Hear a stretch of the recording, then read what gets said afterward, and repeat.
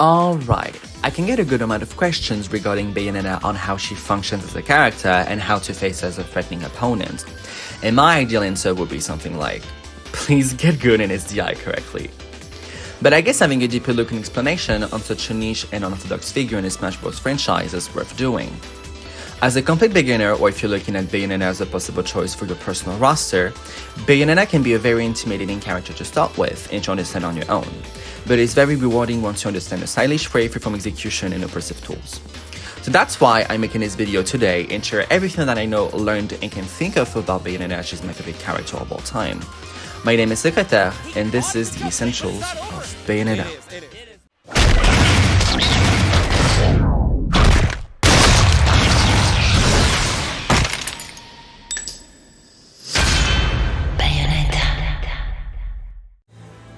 Hello guys, welcome to the guide.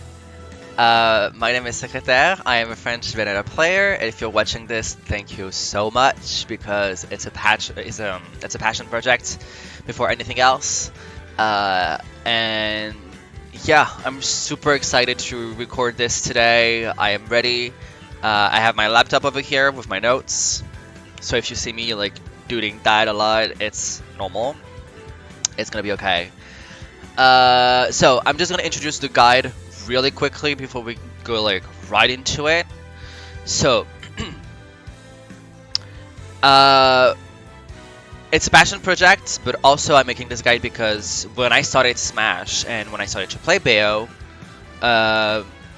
there was like a lack of resource and reliable resources when I started the game, and like understanding how the characters were supposed to be played, like especially in neutral and like the combos and stuff, because there are some videos out there that are just like, oh yeah, let's talk about like combos in neutral, and it's just like they talk about that within. I'm like, okay, sure, why not? So this guide goes straight to the point of what I'm talking about. If I'm talking about neutral, I'm going to be talking about neutral. If I'm talking about advantage, I'm going to be talking about advantage. Like, it's a very lengthy guide, but it goes straight to the point of what I'm trying to say, right? So the video is not going to be divided in episodes, I guess. It's going to be, you're going to have like different sections. Actually, we have 10 sections to talk about today, and I'm gonna explain them right now. So first we have Bayonetta as a character and her pros and cons.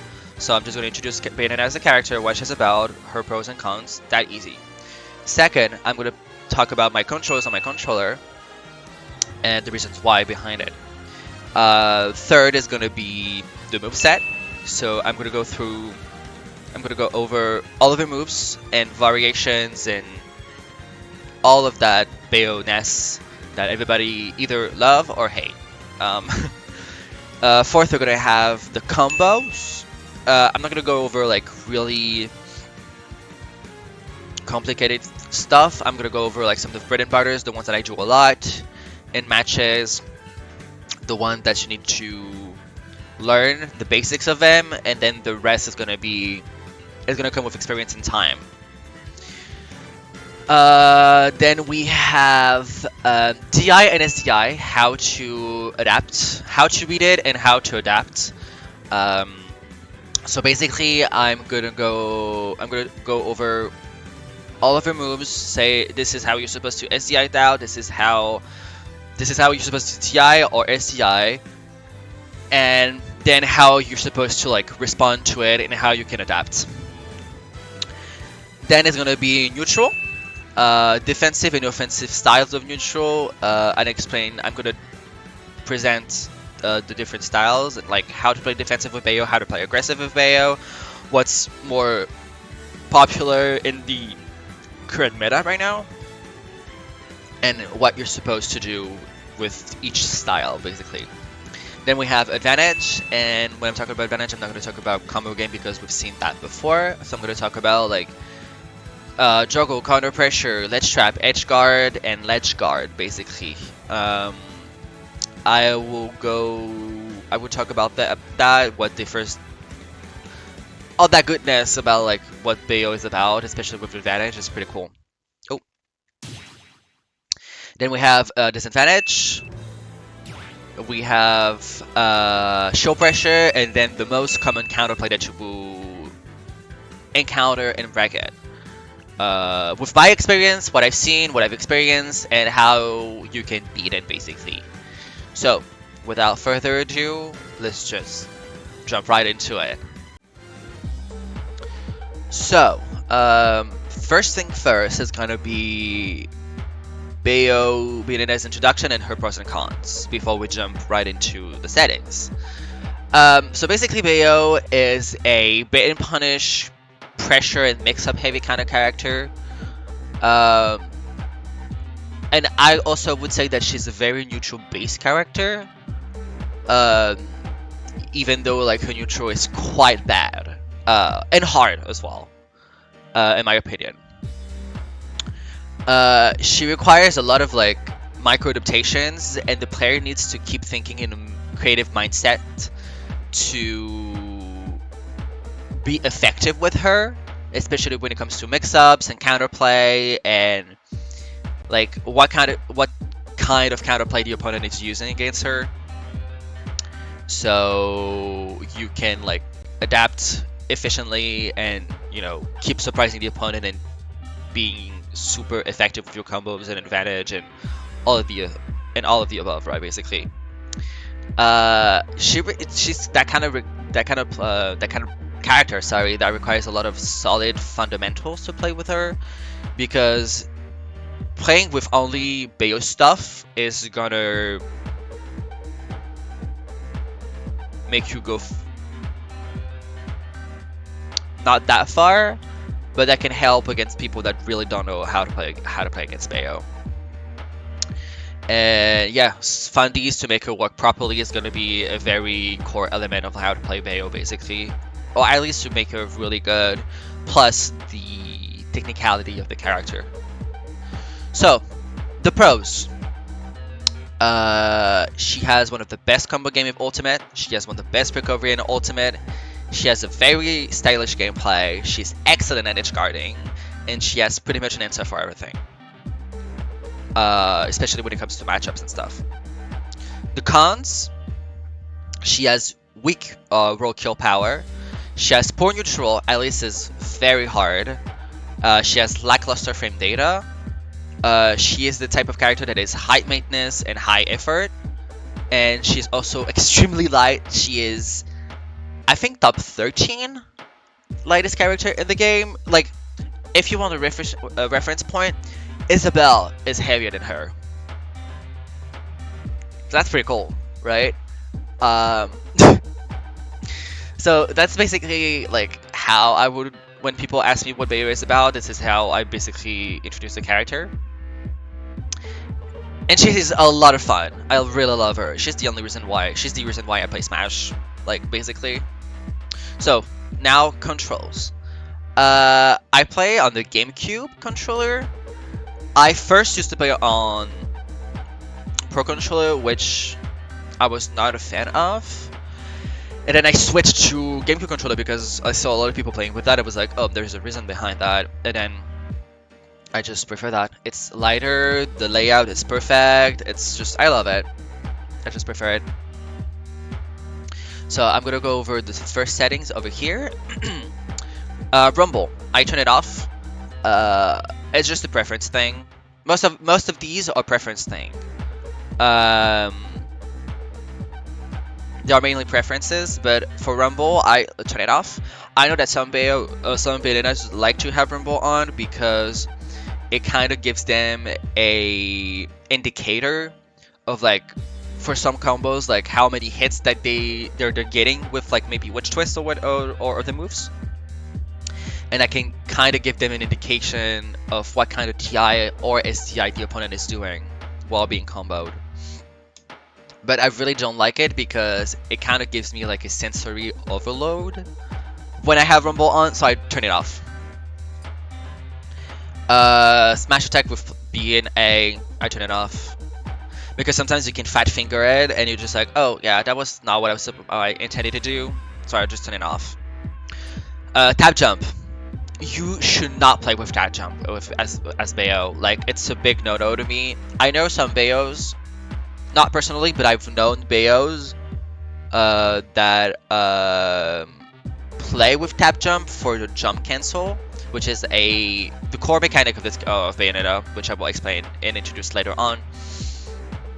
But beyond that, for some combos, it's really bad to have tap jump because you want to keep being able to add drift without jumping, and you still want to have full control over your drift and your direction while you're comboing sometimes because of how people DI or STI sometimes.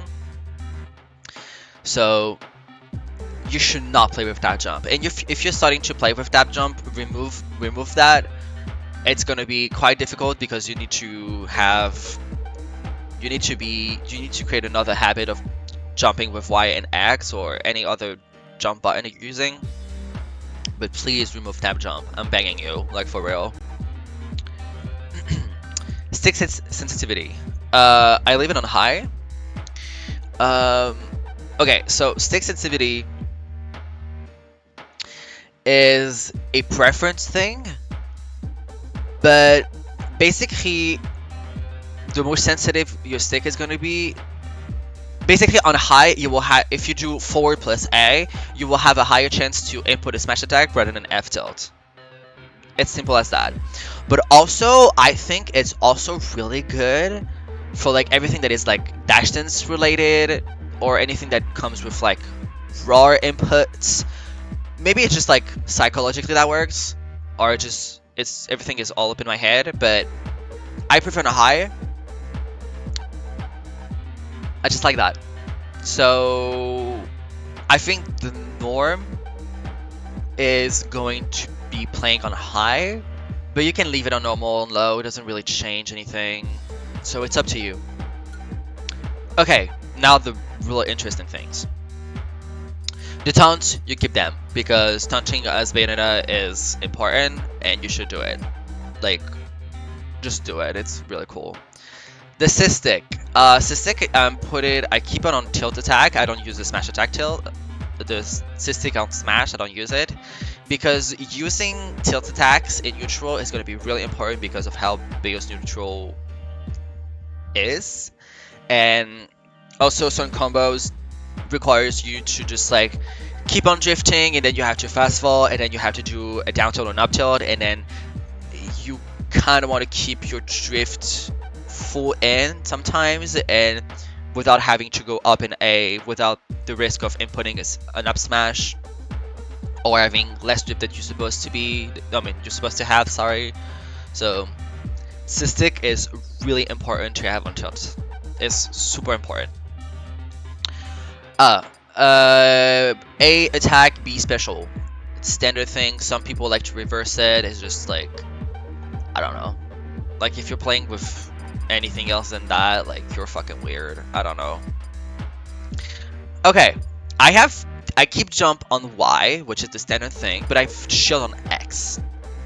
The reason why I've shield on X and not another jump button, besides I have jump on Z, which I will explain later on. But basically, when you're mashing, you can mash with like your analog stick, where you can do circles with it, but you can also mash by doing that.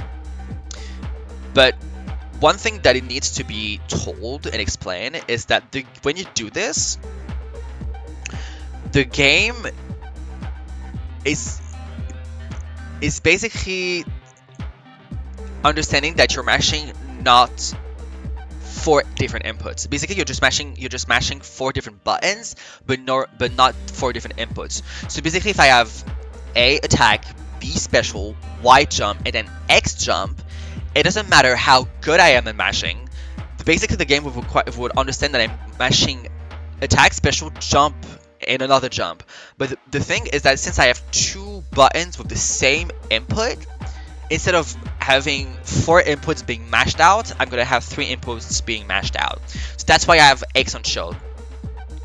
Reason I don't have grab instead is because it is less committal to with to misinput a shield and a grab, because whiffing a grab in ultimate is super punishable and you can die for it, or taking a huge punish. Just like flicking your shield sometimes by mistake is going to be less punishable than whiffing a grab. That's the main reason. I still mesh with the analog stick, but sometimes I do both, so there's that. Shorter buttons. I have shield on L and grab on R. You can swap them out. It's just the way you prefer.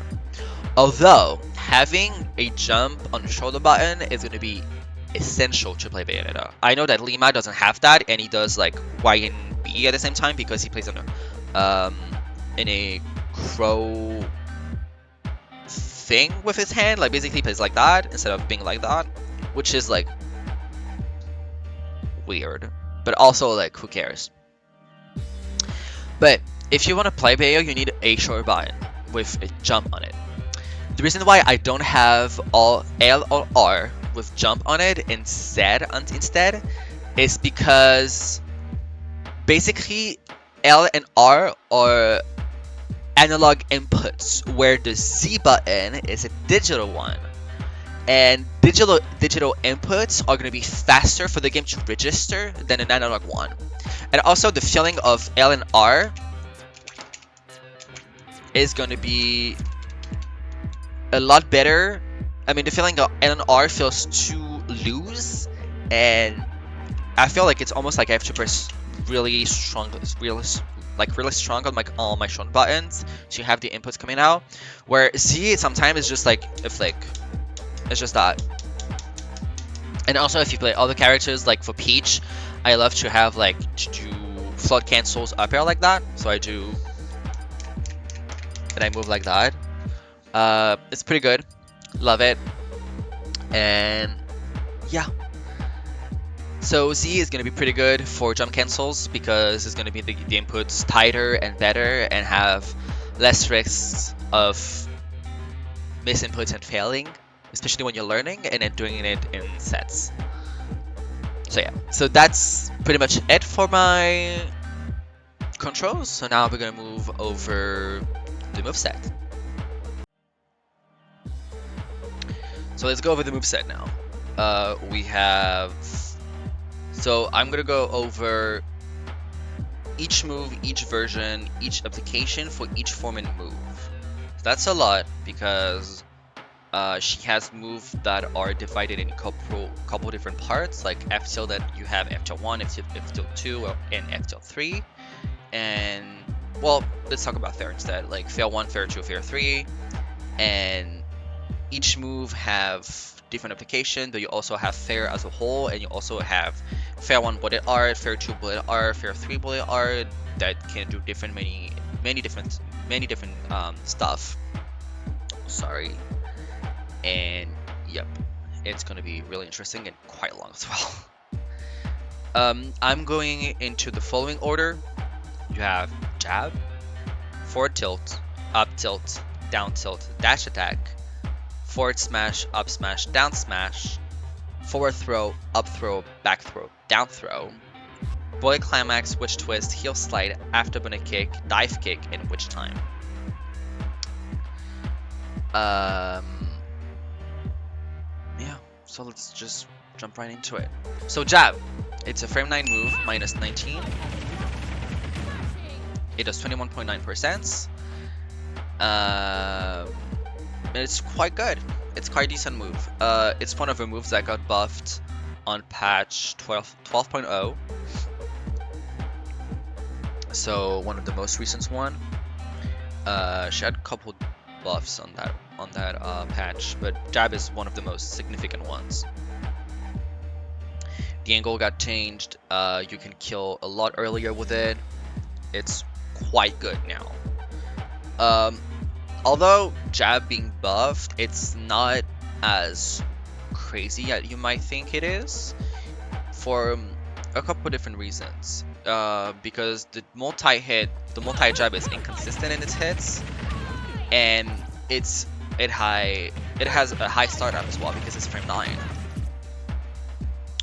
So it's not something that you want to rely on heavily though, because for those reasons.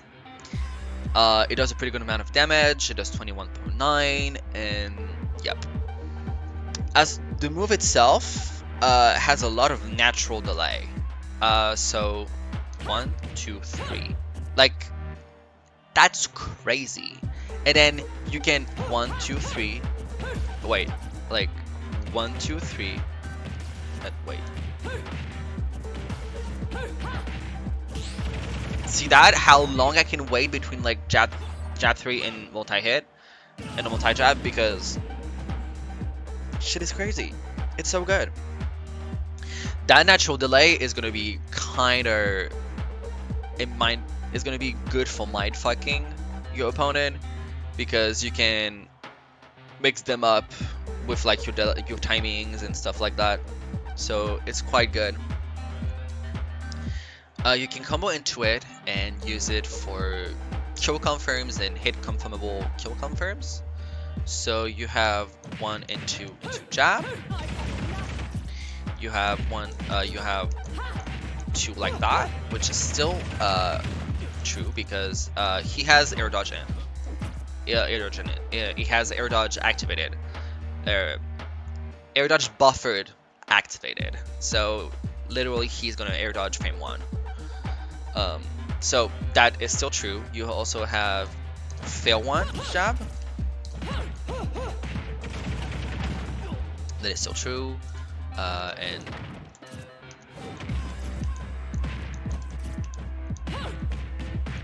still true as well. Still true as well. But one of the most important things at higher percents, it is going to be careful when you're doing fail 1, 2 into jab. Is going to delay jab 1 into jab 2 and 3, because you want to have that vacuum effect. Because if I do this, it's going to push the opponent away. And as you can see, he dropped out of the move, and if you hold shield, you're just fucked, because they can, like, in a very like last hit last stock situation for both players, you can get up smash out of shield or F smash out of shield, because it's so minus out of shield.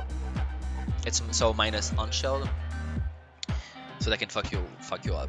So you have to. Oh, that didn't do it here. There we go. Holy shit.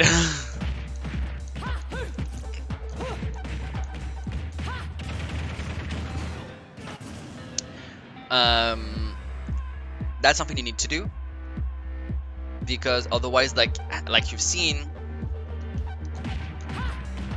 the opponent is going to be pushed away and they can just shield.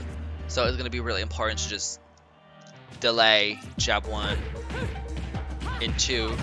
And it's still true. Don't worry about that. It's still true. It's very much so still true.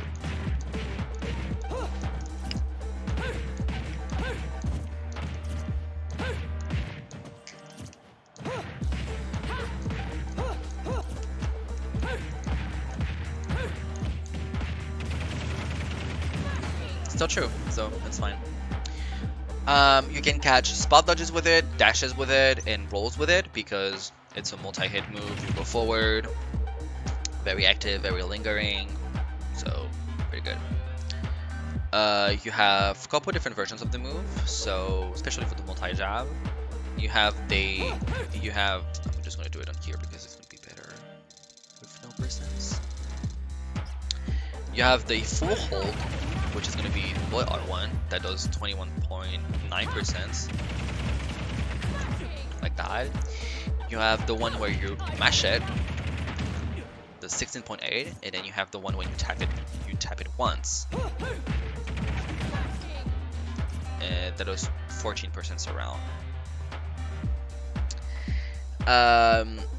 But you pretty much exclusively use the bullet art version, because more damage means knockback, and more knockback means a higher chance to kill, because more damage, basically. But you need to adapt depending on the situation you are in, especially when the opponent is trying to SDI out of it, or down and away from it, or they are off stage, like you're doing jab here, and they're basically falling off of it, like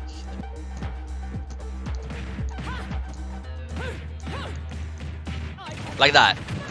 You need to basically, if he is SDIing down or down and away, you need to finish the move earlier by letting go of the A button, or just the jab, or doing another version preemptively or beforehand when you recognize the SDI while doing the fair train.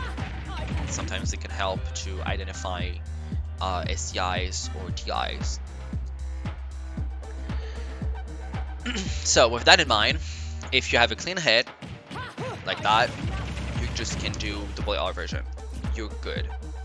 If you see the opponent is SDIing down or down and away from the multi-jab, you can finish it earlier by stopping the mashing or using another version beforehand if you realize that there is counterplay to what you're doing.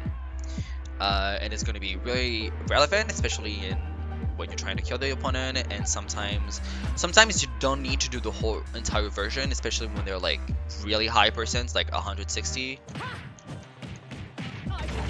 You can just do this and they're like, they die, basically. Bullet arts. Bullet art is, for those who don't know, bullet art is a mechanic that is very unique to Bayo and in her games as well. So to use it, basically if I just tap my A button, I'm just going to do jab 1, but if I hold it, she's going to shoot with her guns. And it's a quote-unquote secret hidden passive that she has on every single move that she has, with certain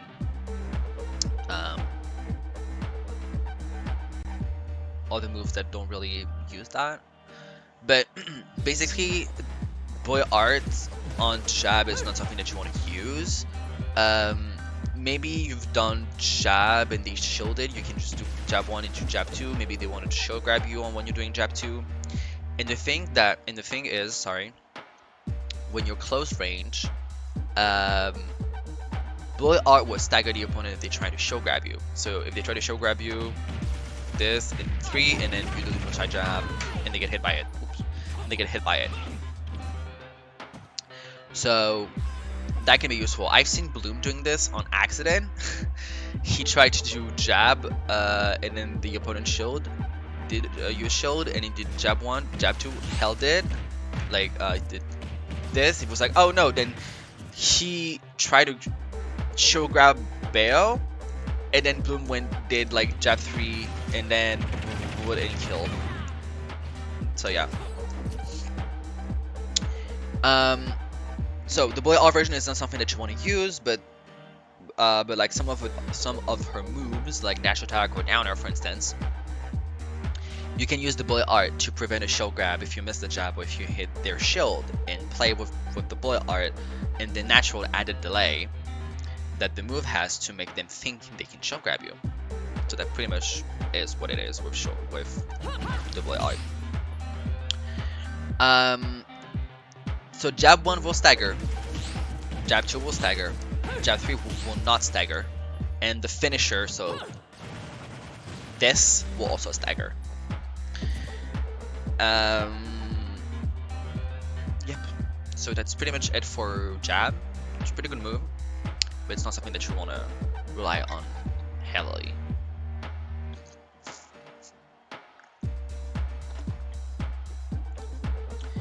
Now the next move, forward tilt.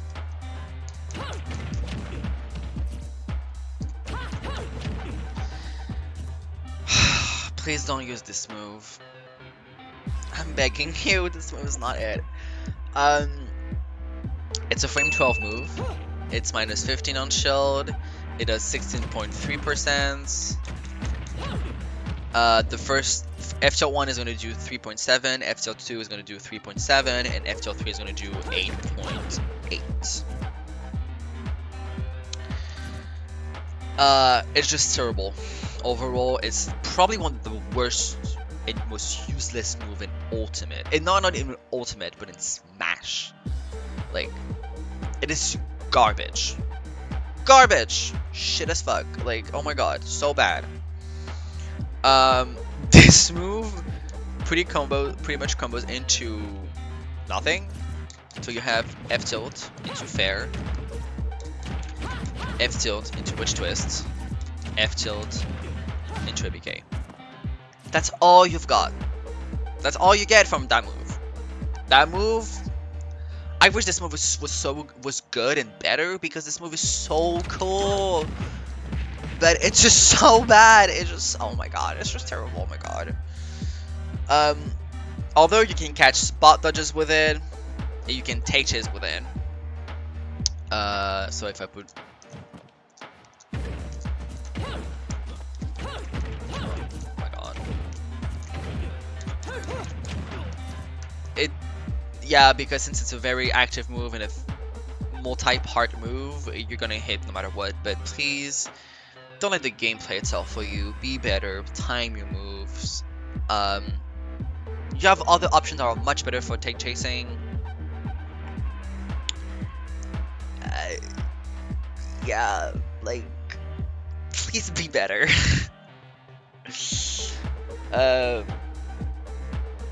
Yeah.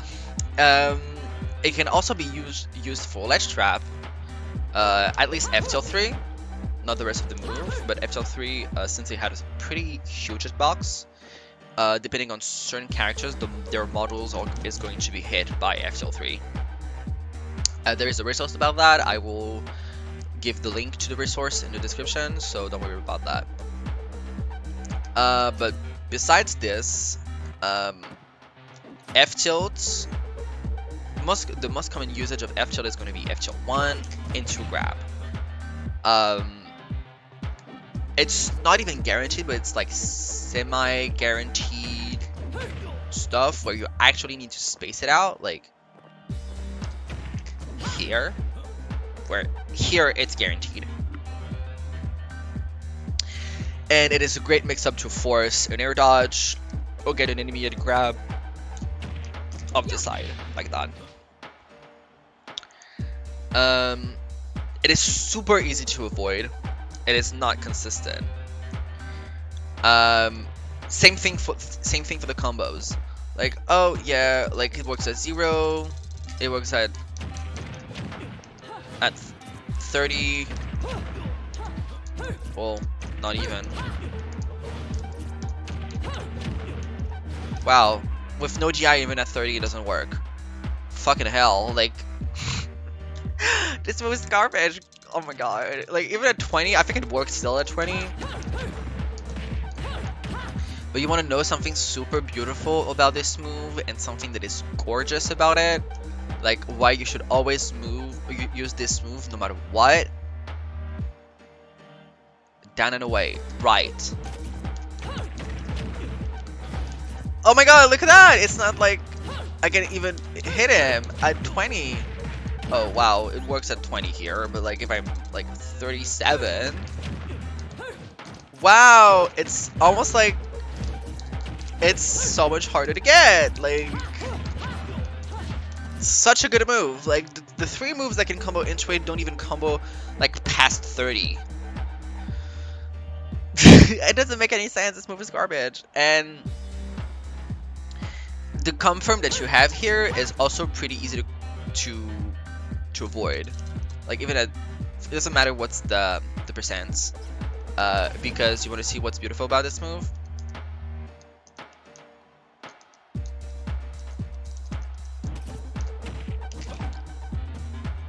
God damn, look at that! They can just jump away. They can just jump out of it. And you should never have to read such an option from the opponent. Like, never.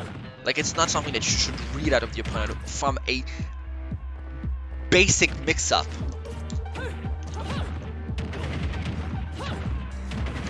It's not something that you're supposed to read out of the opponent. Like, never. Like, never. And, like, they can do this, but most of the time they would just either air dodge or shield. Like, there's no way in hell you're supposed to read this. never, like never. So yeah, and you cannot even use like F tilt 1 as a shield pressure thing, as a shield pressure tool, because you can do this. It's something they can, like, if they're really bad, they can do, you can do F tilt, they can shield grab, they try to shield grab, and you dash back and you do a heel slide. Like, if I do this, I'm just gonna do grab, put him in shield toggle constant, and out of shield offset 1. Oh no, 0. No, not 30, bitch. 0. If I do this, you can do this, like this, dash back. Oh.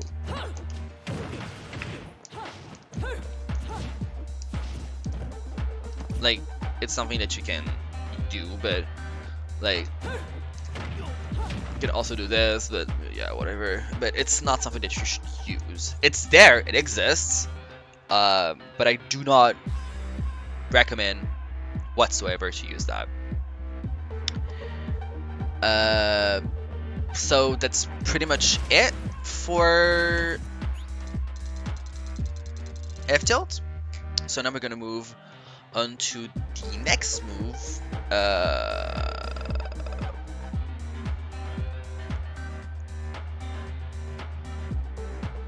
Oh yeah, boy R version of this move. Straight useless. It is. You can use this in in casual play if you want to, but it's just bullshit. Like, maybe you've just killed someone and you can flex with it. Like, that's it. Like, basically. Yeah. So the next move, up tilt.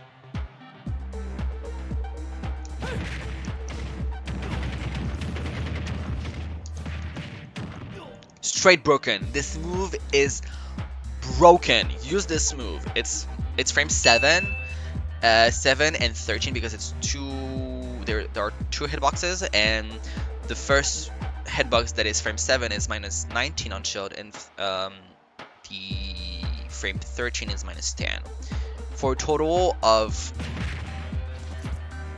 9.4%. The first hitbox, and you do 1.8, sorry, and then the second one is going to do 7.5. So yeah, this move, oh my god, this move is so good. It's an anti-air, it's a combo starter. You can sometimes show pressure with it. You can create a base turn show pressure system with it, and it covers ground and air space. You can kill confirm with it. You can create resets. It's a follow-up tool. You can sometimes let's trap with it. It is broken. This move is stupid good. Please use this move. So it's an amazing anti-air and a pretty good combo tool. That's all you gotta know about that. It combos into pretty much anything at any percent, but sometimes up tilt up air is not going to be true on a lot of characters. So instead of doing up tilt up air, you do up tilt up air boy art, and you combo into 80k like that. You can do this, or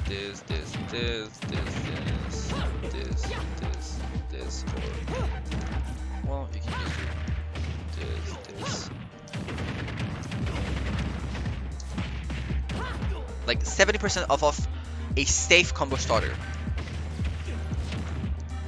That doesn't make any sense. Like, it's super good. It combos into pretty much anything. So up tilt witch twist, up tilt AVK, but I had higher percents. You have up tilt up air. You have up tilt nair. Also, that is pretty good. You also up tilt.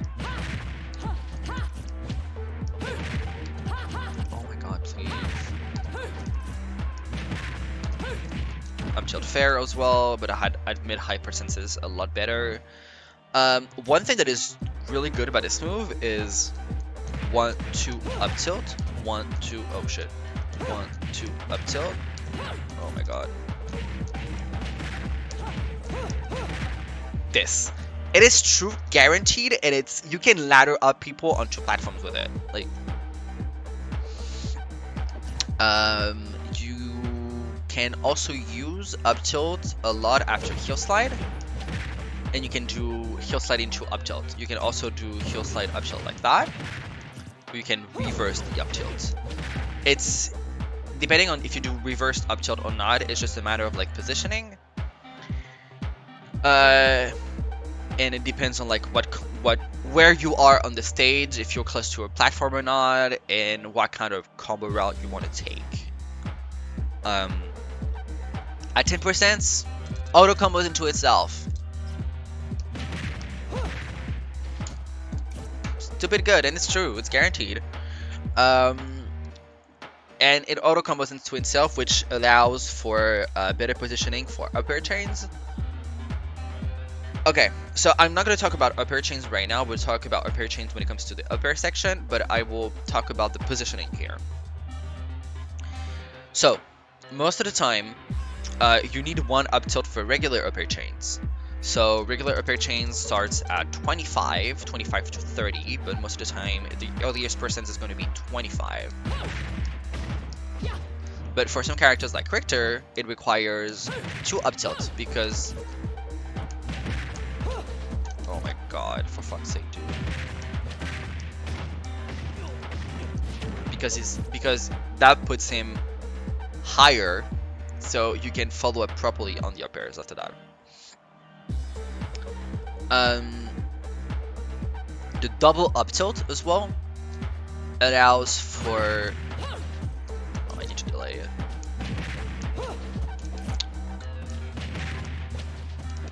Please, Richter. That double up tilt setups for IDJ up airs, which is quite good.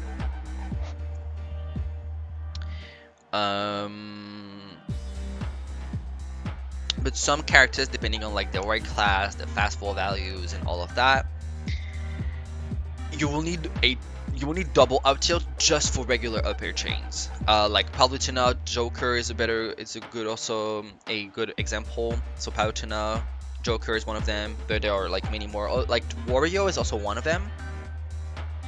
At least the most common one and the one that I'm used to.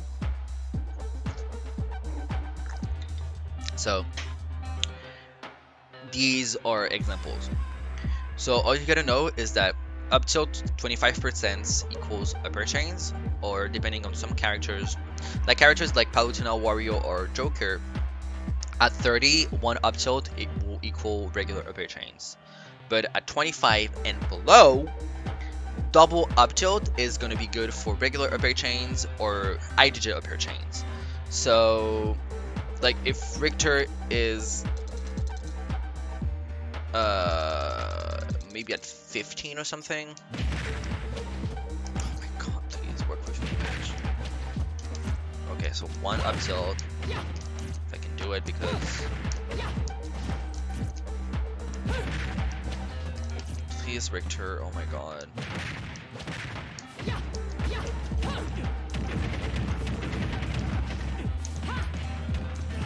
Like, that's a lot better.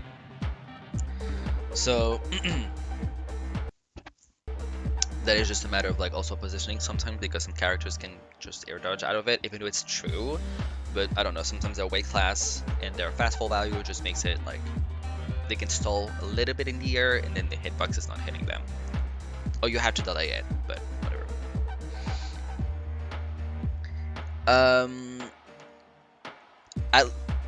A lot of combos into up tilt, such as up air, fair, nair, witch twist. And you also have access to a very early kill confirm, around 70%, 70 or 80. I think 80 is going to be better because it will kill. Here I'm going to do this up tilt, up air, back air is really good. It kills quite well at ledge, and you know what?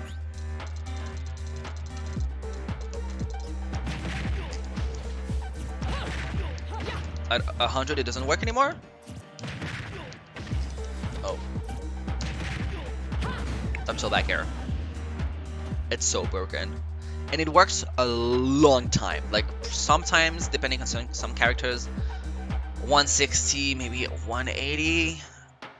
Yeah, it's quite good. And so the most notable usage of are for cure confirms and comboing, and also adapting whatever combo route you're taking depending on the situation, percents, GI, SDI, and also the character that you're playing against. The boy arc version for this move is useless. There's no application for it. I'm so sorry.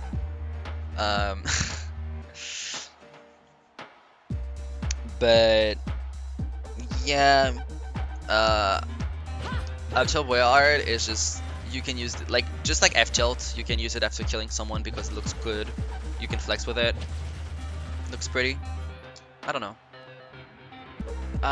The next move, down tilt. Down tilt is a frame 7 move that is minus 15, and it does it has a tipper hitbox, which does 7.5, and the closer hitbox does 6.3. It's probably one of the best combo tool in her kit, and it's very useful in neutral, like to play footsies and stuff, and to just, oh, so good. It has a lot of it has so many different purposes, and for combos and kill confirms into a lot. It's her best tool to stop grounded movement and options as well. As a combo tool, it's a combo starter, it's a reset tool, and it gives access to kill confirms. You don't want to combo with the tipper hitbox because it sends them too outward, and you won't be able to follow up properly. Where if you're close enough, you can follow up. Against certain characters, the tipper hitbox is going to be pretty good for down tilt or bear chains like that. It's very character dependent, but it's something that you can do and use as well. Down tilt combos into a lot. So you have down tilt fair, which is exquisite. Love it. You have down tilt witch twist. You have down tilt ABK. You have down tilt F tilt, but don't use that. It's garbage. It exists, but never do this. If you have up down tilt, use fair. Like, please. So, at mid percents, what's really good is going to be doing down tilt bear chains. I don't know if character is the type of being comboed with down tilt bear chains, though. We'll see. Or you can.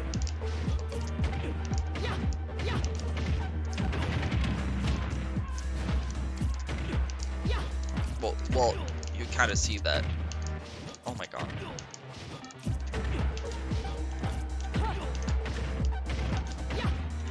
It's better if you also do like 2 and then into fair. And then do this, but you can also do like triple up airs. Like here, and then push twist, ABK, push twist. 3, it's a really good combo. Characters like Kazuya can take up to 6 to 7 up airs.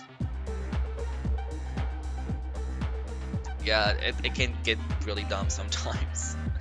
So at mid percents you can do up air, and at high percents you can do down tilt back air, which is still a confirm from Smash 4. It's really good. Really, really good.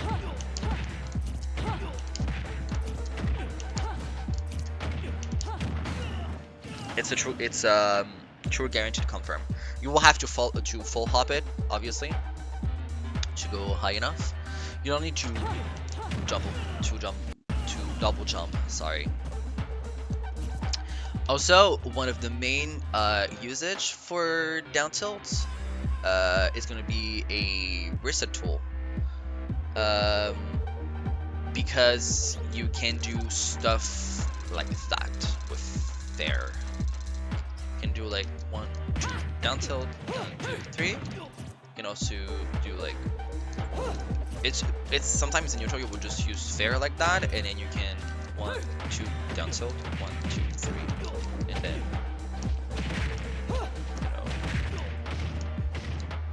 go crazy, go down. So as a reset tool, it's quite good as well, and also one of the main usage of this move is going to be for show pressure. You can show pressure with this move. It's pretty cool, pretty good as well. Let me just remove the air dodge, otherwise you can keep air dodging, so you can do like down tilt. It's super safe. It's -15. If you're close enough, you're going to be -16 to 15, and sometimes when you space it correctly, it's going to be -13. Sometimes it can happen. Like 14 here. The safest you can get is 13. Well, I'm not getting it, but 13. There we go. So it's really good because it has a lot of pushback and a lot of range, and pretty cool. Pretty good, pretty good, pretty good. The bullet art version, it's probably one of the best that she has. It's really good in neutral for some matchups like I was about to say Donkey Kong, like Donkey Kong or Snake. You can use this to make the grenade just blow up, and for the gunman of Donkey Kong, you can use this to kill them without having to commit. So it's really good in neutral, but it has a lot of recovery frames, so beware of holding it too long, because see how much, so sometimes you kind of want to use it like a little bit and then cancel it with shield, just a tiny bit. Otherwise you would just get, if you're too close, you would just get punished and dash grabbed or whatever. It depends, so beware of that. Now her other move, dash attack. Dash attack is a frame 15, -17%, -17 on shield, sorry. It has a strong hit and a weak hit. I'm not gonna say sweet spot or sour spot because it's frame dependent. So you have a strong hit and a weak hit. So the strong hit is gonna do 12.6 and the weak hit is gonna do 10%. It's a really good move to cover a lot of ground really quickly. It's really good. So it crosses up on shield and during the strong hit, and it's really good for tech chases. It is somewhat of a burst option in that sense, but its main usage is going to be for tech chasing. It's really good for that purpose because of the fact that it has a really active, it's a really active move. It's very, very lingering. So the strong hit is going to be from frame 15 to 20, and the weak hit is going to be from 21 to 26. It's also really good in ledge trap against neutral get-ups, as long as you react to the option. Because dash attack has a really high success rate to hit, no matter what. Like if I put Richter here and I make him just ledge option, neutral get up,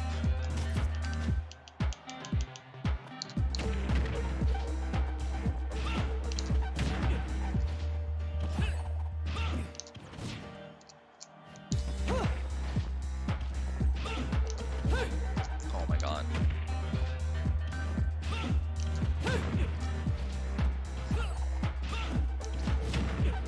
Like I'm still getting hit, getting it. Also, it's really good in take chases.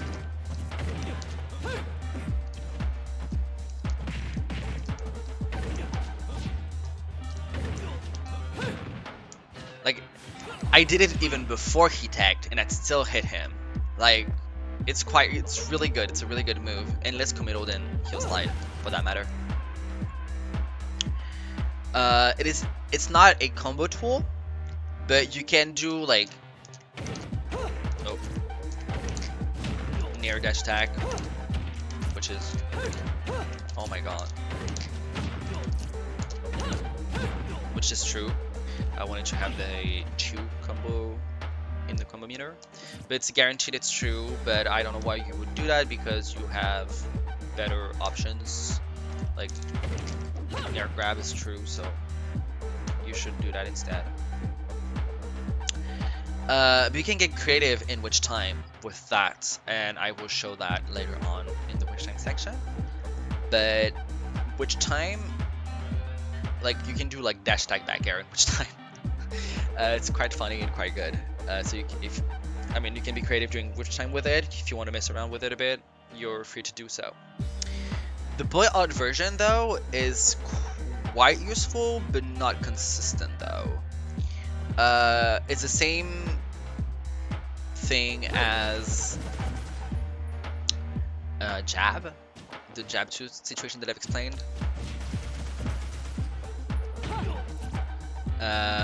Basically it avoids the shield grab because the bullet art will stagger them. It's pretty good for that thing, for that matter, but it's not really reliable though, unfortunately. Now, her smash attacks. Now we're gonna move on onto her smash attacks. So smash attacks do not require a guide. They're pretty straightforward. But yeah. So forward smash. It's frame 7. It's frame 17. Sorry. It's minus 38 to 39, and he does 20.3. That's the tipper, and if you're too close, you will do 17.7 or 0.8 sometimes. Here we go. The smash attacks are pretty much the same, and so yeah, you can angle them. So that's normal smash attack, that's upward, and that's downward. It's the same system as Peach. You go up, like you charge it, and you go down, or you normal, or you charge it and you go up. That will go upward. Pretty easy to do so. You can combo into it though. You can do 1, 2 like that, and you can do also this. You need some percents though. Like, I don't really like you do this. It's guaranteed.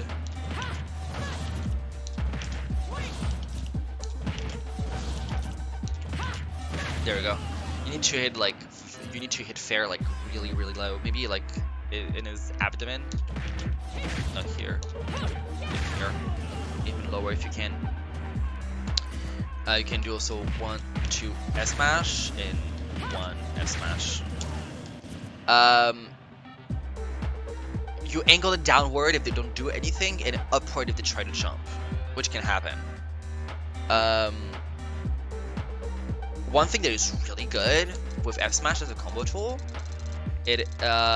on fast fallers, you will be able to do. We've just seen like previously down tilt, up air.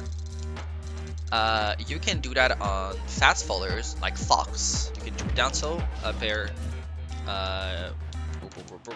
You can do down tilt, up air, F smash. Because they're a fast follow, they would just be right in front of you, and you would be able to do S smash. But Richter is not a fast follower, so it's not gonna work. Although it works in IDJ, so you do up tilt, oopsies, up tilt. That is true and guaranteed. Also, at 0, you can do the same with down tilt fair F smash. So you can do down tilt. Guaranteed. 41% is guaranteed. Pretty good. And that can also kill like really dumb percents. Especially when they're trying to DI away. especially when you get like a pretty good combo starter, especially with heel slide sometimes. Because you can do heel slide, up tilt into IDJ, and then F smash, and then try and full drift away from it, and then you do S smash, and they're like, oh, wait, I just died at like 40%. You can also do like 1, 2, you can do 1, 2 up tilt, 1, 2, and then you can do like 1, 1, 2 into F smash. It's not really guaranteed, but if they don't air dodge, they don't expect it, they can get hit by it like really hard, and that can surprise them. And same thing with like the up air combos. If they DI out, they will die probably. That depends on like the character in the stage as well. The boy art version of that is pretty good when they shield. It's the same for like dash attack, basically. If they shield, you do F smash, boy art, they will try to dash grab you. They don't, and then sometimes you can do down tilt because they keep on trying and going forward. So yeah. Up smash. Up smash is frame 18, sorry, and it's minus 20, no, 35, I can't read, and it does 21.4, sorry. It's pretty much a DI thing to F smash, and more accurate in which time. If the opponent is DIing out, you do F smash. If they DI in, you do F smash. That's about it. There's nothing else with that. You can be quite creative with it during which time for smash attacks confirms in which time. The most basic one is going to be this. Let me get Richter do that, and he's going.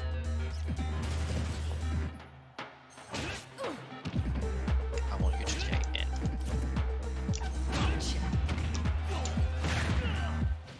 Like at a higher percent, he can die. Like maybe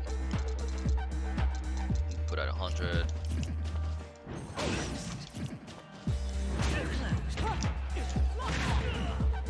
Like almost died.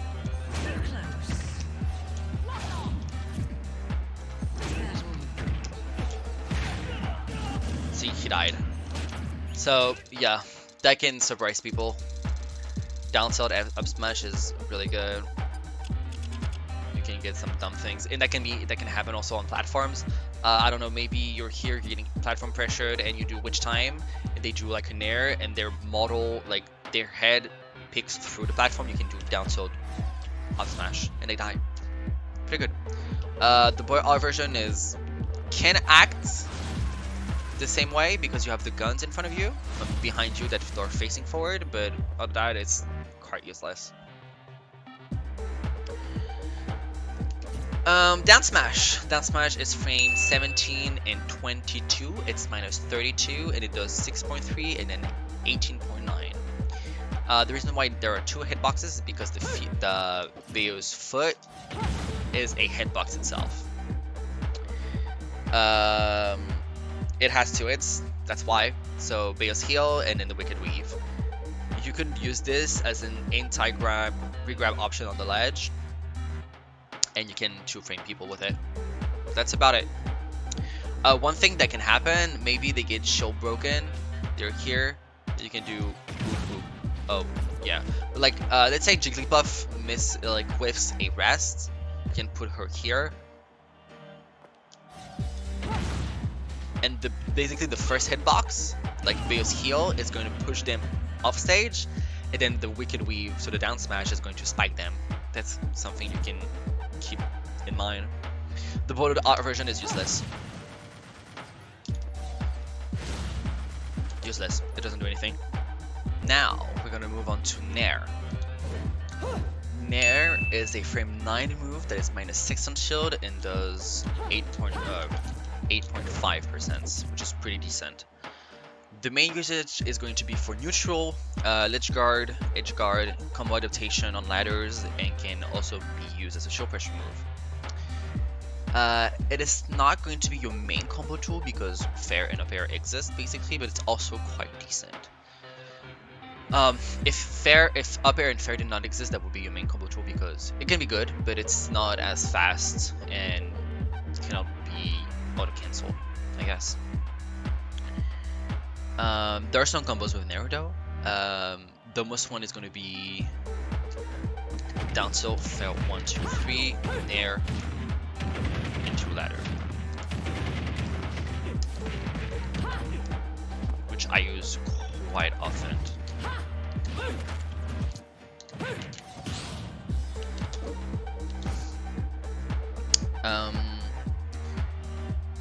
Nair as a combo tool is going to be used as a follow-up tool and as a combo ender, especially for ladders, depending on like certain DIs and STI that the opponent is doing.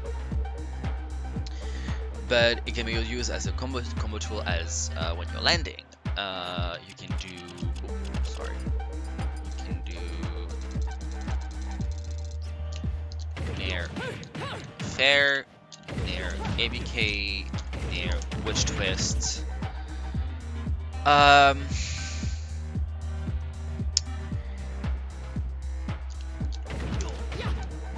can do also Nair up air back air, but it's on TI and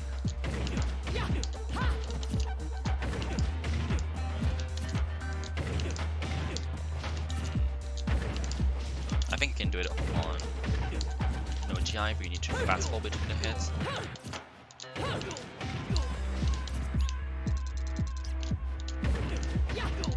Like that. Nair up air, back air is true. Around 60. That's pretty good.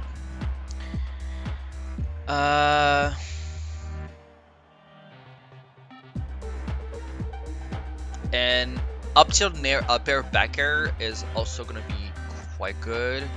It starts around like 25, like between 20 and 30, pretty much. Yeah. So up tilt Nair back air works at 20 and can work up to 30.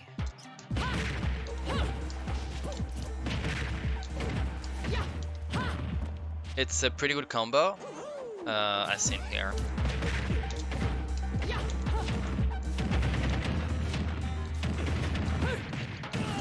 You can get up tilt IGJ Nair up landing up air on the platform into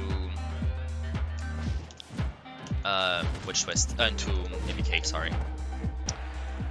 There's also that one combo off stage that is pretty cool with Nair. That is witch twist ABK and then you do Nair or jump Nair. A combo done by Lima as seen here. Nair, not gonna seal the deal just yet. I'd like to reverse up air by Lima there. Oh, what an edge guard. Gorgeous. As a neutral tool, it is just a giant spinning hitbox that is hard to contest. Like and you can act out of off. It has also a blind hit spot because you might think that with the trails, like it's covering a lot, but actually the hitbox is only her leg that is spinning, so it's kind of like misleading.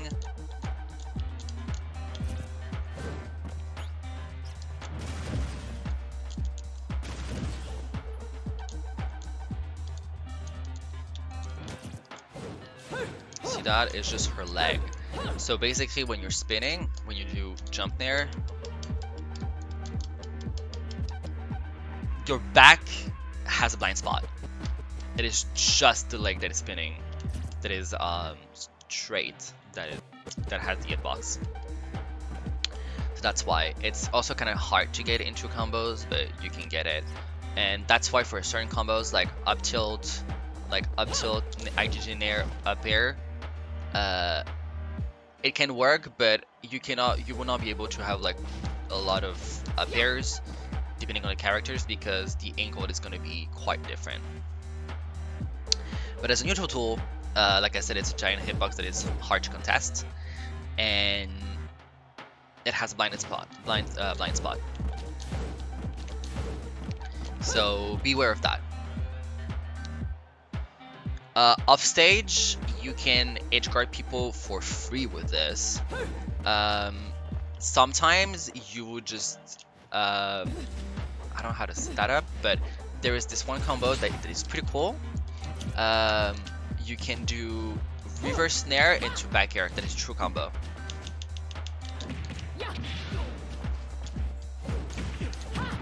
Like that.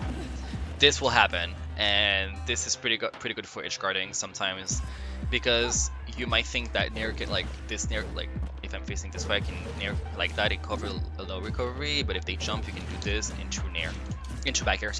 Sorry. So that's quite useful, and I've used it quite a bit in matches.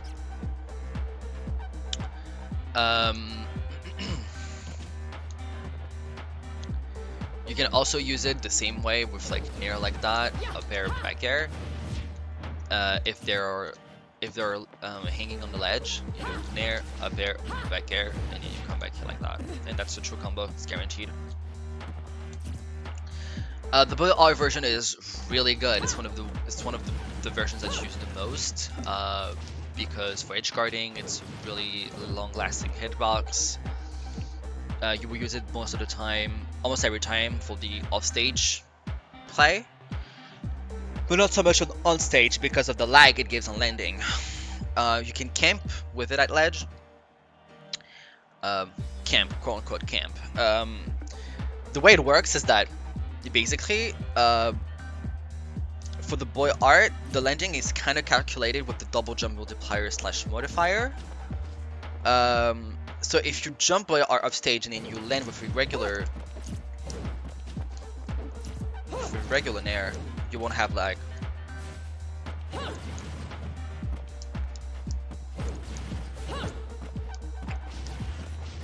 Because I guess the modifier or the multiplier on double jump works on that, I guess. So you don't have the landing. Basically, you just only have the lag of the regular nair, which is little to none.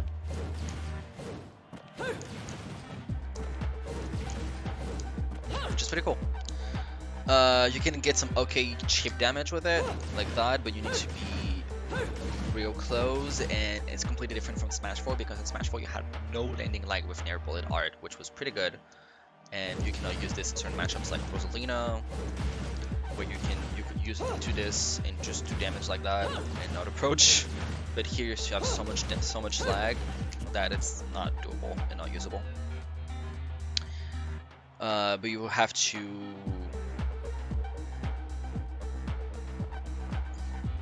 basically sometimes they jump.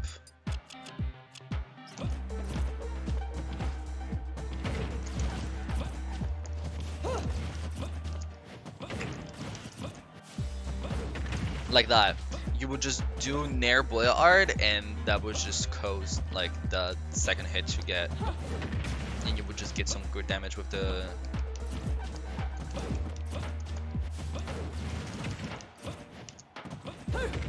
like that. That would just, that's the second turn of the hitbox. The transition between regular nair to nair bullet art just does a lot of damage, and also the chip damage adds a lot more damage. So that's pretty cool, but that never happens.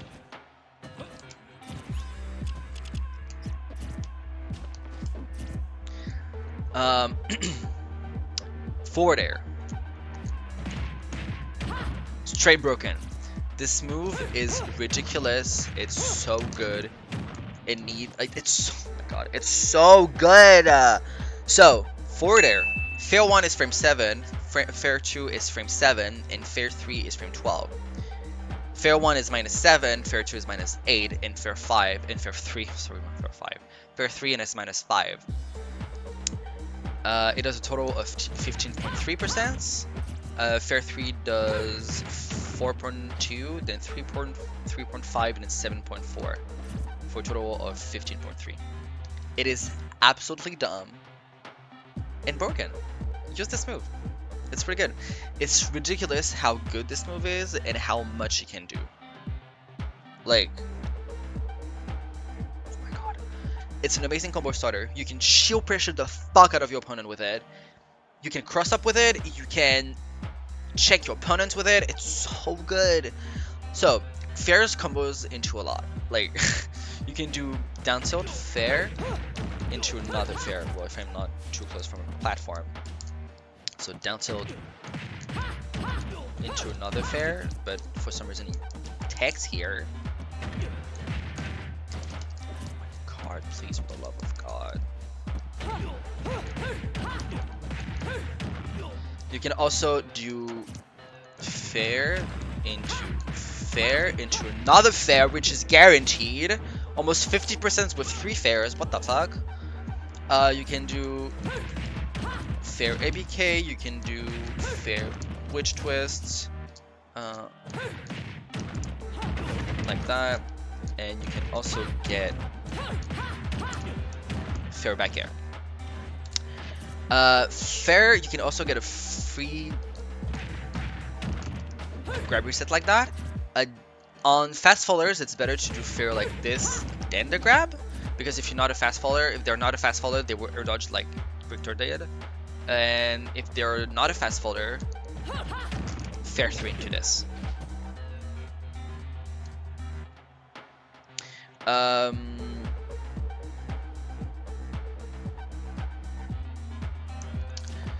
The same thing with, like, I just talked about Nair. It's worked the same way with Nair, because you can do Nair into grab. Fair does the same thing. So you have guaranteed true regrab resets with Bayo. Sometimes in neutral and sometimes on platforms. Like, if I'm here with Victor and I'm doing down tilt,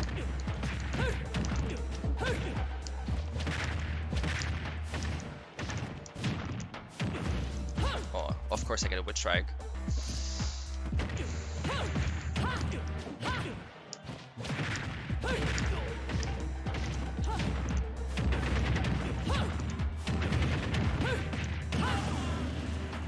There we go. Really broken. If you read the air dodge, ooh, it's pretty good. It's quite good. Fair also, you can also do Fair up air like that, but at higher percents. Like, oh, maybe after like, maybe after like down to Fair up air like that. But of course he has to tech. Kill myself.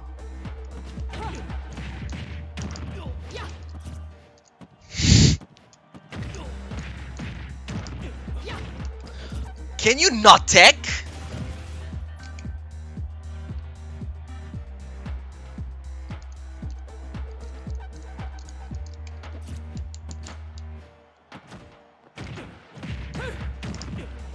There we go. We can do this. Fair into up air is good. It's really good. Fair has a lot of its stun as well, so you can allow yourself to delay each part of the move to push your opponent even further out into the tight blast zones when you're edge guarding sometimes. Also, a thing to know is that on Smashville, when you do down tilt Fair and you mash it, Fair 3 is not going to come out and you will be stuck on the platform and you won't be able to do anything. So instead of mashing out, you just delay it.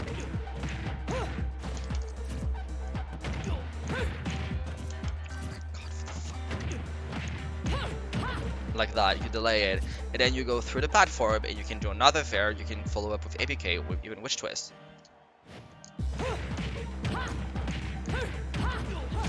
Delaying Fair is also going to be really good when, if I mash Fair, they go diagonally up. If I delay it, they go to the side, which is really good when you want to follow up properly with other moves. So, yeah. So, let's talk about that a little bit more. So, the difference between Fair and delayed Fair. So, Fair sends more on upwards. Delayed Fair sends more outwards. Like, 1, 2, 3. delays, it sends more outwards, sorry. Also allows you to use bullet art. Guaranteed, it's true. It's also, like I've said, it's really useful on Smashville when you do down tilt fair. If you mash it, you would just, you know, fair 3 won't come out, you would get stuck, and that sucks, so you delay it. So just delay it. Time your moves. Use the hit stun that you have. So please, yeah, just time your moves when needed. It's pretty good. I'm not gonna go over fair as a show pressure tool because I will talk about it in the show pressure section because it's very extensive. So I'm just gonna talk about fair 1, fair 2, and fair 3 and what they can do, and their usage basically. So fair 1. This move is really good. Fair 1 is really good. You can fade in and out with it. Like, you can do this, you can do into this. Like, it's really good. You can cross up shields with it, and you can check your opponent with it. Maybe you just like dash dancing, you're dashing, and then they jump. They want to do like a jump fair, and when you jump near, you jump fair. And you just fair 1, you wait, they don't do anything, and you can just land and grab them because you just check them. It generally leads to follow-ups, baits, and some grabs confirms, but its most common usage is to cross up shields with it and do some show pressure stuff. You can start mixing up and applying your pressure, or at least begin that set pressure and that set mix up and that set pressure with fair 2, because basically fair 1 leads into fair 2, obviously, and fair 2 is that natural extension for that mix-up, for that set mix-up and that set pressure. So that's really good. Fair 2 is so good. Fair 2 is just truly goated. Like,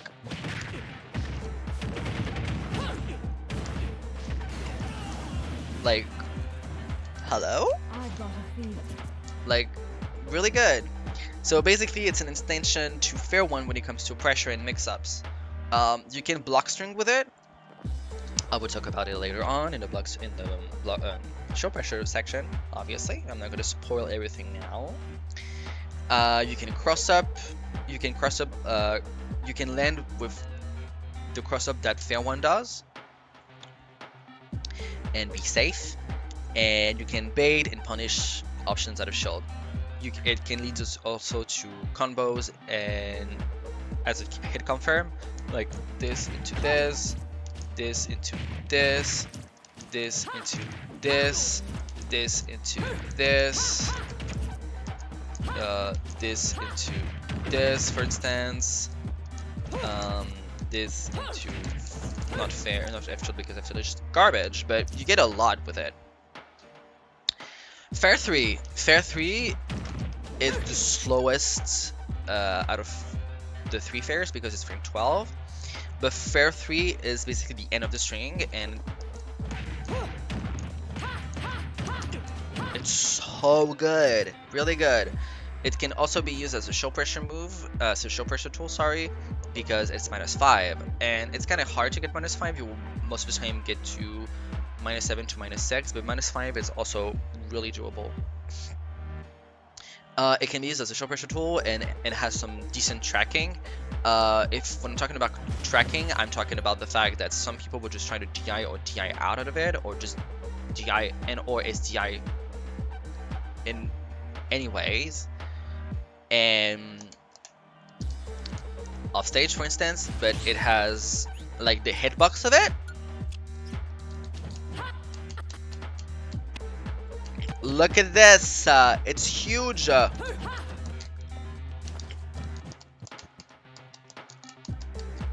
at this, it's huge.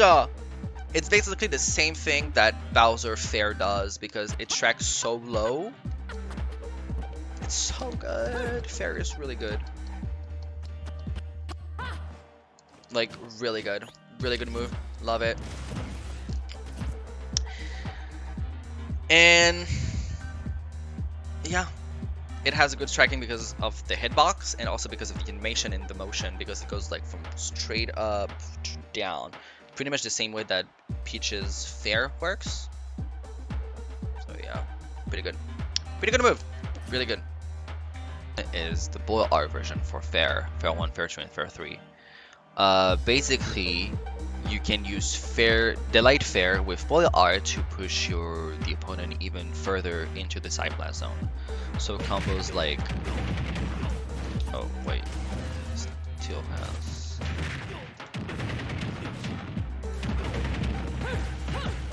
Like that is guaranteed.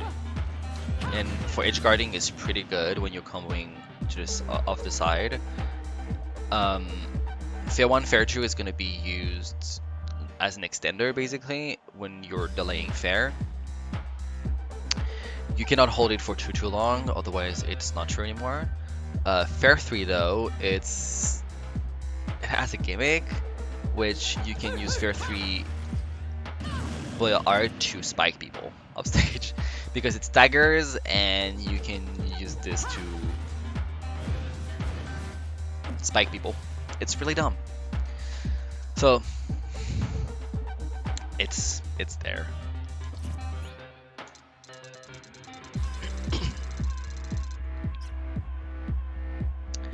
Up air. Up air is frame 9. And it's -5 on shield. It does 8%, 5%, pretty good. It's probably your second best tool for combos, and really good for edge guarding or anything regarding the offstage play. It's a really interesting move, and it's one of the best boil art version of any move that Bayo has. Compared to Nair, you can act out of it faster. Because you can do up air, fair 1, 2, you can do up air, fair 1, 2, 3, which with Nair you cannot do because you have too much landing lag. I mean, you have too much recovery frames. You can do it with full hop, but it's not as interesting. Where with up air you can do this and do fair after that. Pretty good. It's really good at catching jumps, and you can do anything pretty much. It's pretty cool. The major part of up air is going to be up air chains. So I kind of explained the positioning in up air in the up tilt sections where I don't have much to explain. But the big part of it is how to raw up air, not for up air but for down tilt, because down tilt raw up air is super important. Down tilt raw up air back air, or just down tilt raw up air, raw up air, raw up air, which twist this, boop, off stage, and you come back with ABK. That's the main thing to know how to do, because with up tilt, the up tilt position yourself already to have and raw up air motion like that, so you don't have to raw up air out of up tilt. You need to raw up air out of down tilt. One thing that is super important to know as well is that some characters are going to be comboed way better with down tilt rather than up tilt, and vice versa. So characters like Kazuya with down tilt are going to eat like 5 to 7 down tilts, 5 to 7 up airs with down tilt. So you can do like down tilt, up tilt, down tilt, like down tilt, up air, up air, up air, up air, up air, witch twist, ABK, witch twist, and then another witch twist, and it gets crazy. Like, it's really good, a lot of damage and stuff. And some characters can be comboed by both. Like a floatier character like Peach is going to be only be comboed by up tilt. Some characters like Fox is going to be way better with down tilt instead, because they're going to be fast falling to the ground and not going to drop out of your combos. And mid-weight, floaty-ish characters like Richter can be comboed by both. Mario as well is one of the best example because he is average and everything. Regarding his stats, obviously, because Mario is top tier. But yeah, that's pretty much like what you need to know and to understand. On some characters, you can do like the fair to like one. Okay, the reset that I've talked about, like this one. This one for some characters, you need to do an up tilt, an up air for that, which I think there is a clip of Mistake doing that, Mistake slash the meme, which I will put right here. Not gonna work out. The battle thing gonna help, and the up tilt always getting combos. Oh my god, what a creative combo from Mistake! You didn't kill him. Oh my god, 69%. Like as you see, like on Aegis, you can do that, and then you can follow up with like a fast falling, of a drop down up air into a raw up air, then ABK dive kick, fair 1 2 3. Like it can get crazy, like really good. The boy art version of it is probably the best because you can auto cancel it, and okay, the big part of it is that you can auto cancel it by, you need to let go if you're doing like jump and then stick. You need to let go of the first turn of the first spin when she transitioned from regular up air to up air boy art. So this one, and you have no lag, pretty much. Don't tune air, please.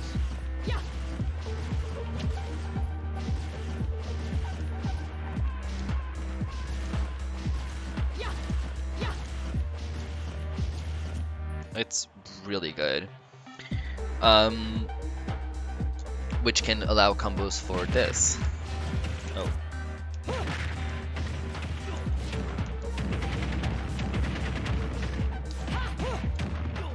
%70% off of like up to upper bullet art. Really good. So yeah, also this is up air knockback. Ugh, nothing. Upper bullet art. Look at the base knockback. Beautiful, gorgeous, lovely. It's everything that you need. So that's why offstage is gonna be really good for sword combos. Like sometimes you can frame trap people into it with like you get a combo of like on a platform reset, and then you do like nair ABK into dive kick. I said dive kick, and then you can do up air because sometimes they want to air dodge and they can, and then you do up air but art, and that will catch their air dodge, and they can be frame trap into it, and then they die because knockback on that is crazy. So pretty good.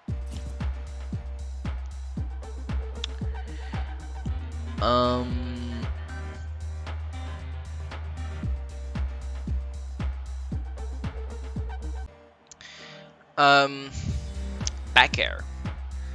Back air is frame 11, -5. You have a sweet spot and a quick sweet spot and a sour spot. Sweet spot is going to do 13.9, and you can recognize it by the sound. And the sour spot is going to do, oh, fuck me, 10%, 10.7.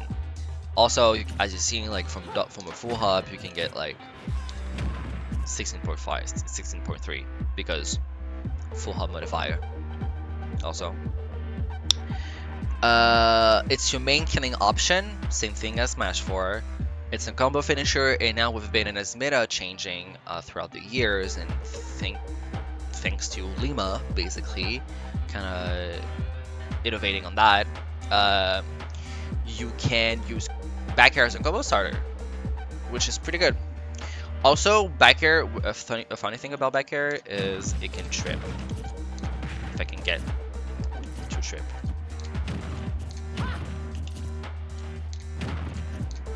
Well, maybe I won't see it right now, but there you go. You can trip. So back air as a combo starter, you can have a lot of mix-ups at 0, which are not true, but at 10% you can get true guaranteed follow-ups, which we're going to talk about later on. So before we jump right into it, back air, there isn't much talk about it besides what I'm for shadowing. But you can use it in the offstage play for edge guarding, on jump reads, platform take chases. You've done like down tilt fair and they roll out, boom, back air. Especially at high percents, when you do like a fair and they lay it onto the platform, you can do back air here and they die. Pretty cool. Back air will kill around like 110, maybe 120, depending on the character. Sometimes even earlier, because sometimes even later on, because it's not as strong as people might think, but it does the job. He did. Lovely. Love that. You have some confirms with it, with back air. That leads into back air, sorry. You have, obviously, at 80%, between 70 and 80%. You have, let me put at 80 because it's gonna feel better. Up tilt, up air, back air. Pretty good. And even if they drift away, you can adjust your drift properly to just follow them. You will also have the same thing with down tilt raw up air, back air, which is truly guaranteed. It's not a kill confirm, but it's more of a follow-up. When you don't have any space to follow up properly, you can do like around like, I don't know, 30 to 40. You can do like boop, boop, boop into back air, basically. True guaranteed follow-up. And when you land fair really close to the ledge, you can do this into back air and they're pushed even further out, because some people might just like against characters like Aegis or Cloud or even Roy with very linear recoveries, not bad, but very linear. If they DI away, you can just push them away, and then they have to jump, and then you can hit them and push them even further away, and then they die. So yeah. You have this. You also have, how can I forget, up till back air, which is your main kill confirm. If I, oh my god, my screen is delayed. There we go. It kills depending on the character. Here it's like mid stage, so maybe like 150 is gonna kill. Yup. So pretty good. Yeah. So now back air as a combo starter at 0. Basically what happens is you don't have anything guaranteed off of it, but you have mix-up situations and pretty much a whole guessing game with like back air at 0. So here's all possible answers to defensive options at 0. So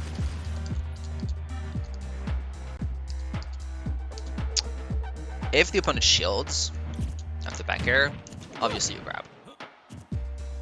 And what's good about that is that it puts them into another mix-up situations, because up throw, I will talk about up throw later on, but up throw doesn't have anything guaranteed off of it, but leads into another guessing game where they have to guess correctly to get out of disadvantage, pretty much. Spot dodge. If they spot dodge, you wait and you do a tilt. Preferably down tilt or up tilt. So you can do like, you can do back air, up tilt, and then you can lead into this. Like, oh, sorry.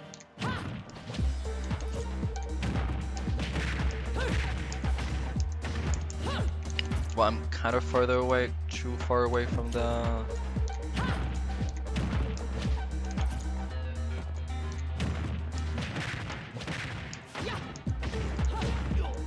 You know, you're taking it into like IDJ up air if you're close to the platform. But one thing also that is really interesting is that when the spot dodge, it's almost a true follow-up, because if you do back air, once they do the spot dodge, they're stuck in the animation, and by the time they're done with the animation, you're already up back in the air doing back air.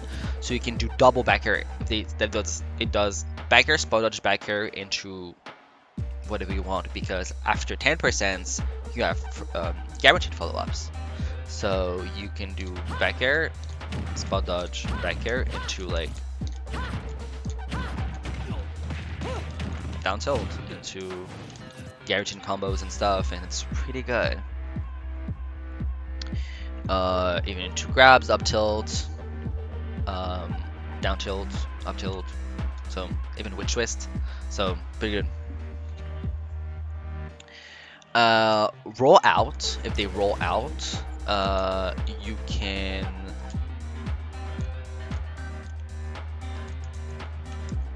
they roll away,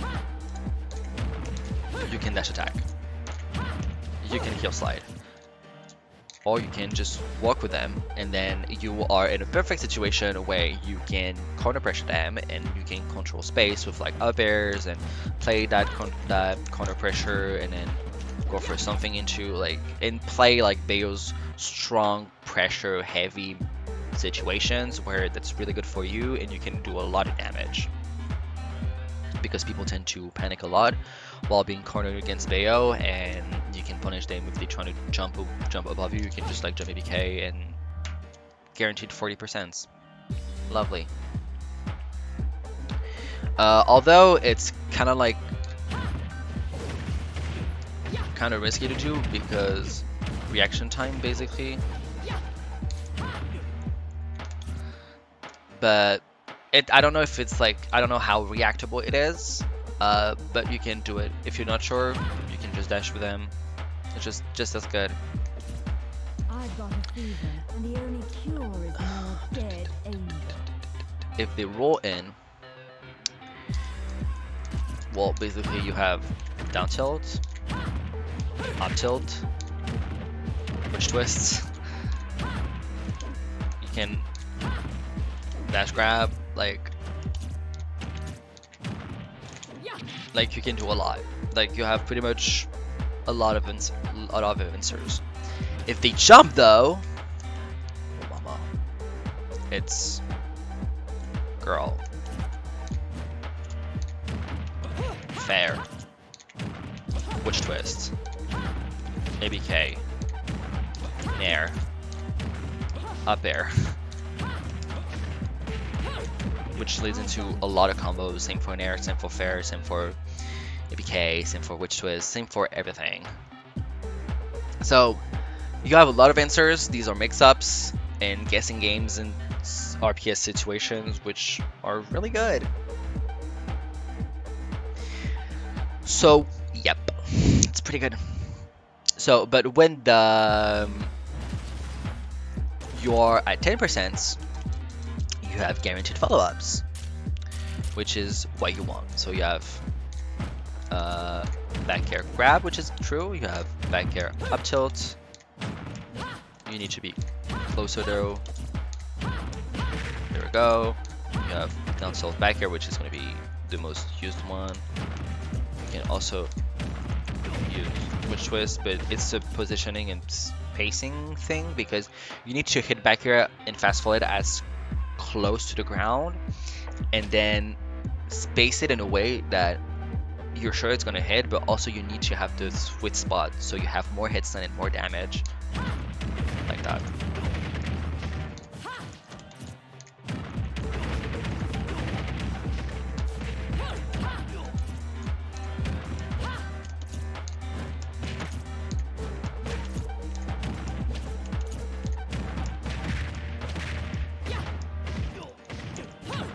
They can even do things like this, which is real good. Same for down tilt, same for witch twist. So it's pretty good. As a killing option, you can mash it or fish for it. You shouldn't, but the option is here if you want to. And at high percents, when you're pushing them into the corner, if you're using back air like that, it's like, oh, I'm 160. I don't want to get hit by Bayo's back air. I'm gonna shield. Well, shield F throw, they die. that's like a basic conditioning thing with back air, and it's also a really good 50-50 of like, oh, you're gonna shit or not, or you're gonna spot dodge or not, and then you can play that guessing game because a lot of other options in layered RPS situations get added on, and then it becomes like a guessing game on a guessing game on a guessing game on a guessing game, because he knows that you know that he knows that you know that he knows that you know that you know that he knows, you know, the thing. But our version, straight up useless. There's nothing to do with it. I'm sorry. Yeah, there's nothing. That sucks. Down air. Down air is a frame 18 minus 23. And it has a couple different hitboxes. So the main one is going to be the spiking hitbox. Well, not the main one, but you know, the one that I'm introducing first is does 15.9, which is going to be the most spaced out for the spike. Then you have a less spaced out, which is going to do 14.8, and then you have the main one, which is going to be 13.7. You have an aerial hitbox and then a landing hitbox. The landing hitbox is going to be 9.6, and then the rest is going to do 6.3 when you are doing that hitbox. Not that one, but that one. It's a very self-explanatory move. It's a killing option that is very committal. It can be combined into combos with the spike, and also can be used as an option out of shield with footstool. If I can do it, because there we go. It kills around 110 at ledge. Guaranteed to kill at 110, 110, like that. It's guaranteed to kill at ledge. If you hit an opponent that is jumping in the air, so an airborne opponent, first of all, the spike, they can take that. I don't want you to take that. I want to... That will send them upwards. And there are combos that abuse that. I think I can do that. Not sure. I will try.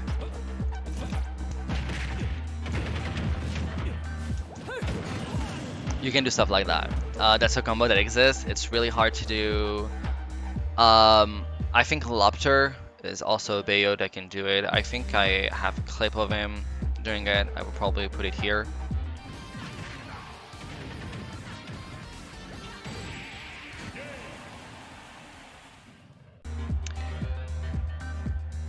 But yeah, it's not a combo that you should like look for, because it's like, okay. Although one combo that is actually really good and guaranteed most of the time is this one. Oh shit, my bad.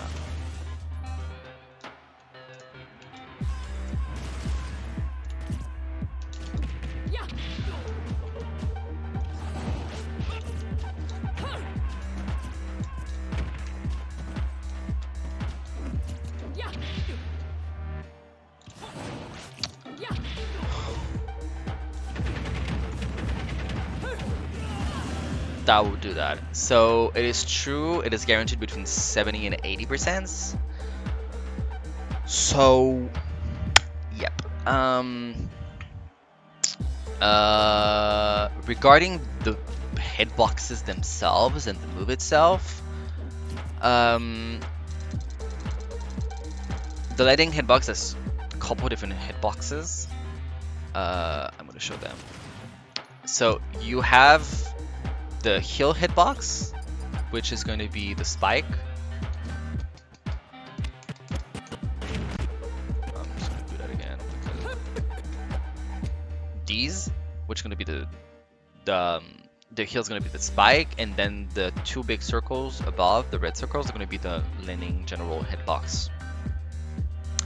The hitbox is actually quite weak, if you are wondering. It won't work on Bowser because tough guy. And the leg is the main hitbox. that will launch the opponent, and she also has a hitbox that in the most inner part of the thigh, almost like a pelvis, that will never launch the opponent. That will only flinch them.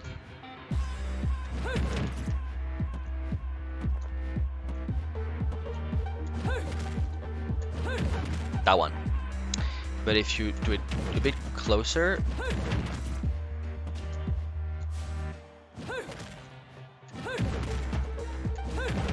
like if you're a bit closer, it can launch because it's not her most inner part. It's like a bit inside of it, but it just gets hit by both hitboxes, which is, you know, it's kind of janky, coded move, but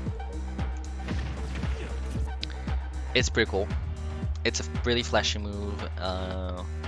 So yeah, I have killed people, and when people don't expect that spiking thing in the combos, you can kill extremely dumb and ridiculous persons. I've killed like some Kazuyas under Smashable with like, I'm getting put off stage, he had 0, I do witch twist, APK, jump up air, witch twist, down air, and he dies between like 30 and 40%.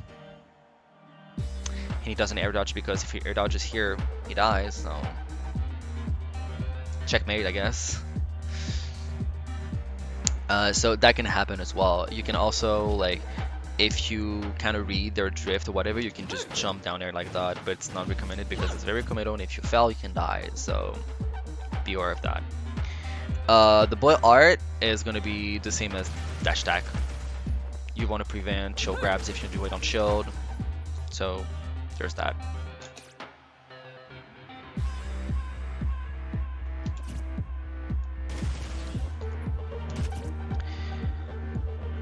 So now I'm gonna move on to her throws, and they're pretty self-explanatory as well.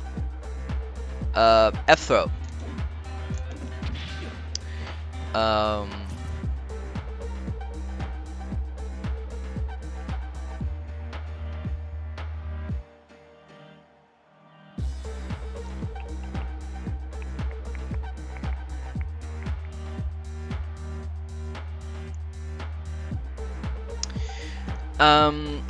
So now I'm gonna move on to her throws. They're all pretty self-explanatory. Sorry, I'm quite tired right now.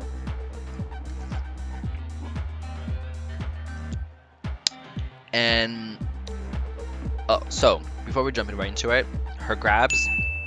So her standing grab is frame 7. Her dash grab is frame 10, and her pivot grab is frame 11. She has really poor range on her grabs. Like if I do that and I put like frame by frame,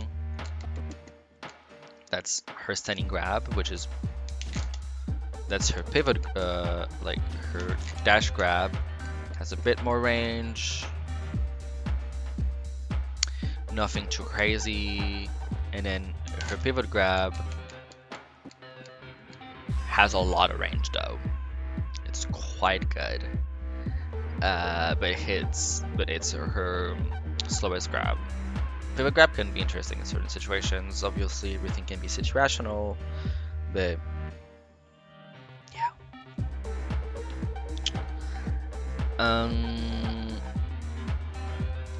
So that's about it for her grabs. Now her throws. So F throw. F throw is your killing throw. It does 12.6%. Every single throw that she has 2 hits for some reason. So the first hit is going to do 8.8, and then the second is going to do 3.7. So when she grabs you, and then the launching hitbox does 3.7% for a total of 12.6. It kills around like 160 at ledge. It's quite bad. Like a throw, like a 4 throw is not like that a ridiculous back throw kill like Palutino or Ness, for instance. Like even with no rage and at 160 at ledge, it barely even kills. So a little bit of rage can help. It also depends on the stage, the DI, the character you're playing against. Like all of these factors and settings come into place. You shouldn't think that it's your main killing tool, because you have better options in settings, in a setup. Sorry, obviously, but you shouldn't be like, oh, I'm not gonna use that throw here because it's not gonna kill anymore. Like, do not be afraid to use that throw, especially for stage control. I don't know, maybe you are like, you have a nair, true grab resets, you can do F throw. They're off stage, you can see that? He's dead because I did F throw. Like, wonderful, lovely, gorgeous. This is what you want. Like, also, it has a pretty good amount of base knockback. Like, he's already like, oh, if he didn't tech forward. Can you not tech forward? Can you not tech forward? Well, basically, he is... Oh my god, I'm gonna kill myself. Oh, perfect, he's here. So basically, I'm here from here. Like, pretty good base knockback if you ask me. So, that's something that you can think of. Also, you can get true grab resets with like down tilt, fair 1, 2, 3 into grab here. Pretty good. Also with like nair, fair, and on fast follow you can do 1, 2, 3 into the grab, because there are fast followers, so they're closer to the ground, and you've delayed it, so you closer to them, and so on and so forth. So yeah, nothing more, nothing less. So yeah, up throw. Up throw is super good. Up throw is your semblance of a combo throw. It does 3.7%, then 5.6 for a total of 9.4. It's your least damaging throw, but the one that you use the most. Everything is a mix-up after that, except fair 1, 2, 3 when it being ID dead against frame 4 air dodges. Like characters like Bowser, for instance, have a frame 4 air dodge, and I would abuse the hell out of it, like 0 and fair, like that, because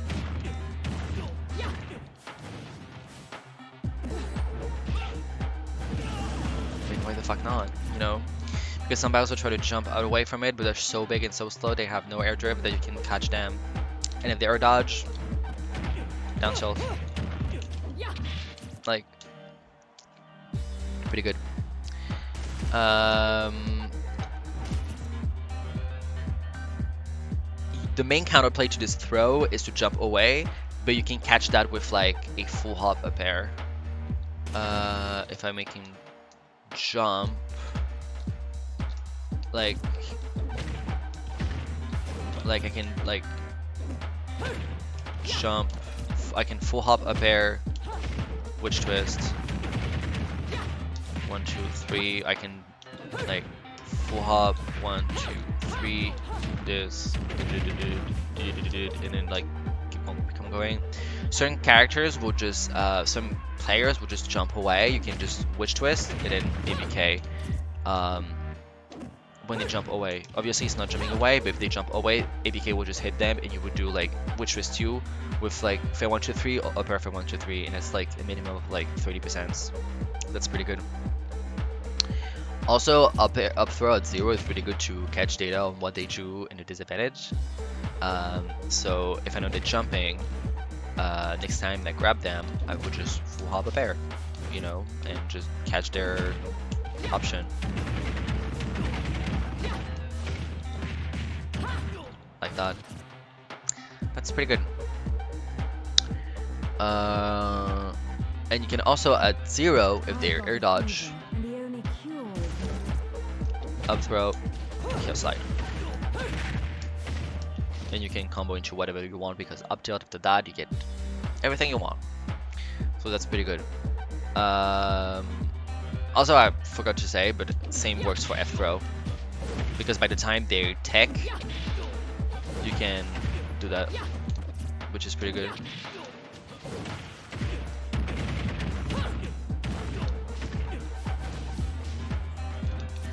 So yeah.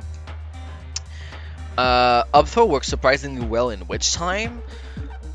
Like I've explained, sometimes you do like a tilt to put them in tumble and then do a smash attack.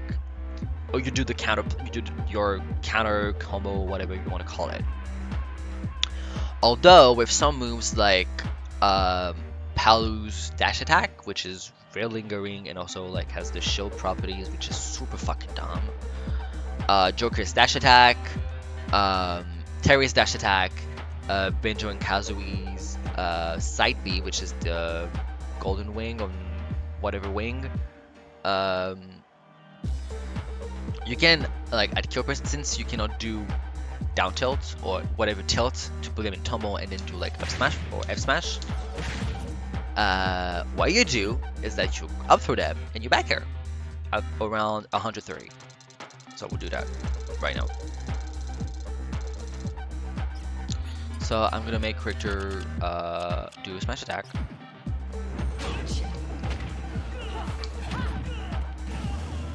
And he's dead. Lovely. And since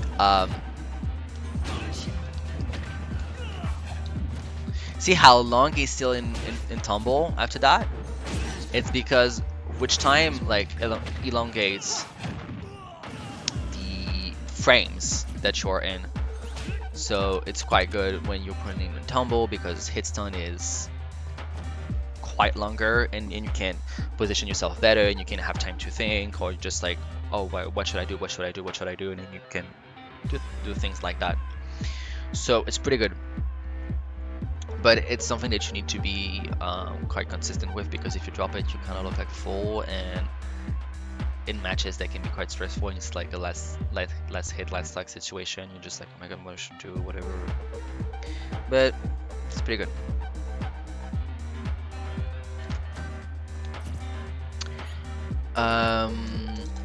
Back throw.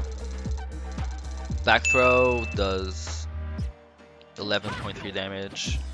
First hit does 3.7 and 7.5. This is only for stage control and nothing else. Like, seriously, like nothing else. Like, you only use this for stage control. You won't kill past 220 at ledge. And even still, sometimes they won't even die, so don't even think. It's just stage control. You're here, blah blah blah, there was something, oh boom, boom, stage control, I'm on edge guard, great.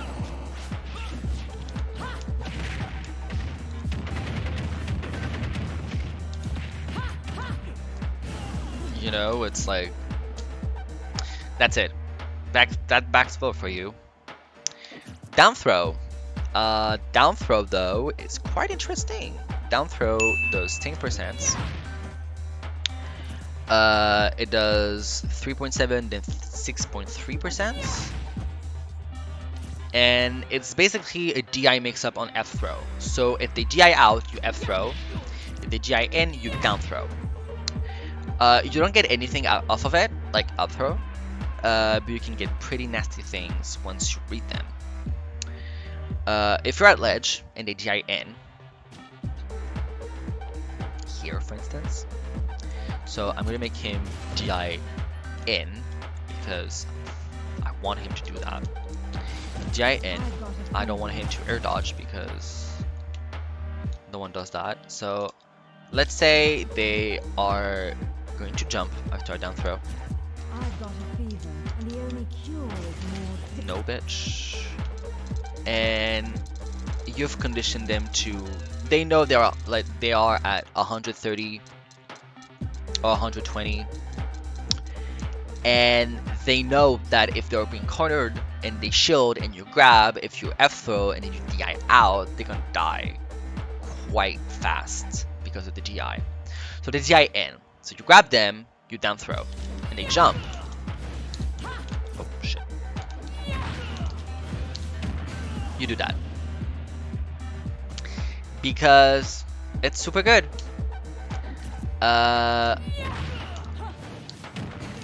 If you read the jump after that, because most of the time they will, you can do that and they fucking die, dude. Like, it's really good. So these are kind of some setups you can do with like down throw with the DI in and you read another jump. So it's like you win two gazing games, so 2 RPS situations, you can win them. Mama, pretty good. Also, you can get stuff like if they don't do anything after down throw, which rarely happens. Without even DI in, by the way. So I'm gonna remove air dodge. You can do down throw, this, maybe on DI in as well. Or even no DI in, you just need to go forward. On DI in, it's probably gonna kill as easily, but you will have a better positioning for up air, for raw up air, back air. But if don't DI in, like here, you can just do this. You can just like dash forward and keep on drifting towards them, and that can kill. That's pretty good. But most importantly, it's that it kills around past 200. So 200 and 210 maybe if they GI in. So in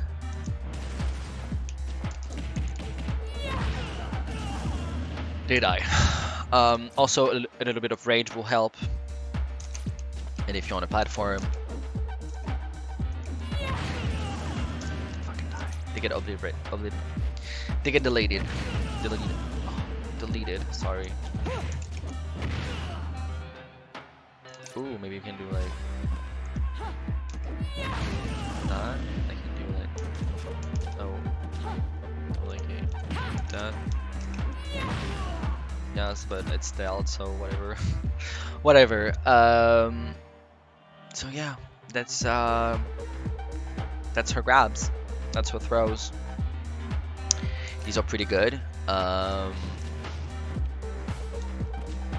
mean, not pretty good, but they have their usage and they can be quite useful in certain situations. So do not underestimate her grabs. Okay, so specials now. I'm gonna start with Bullet Climax, and Bullet Climax starts on frame 17. So basically it goes through frame 17, 22, 32, and 37. Then the full charge is going to be 42, 47, 57, and 62. It is minus 32 to minus 29. Minus 32 for the non-charge, and then 29, minus 29, sorry, for the charge one.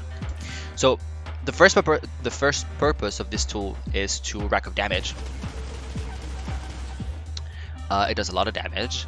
The only problem is that the angle at which it's sent, it's tilted bullets. So to counter that on stages like Lylat and Yoshisuri, which are semi-legal stages depending on where you are, even in Europe or in America, those bullets will go, since you will be on the tilt, on the tilted ledge, your bullets, instead of going that way, they will go that way. So they will be more straightforward, and you can actually camp like that on Lylat. You can do some pretty good damage. It can be parried somewhat easily. Doesn't. Well, I don't know. Maybe here.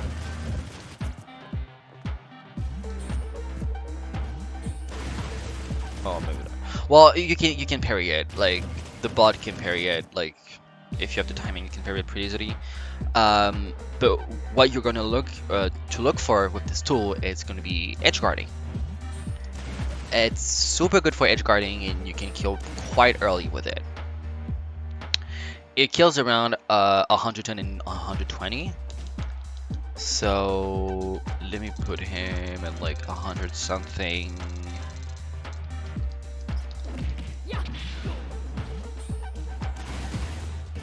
He's dead. So that's pretty good. it can be cancelled by doing the shield or the grab button, but the grab button is too much lag, so the shield is going to be better. And you can only cancel it when it's fully charged. You can cancel it by either listening to the sound or by the symbol.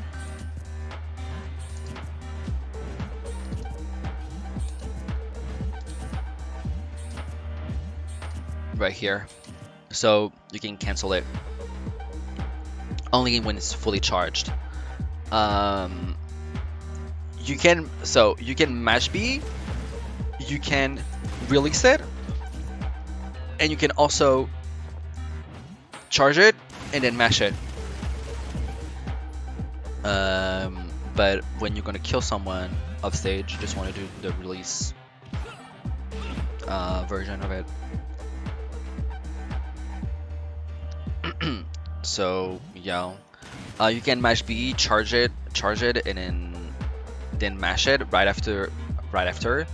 But you can mash charge bullets, but they have to turn it into less powerful form. You cannot do this, and then you won't be able to mash fully charged bullets. It will be like the regular ones. Yeah. So that's about it for bullet climax. It's pretty self-explanatory. So, yep. Now, the real shit. Witch twist. The move that a lot of people hate or love. I love it. This move is iconic. It's frame 6, and on ultimate frame data, it's written +0. It's false. I'll explain why later on. It does 8.8%, which is pretty good. So, yeah. This move is like the foundation of Bayo's aerial movement. It's good for combos, edge guard, recovery, and a lot of different things.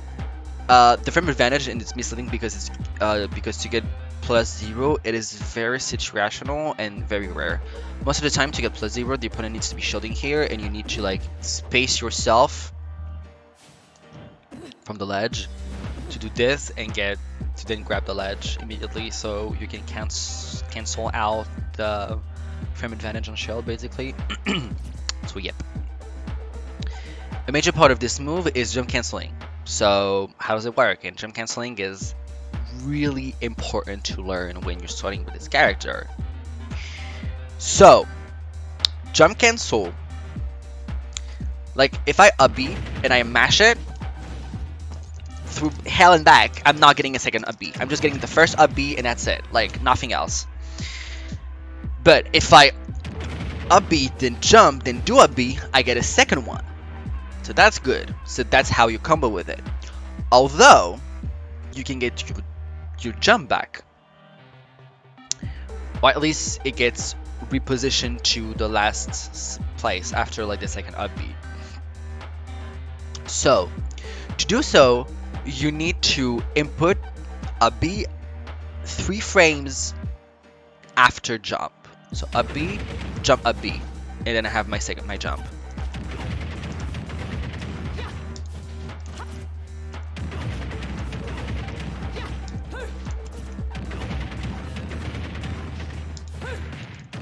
You know?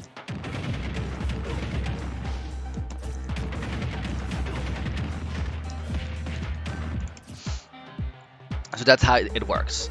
So you can jump up B, jump up B, jump. That's how you jump cancel.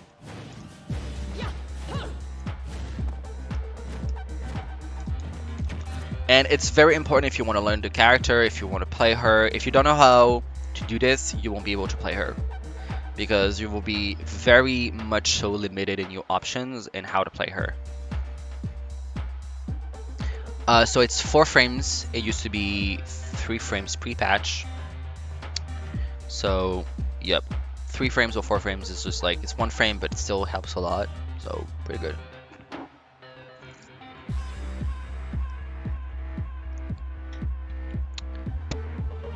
You can also, other people call it a triple jump or jump cancel. I don't like it to call it triple jump because sometimes you don't have a first jump, then second and third. Sometimes you do it up B, jump up B, and that's 2 and not 3. So I call it jump cancel because you don't have 3 jumps. You just replace your jump with a witch twist, and then your jump is replaced after your witch twist. So I call it jump cancel. I think it's more accurate. It's gonna be the first thing you're gonna need to learn with this character. It's super important. Like, I cannot stress enough. You need to learn that. So go into training mode, go to the lab, and do this for how long it may take. I don't care. Just do it. So if you want to practice it, my advice is to do jump, then up B, jump up B, and then jump. Because sometimes you do jump, you do up B, jump, up B, and then you can still have a jump. So jump a B, jump, and then you have a jump after that.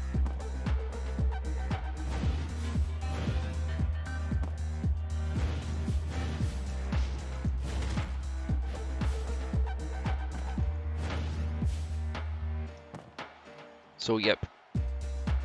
Do jump, jump a B, jump, jump a B, jump. It's gonna be better. A few things to know is that Witch Twist 1 will never come out after Witch Twist 2. So it's Witch Twist 1, then Witch Twist 2. They cannot be swapped out, they cannot be reversed, whatever. It's like always this. And Witch Twist 1 and Witch Twist 2 don't have the same properties.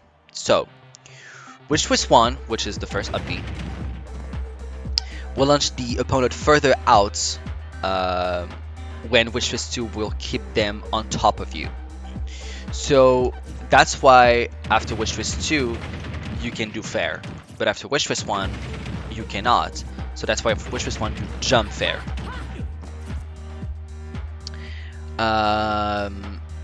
Witch Twist can combo into pretty much anything you want, like for real.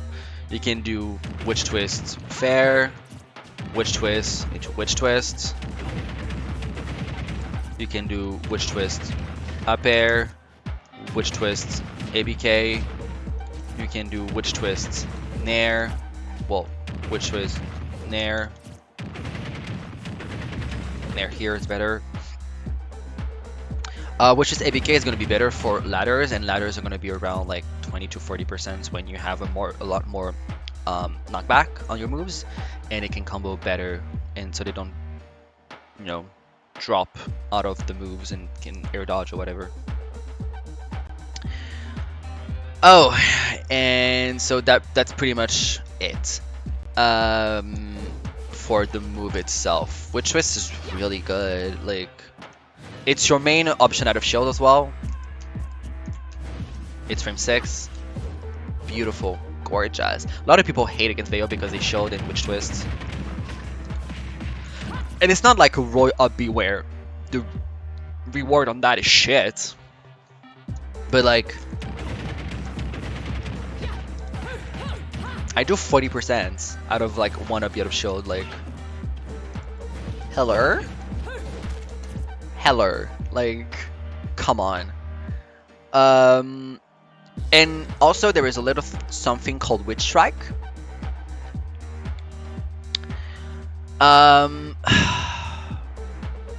Witch Strike is basically, I'm going to showcase that because it's kind of important but not really important, but it's an advanced technique that should, if you're a total beginner, it's not something that you should care about for now, but later on when you're starting to learn the character and you have a pretty good grasp on what she's about.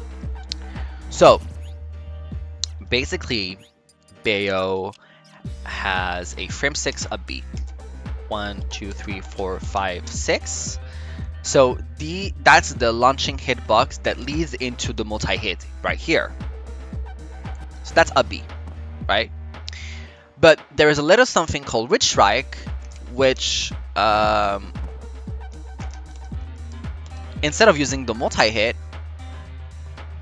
you use the 2 yellow hitboxes, which are the launching hitbox for the multi-hit, but they are single hits. And you do this by spacing yourself out in a parallel angle to the opponent or the character, and that will launch them super high up, and you can do dumb shit with it. I can show that real quick. I'm gonna turn that off. I'm gonna put DI out, and I'm gonna put it here. And most of the time you want to do it off of up tilt. So I'm gonna put him at like 40%, 40, 50, 43 is good.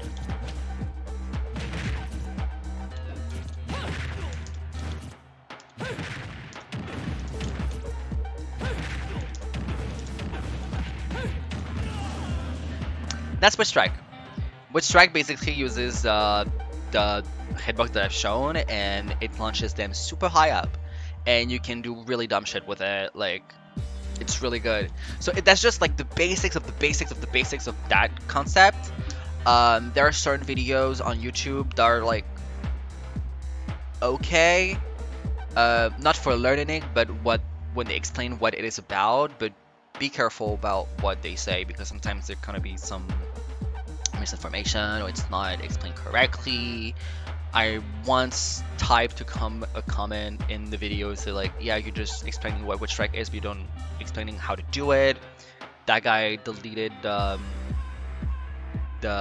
video, then it made another one and changed Witch Strike to King Strike, which doesn't make any fucking sense, because it's not about King Strike, because Witch Strike is an actual move that exists in the Bayonetta game. Like, whatever.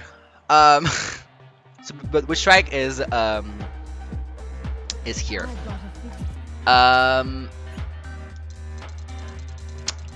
Witch Twist bullet art is kind of useless, but not really. There are certain situations where you do up B and you cannot follow up after that. So sometimes you would just do a bullet art to do a lot more damage. That's it. Other than that, it's not about this. It doesn't do anything, to be quite honest. Also, if you want to jump cancel, do not press Witch Twist bullet art. You need to tap it, because otherwise it creates. It adds more lag, and you don't want that. So yeah, just be careful about that, because a lot of time people are just learning the jump cancel and they press the button like crazy. I'm just like, girl, chill the fuck out for a second. Like, you can just like tap your buttons. You're fine. Like, you're fine, girl. Like, do not be so cruel on your controller. Heel slide, heel slide, heel slide, good old heel slide. It's the Oasis Bayo move from Smash 4. It's the I have learned this character in 30 minutes. This is my everything, and I only know how to combo off of it. Do not use this move in neutral, like, for real. Because heel slide is frame 15 and it's minus 24 on shield. It's almost half a second for the opponent to do anything. It does a pretty good amount of damage. It does like 15 something, 16 to 17 sometimes, 15.7. It is so hard to not use.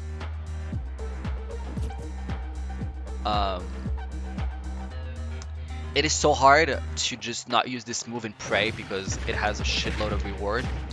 But you cannot use this move in neutral, because you have reward like this. You're just like, oh my god, I just want to please get hit by this. I'm begging you. So a lot of people that don't know, if you just tap it, you just get the slide. If you hold it, you have the kick at the end. And that's the actual interesting part of the move.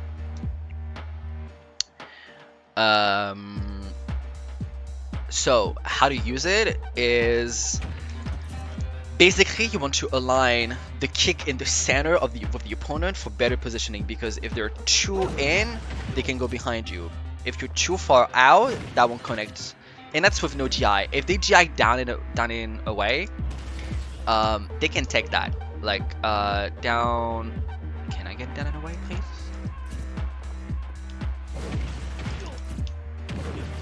Like if you're too close, they can take that.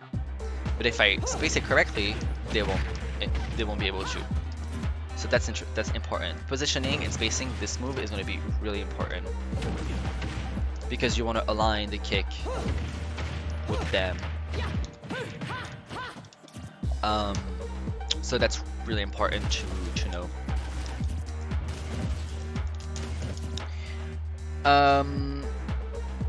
A detail to keep that in the back of your mind: that the second part of the kick will come out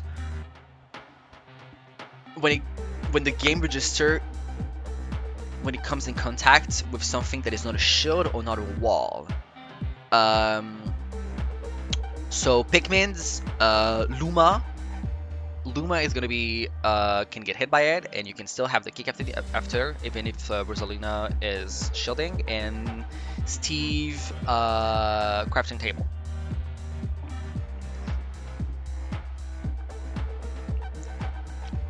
So sometimes you heal slide into the crafting table and they shield, like, oh, okay, I can punish that, and then the kick comes out because the game register first that you going into contact with something that is not a wall or shield. So Pikmin's Luma and crafting table is something that you need to keep in the back of your mind. The reward on this move is pretty good. You have heel slide up tilt, you have heel slide witch twist, you have heel slide ABK, you have heel slide fair, you have heel slide nair. If I don't make him tech onto the fucking platform, heel slide nair, heel slide up there as well, and fair can be done like that because I need to space myself better. So yeah, you can take chase with it like that, and you can take chase into it like this, and then you can do another one, and then they get mind fucked, and sometimes at high percents, this into back air. Pretty good.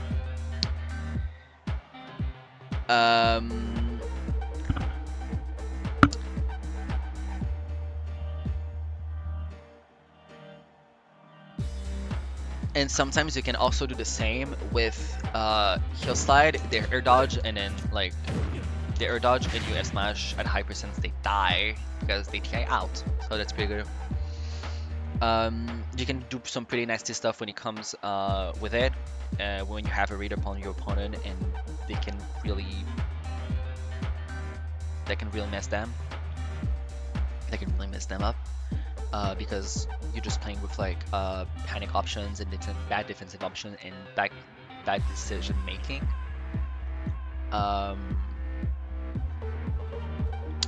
So yeah, because they're kind of drifting outside, so towards the blast zone. Yep. One of the main kill confirm is gonna be you can have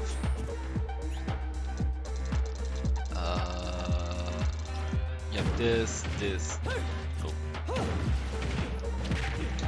You can do this, you can do at high percent, so you can do heel slide back air, which is, and you can also like play with their drift. If they GI in, you can go that way. If they GI the other way, which is going to be towards the blast zone on the right, you go that way. So they kind of kill themselves. So that confirm starts at 100 when it starts to become efficient and effective. Also, like after those percents, you can obliterate them pretty easily. Oh shit! Like that, it's pretty good move. I mean, pretty good, but also like you need to be smart when you use it. So yeah, the bullet art version is basically when you hold it. So this is the bullet art version. So really useful. You want to only use the bullet art version, pretty much. Now, oh my god, afterburner kick.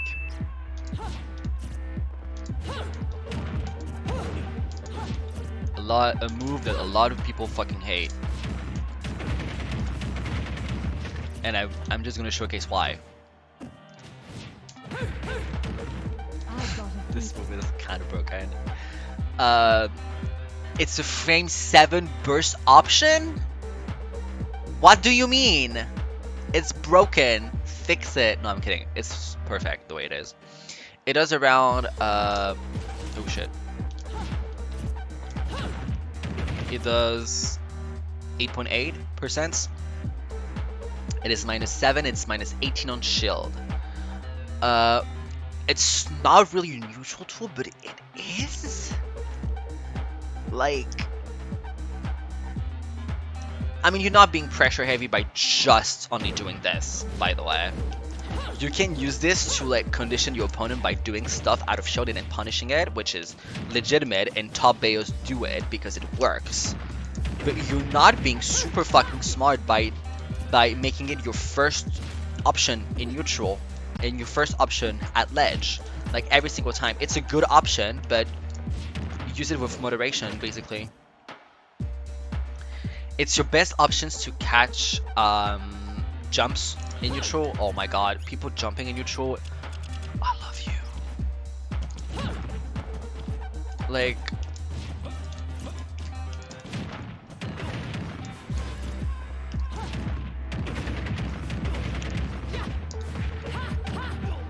%50 out of starting from 0. That's kind of dumb if you ask me.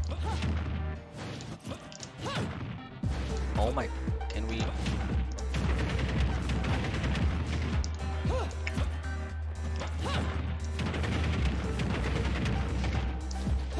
Well, you get the point. So yeah, using this when your opponent is jumping is really good. You have 2 APKs, so I'm mashing it and I only have 1.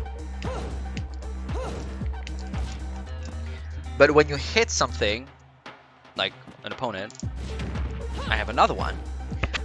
One change that they made between Smash 4 and Ultimate is that you don't have a second witch twist, a second APK when you hit a shield though. You only get 1. So,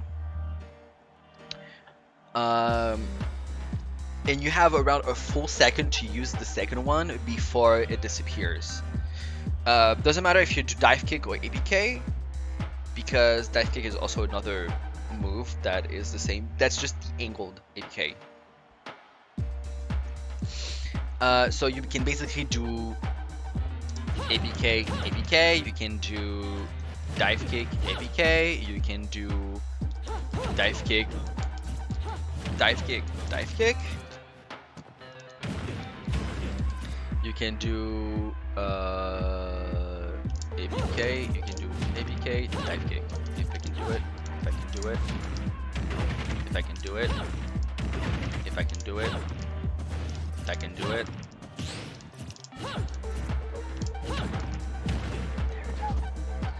I'm playing with like on my monitor, so there's a lot of fucking delay when I'm doing something. So you can combo into pretty much anything you want with PK. It's almost a DI thing for certain follow-ups because Bayonetta, because people are scared of Bayo.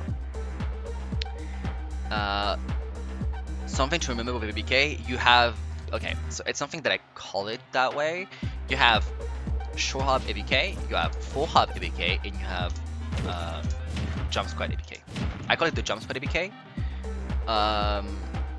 Those 3 different heights can absolutely give you different position for your opponent to get hit by, and you can have different follow-ups and kill confirms with it.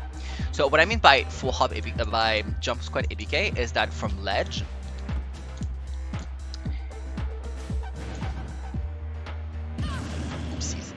from ledge, you can do like jump ABK, right? Because jump ABK from that distance is so close to the ground that you can hit into ABK back air. Like that. And it's true, it is a guaranteed follow-up. So good. But when you're underground, if you do short hop, it's not gonna hit you too high up. That's why from the ledge it's super close to the ground. You can do the same thing by doing a jump squat and doing ABK on the first frame that you're in the air, like that. And that can lead into like at really high percents, like 100, 110, and even more so with certain DIs, into kill confirms. Like that. Maybe if I put in more, like that. But if they DI in when you do jump squat,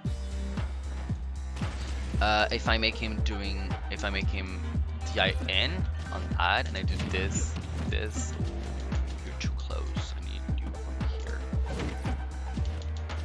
because it's also like a distance thing.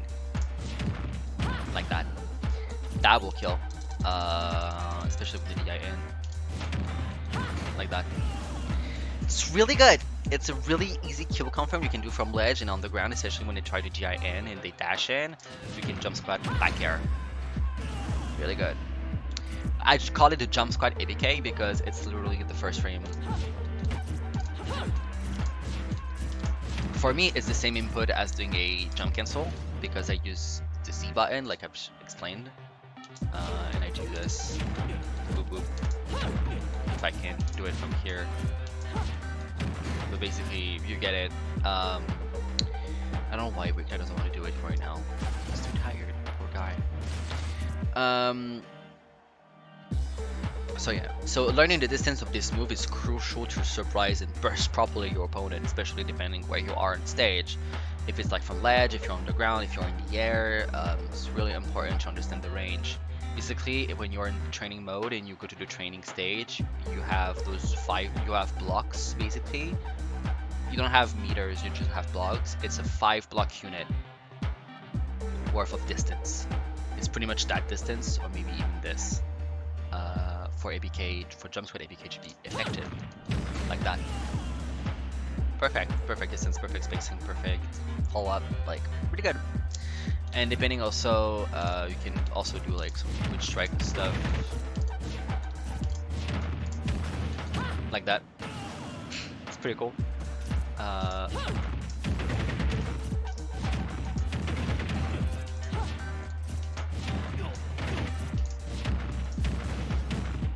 It's guaranteed, it's true.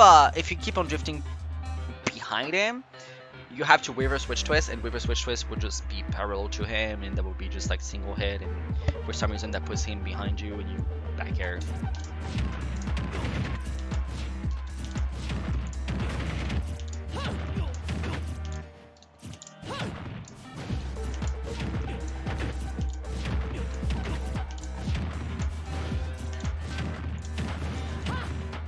Gorgeous, lovely. You love to see it, like for real. So, hitting the max range with the jump squat version can lead into back air, like I've shown, and even more so if they GI in. A GI in on APK will always result into getting hit by back air, which can kill them so early on.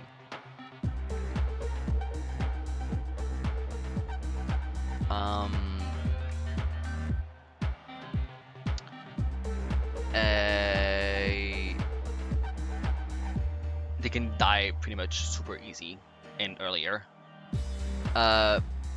Being able to react to DI and SDI during your ladder combos is extremely important, which is another part that we'll cover into the guide.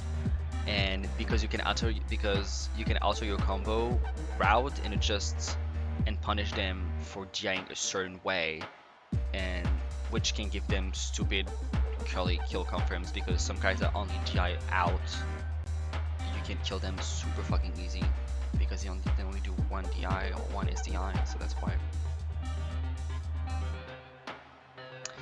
There are some combos as well with ABK that can be quite useful, which you can do like ABK fair. Okay.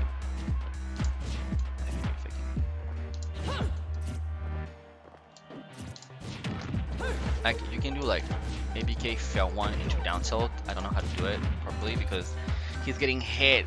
He's not, I mean, if he DI's out,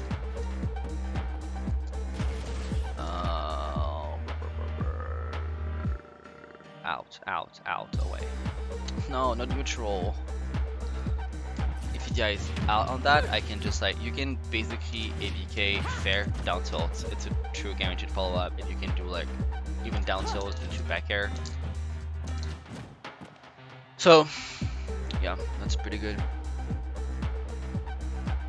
I don't know if he even meant to up smash there. Oh, that was kind of crazy. What the fuck? For ABK Boy Art is really good.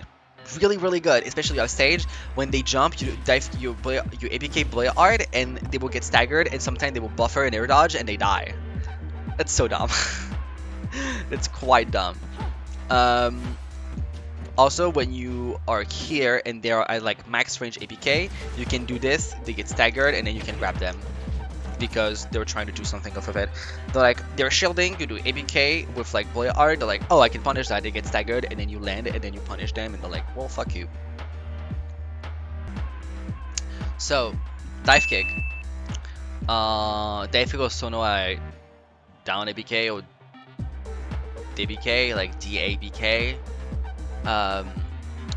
Dive kick is the other form of ABK, which is going to be diagonally like that. Dive kick is a frame 8 move. It is minus 14 on shield, and also it has a landing inbox like this one. The one that when you see her like splatter on the floor like that, it's minus 33, I think. It does 8.1%, and it's a pretty interesting move.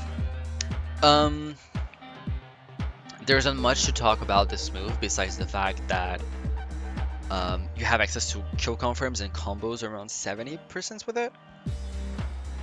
So at 70%, you have the legendary, iconic, very known dive kick. Oh. Why are you dying that way, sir? Witch twist. Like that. So dive kick, witch twist, ABK, witch twist for 1, 2, 3.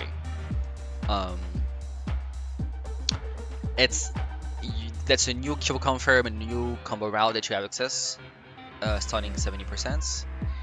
And you get different launching angles depending where you hit the opponent, basically, which is super interesting. Hitting the lower part, so waist to feet, will launch them more upwards rather to the side when you hit them on the upper part, so the whole entire chest to the head. So if I hit Richter here, he goes upward. If I hit him here, he goes outward. But that's with no GI as well. So see, he goes upward, and here, before he dies. Oh, didn't die.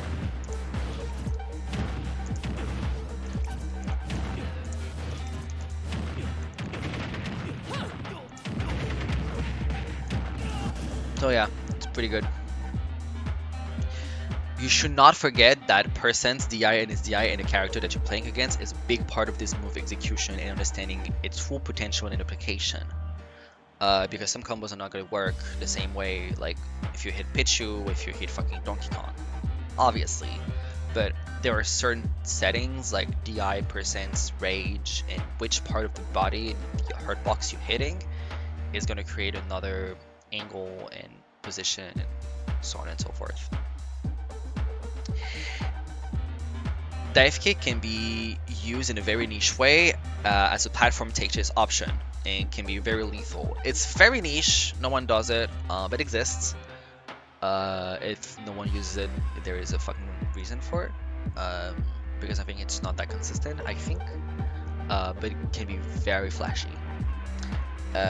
If you hit at the right percent and you read the counterplay correctly. So basically, if you do, I don't know, down throw around like 45% and you, maybe more, like 40, 50, like here, and miss it. Here, even more percent, great. Okay, here. So this, you jump and you do this. But you don't, they're not supposed to like air dodge. So I'm just gonna move air dodge. You do this, you jump, and then depending on where you go, there are, you do this and this and this. You can basically read where they're going.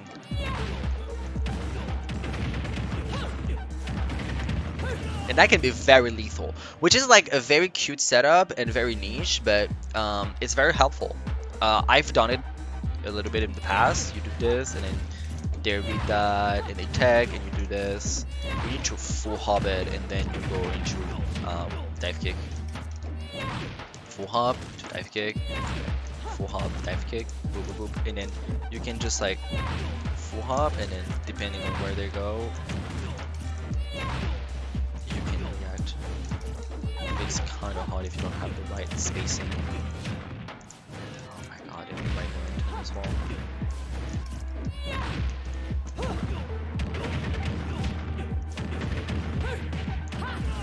That can be very cute.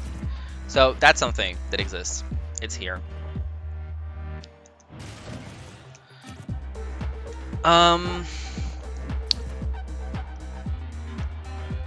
It's also pretty hard to punish when used on shield, because of the way it bounces on it. Think of it as Peach Bomber. Sometimes Peach do side B into your shield, and then you're like, oh, I want to punish her, and then they do nair and you die. Same thing. A lot of people would just like, you jump, you do dive kick, you hit their ship with dive kick, and then you're in the air, and then they will try to punish you for like an up air, and then you witch time. So you do this into witch time, and then you're like, oh fuck, and then you can keep on going with your combo and pick them up, do your combo, and they die. That's pretty cool. If you get dive kick at low percents, which can happen depending on certain matchups, sometimes you dive kick at early percents can be interesting. You can get different follow-ups depending on the DI and its DI. Like dive kick into nair. Dive kick, nair, if I can get it, for the love of me. Dive kick, nair, dive kick, up air. At higher percents you can get dive kick, up air fair, because you can jump.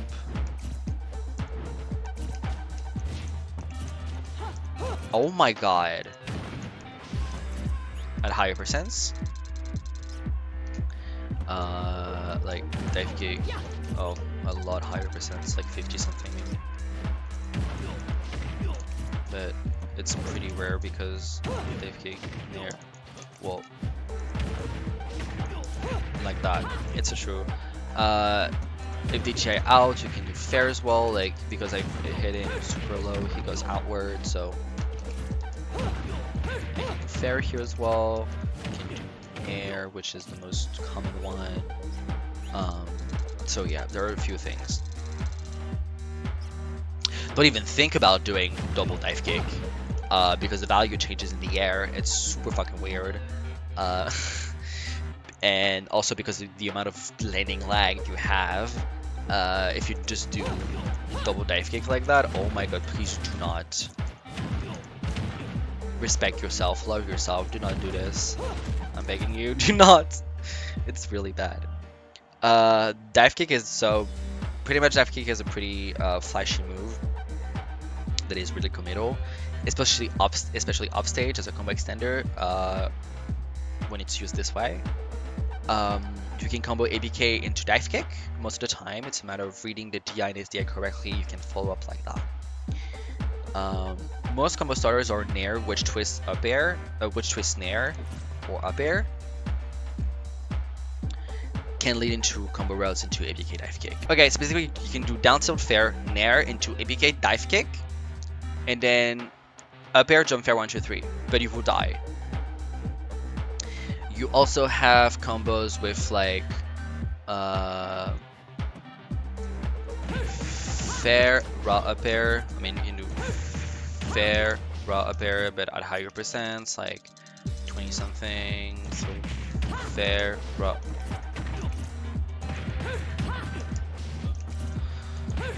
I have delay on my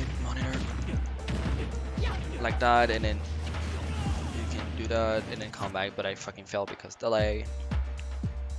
You can also use it with like witch twist, DBK, dive kick. Is it witch twist, DBK, dive kick, like that. It's guaranteed. It's like those follow-ups are gonna be, those moves will be like, oh, that's a good indicator of like when I can do dive kick actually. If you want to know more about this move and how to execute it better, I have some resources that are actually good and reliable that I will link into the description regarding this move, because it's kind of extensive and kind of long, and also you will have better visual about that. So I'm just explaining and kind of like putting some visuals over that, but a full video about this will just be just as good. So knowing how to convert at lower percent with dive kick is kind of important because you encounter more situations that when you use this move at lower percents rather than higher, expect the confirm percents. Because sometimes you can get some really cheesy combo routes, and that's really important to just know how to convert into it when you are learning this move. And also, by the way, this is the only move you cannot do bullet art with it. It's the only one. ABK you can, but dive kick you cannot. That's pretty cool. Witch time. Let's talk about witch time. I love this move a bit too much, maybe, because witch time is probably one of the most, sometimes the main reason people want to get into Bayo, because witch time is flashy, it's cool, it's like maybe her specials are the main reason people want to get into playing her. It's super iconic. A lot of people hate this move because Smash 4, but whatever. So witch time is frame 8. Witch time. So where do I even begin with this move? It's pretty slow starter. At a high amount of active frames. I don't have it on me. I think. For witch time,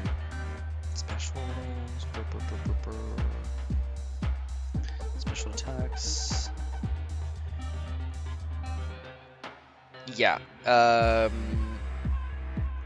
Yeah, it's active for a lot of frames. But it also has a high amount of recovery frames, which is probably one of the counters, probably the counter that has the biggest starter and also the most recovery frames, but also the counter that has the most active frames, with a total of 66 frame totals. If you whiff it, it's almost a second and 0.06 seconds for your opponent to react and do something, which is crazy. So witch time is frame 8. So witch time from frame 8 to 23. Sorry, from 8 to 23. Ooh, hiccup. From 8 to 23, you have witch time. But from frame 24 to 20, from 24 to 35, you have Bath Within. But witch time overlaps with Bath Within. But from frame 24 to 27 will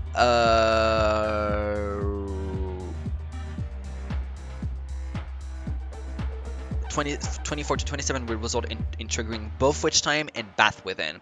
But I think Bath Within only comes out, like Bath Within alone is 24 to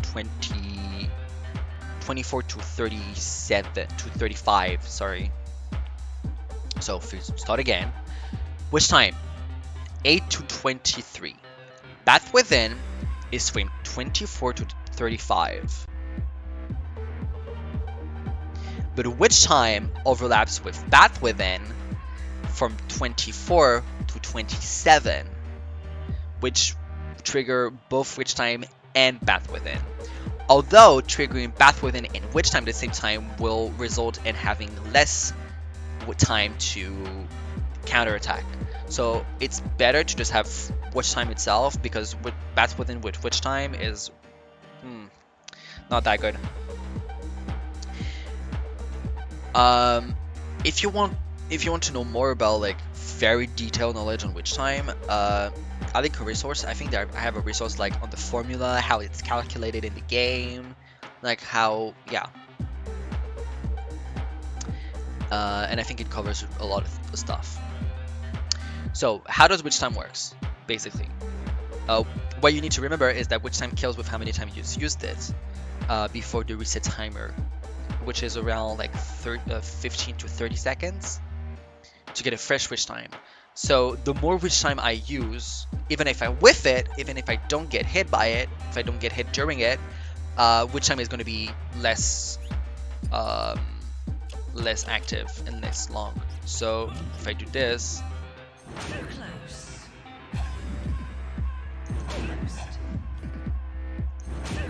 let's see how I don't have any time to do anything. So you get the point of it, right? The more I use it, the less it is effective. But it takes 50 seconds to 30 seconds to get a fresh witch time, and also when you die, it gets reset. The more you use it, the shorter the witch time duration is going to be. It also scales with the opponent percent. So the more percent, the longer it will be. Not your percents, the opponent's percents. Even like a ZSS jab at like when she has like 160, that would last pretty long. Witch time is a counter that will slow down your opponent and so the move that you are witch timing. So if I'm witch timing like a dash attack, it will slow down the dash attack. It basically makes the frames longer and it slows down everything. When you witch time a move, depending on the amount of the amount of active frame of set move, you will have to put them in tumble, and then you will have to counter attack. So like I've showcased before, if I put like Richter at 132 and he does smash attack, I can do this into this, because that puts him in tumble, and I can do this into this, or I can do this into this, and he dies because he's in tumble, and that works perfectly. Perfect. Sometimes you kind of want to use move with no knockback. So you can do like this is all, you can have fun. You can do this. You can do like stuff like, oh shit, maybe can I get it? Like you can do dash attack back air, the one that I've talked about early on. So you have stuff. You can be really creative with it, and it's really interesting.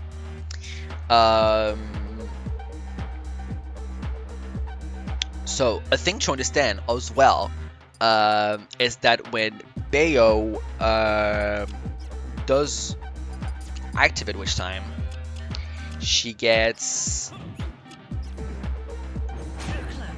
is invulnerable. She's invincible during all that duration.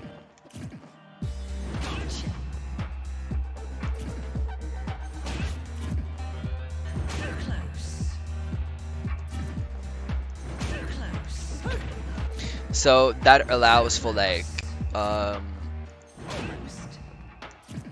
things to like especially when there are like there are bombs on the floor, like maybe a grenade or a C4, and you witch time something and you walk over that, you won't get blow up. Especially for like also like projectiles and stuff like that. It's like, I don't know if I can show it.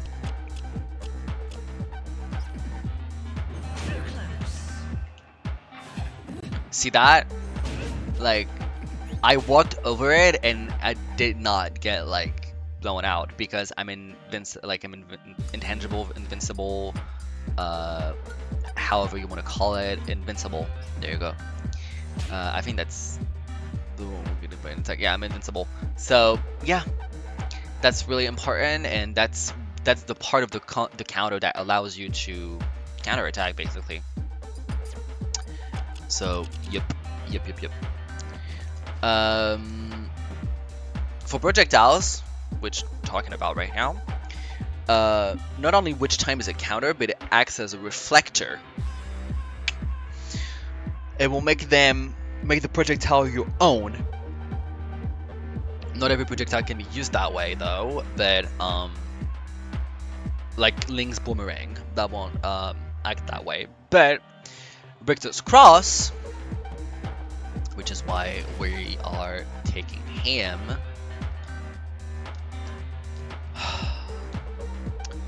Side special. And I want you to mash that shit in neutral.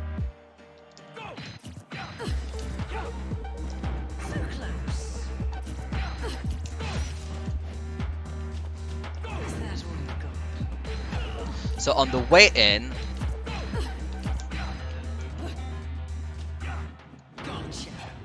on the way back,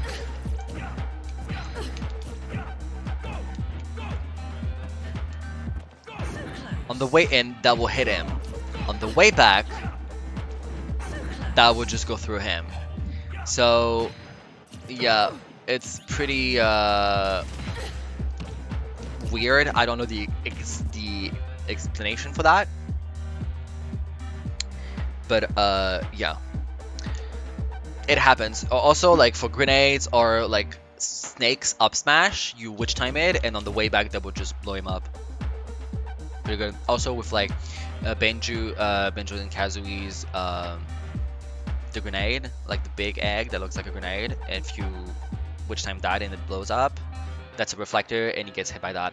Steve's anvil and his down smash is considered as a projectile, so if you witch time that, they get hit by it. That's pretty cool.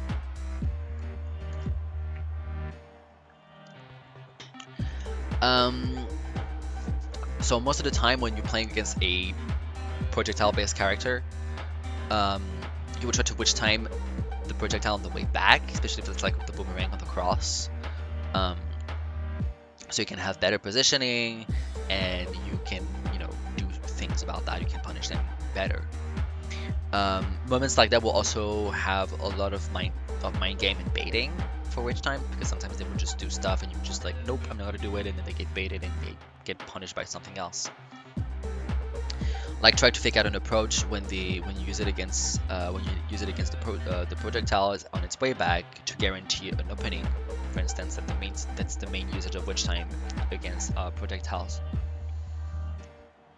For multi-hit projectiles, you can shield then you can shield drop to witch time like Robin Arcfire. If you shield Arcfire and then you let go of shielding and you do witch time, you will be able to witch time that. Same thing for Nest Peak Fire. Although Duck Hunts the Frisbee, it's not gonna work the same way because it needs to be activated again. So you can just do that and you can just like shield drop and either like shield drop. I think you can shield drop witch time, or you can just like jump. You can jump witch time. You can jump squad. You do jump squad witch time. Just jump squad and then witch time. Work the same way. That can be used also as an option out of shield, by the way. You can jump squad and witch time at the same time, so it looks like I'm doing a shield drop, but I'm not doing a shield drop. So I avoid like 11 frames of shield drop. I'm just jumping, which is like 4 frames, like 3 frames, and then the second I'm in the air, the first frame I am in the air, I input witch time. So it's like 1, 2, 3, 4. It's like witch time from 12 out of shield. Pretty good. Pretty good. For applications, that's the interesting part.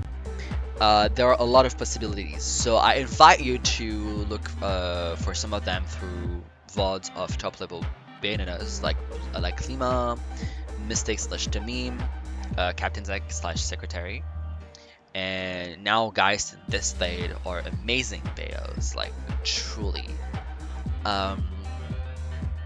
I'm not gonna be a hater, but I do not recommend watching Bloom for anything that is like Twitch time related or combos or anything that is really technical with Bayo. When it comes to creativity or advanced Bayo game applications, whereas the three previously mentioned Bayonetta are extremely good at that. A major thing to understand is that during Witch time, with moves that have multi-hit, with the first hitbox, a perfect example of that would be up tilt or witch twist. You can get the weird hits of these moves. So basically, in certain moves during witch time,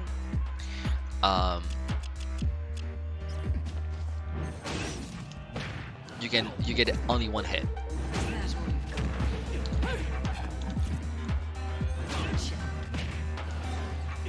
And you can do this.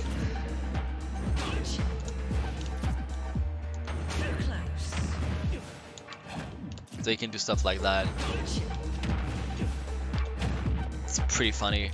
Yeah, up tilt, up smash is a really famous one. So anything that has like multi hits, like LB or like up tilt, is going to be a single hit move during witch time. Sorry.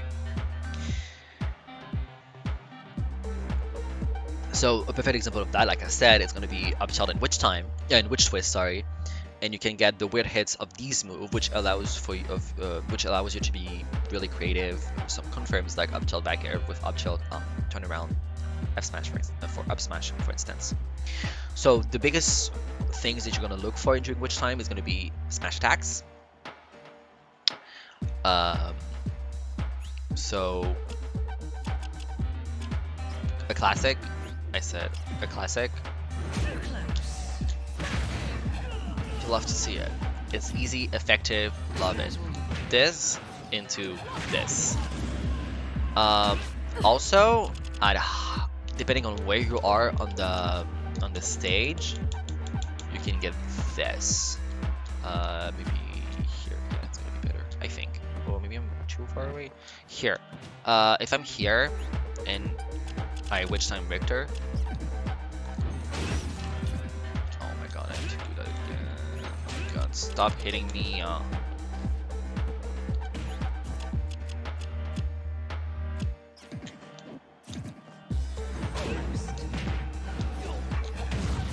can do things like that. You can do also like down tilt up smash, but he has 2 high percents right now, so I'm just gonna do lower him a little bit, like 100 something. No, sorry, like, oh my god, this into this, he dies. You also have heel slide up smash.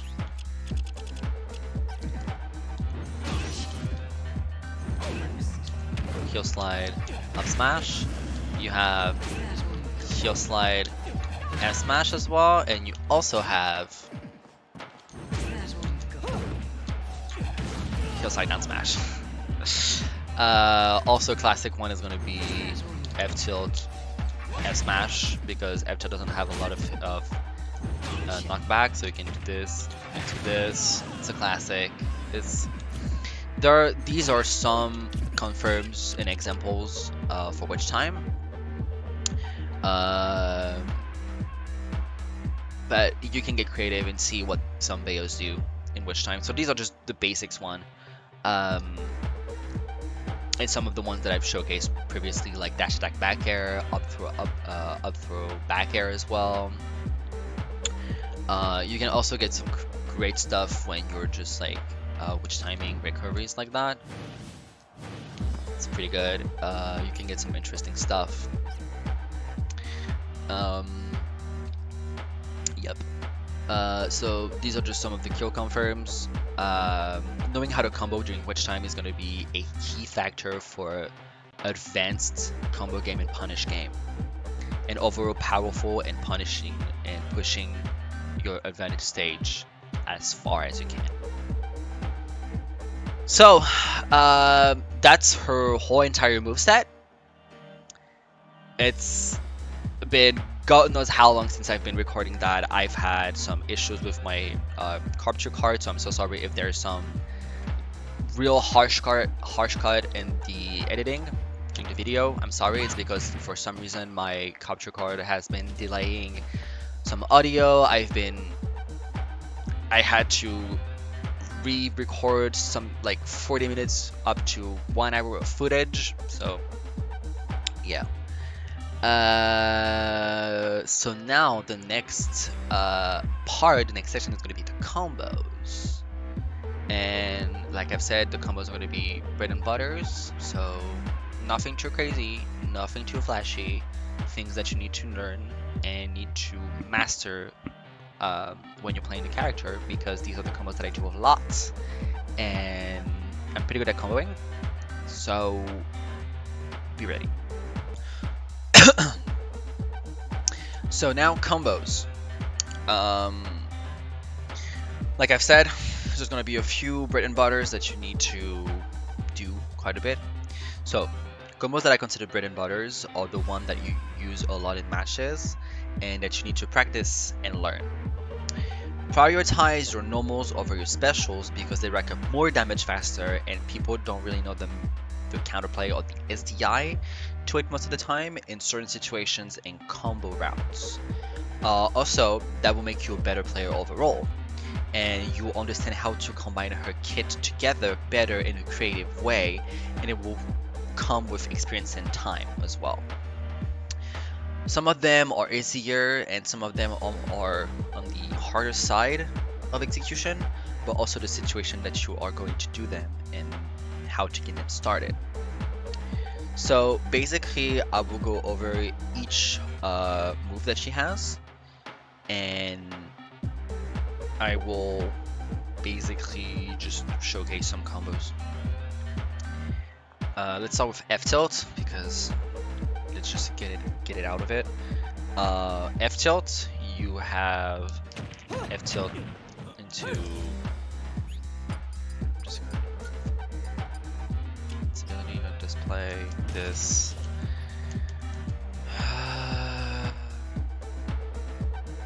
Tech options, no tech, and that's it. So F tilt 1, 2, 3. You have F tilt this into up air, into witch twist, up air, 1, 2, 3. That's a classic. Most of the time you want to use F tilt into fair because it's a better follow-up, because if you're close to the platform, you go into a platform resets right here. If I can get it, because the angle is shit on this move. Literally. And you can go into ABK. Into nair, this, and another witch twist.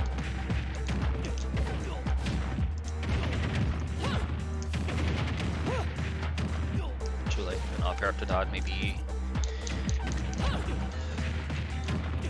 ABK, witch twist, up there, fail 1, 2, 3. Classic combo. That's pretty much it for F tilt because I don't want to use anything else. Up tilt. Up tilt, you have up tilt, up air, witch twist, this into fair. You have also up air, up a bullet art, this into witch twist, up air, 1, 2, 3. You have this into this, into sometimes, depending on the character, you can go into ladder if they're really floaty. You can also get at higher percents, like we've showcased, you can get like just into a reset here, into this, here there's no DI or SDI because I just want to show the combos, and there's no really reason for me to put any DI or SDI for now. You can also get, like with up tilt as a combo starter, you can get like at higher percents, like I've shown, you can do this, into this, into this, well, with double up tilt filter. To this, to this, to a ladder combo. You can get double into IDJ, up there, this, into fair. You can get this into IDJ, fast fall, this, IDJ, or you can get IDJ, this, smash, like I've shown. You can get up tilt,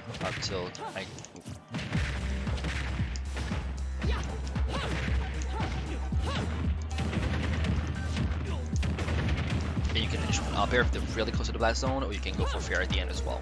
Doesn't matter. Also, up tilt fair is like quite can be useful, but you can turn around.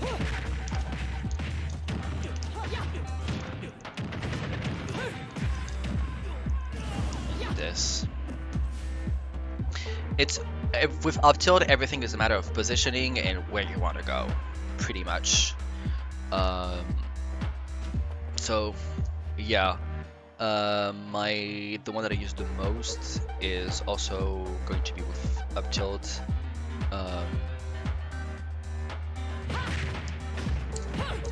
Up air for 1, 2, 3 into ladder combo, like that. I do it quite a bit as well with up tilt, and it's pretty good. You also have at 0, I think, I don't know if I've shown it or not. Look up with art. With double up here as well. Well, there is no DI here, but you know, you can do stuff. Down tilt. Down tilt, down tilt, down tilt. These are just only also combos that I show with these moves as combo starters, by the way. Down tilt fair. Wonderful. You can grab if you want. You can down tilt fair into another fair. You can get down tilt fair nair sometimes. I don't know why on Victor it doesn't work, but you can get down tilt fair up air, like down tilt fair, jump out of platform, ABK, witch twist, up air, fair 1, 2, 3. Also, I like that combo quite a bit around 25 when I can get like clean hit on down tilt, up air, fair, and then you go into which ABK.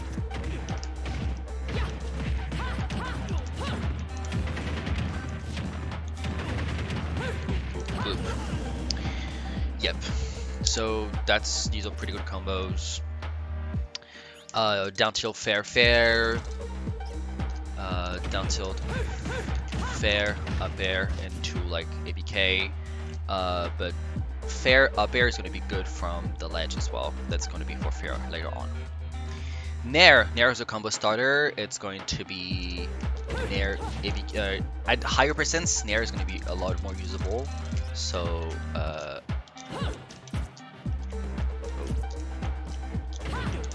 like that. In neutral is going to be pretty good, and you can do this. So Nair fast ball jump ABK into witch twist, ABK, witch twist, 1, 2, 3. Also Nair up air, but at higher percents, I think, like I've shown as well. But there isn't much with Nair as a combo starter. Nair fair, I don't really use it that much, only if I get it like early on, like at 20, like this, 1, 2, 3, into up air, this, double witch twist, 1, 2, 3, and I delay it and I use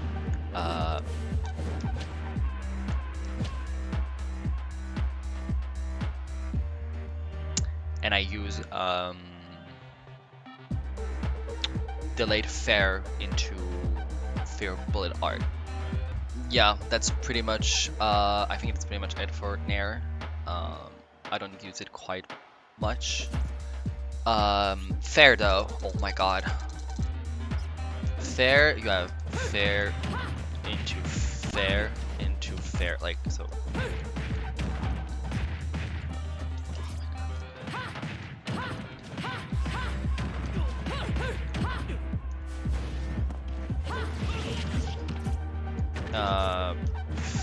Fair.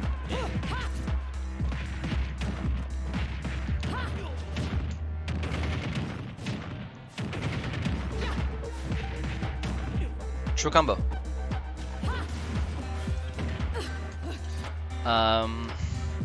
You also have like presets like 2 into down tilt. You have this into up tilt, which if you're here, you can do like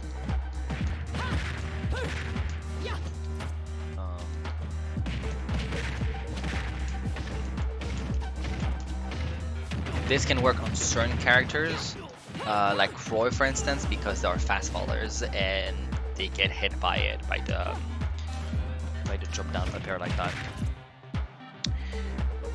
With fair also you can use fair nair, if we can do it. Fair nair to fair, which is good combo, especially when you're starting to get off stage. Also here can be good if you want to fold that onto like a platform reset and into ABK, like if I can do it.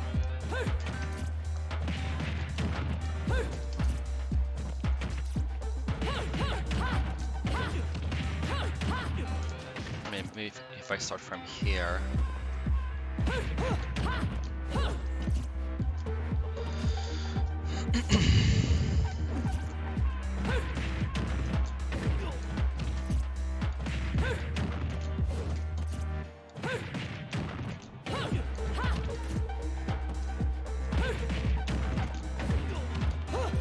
Well, you get the point of it. Also, fair from ledge is really good, so you can do like. Oh, he's not close enough. Lol.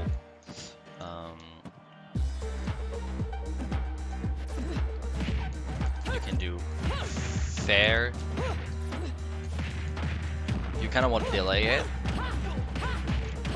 so they don't get put onto the platform, because if you don't delay it, they get onto the platform like that, and you won't be able to follow up. So delay the first fair into another fair, and then you can sometimes even just like that. That's triple fair, pretty good.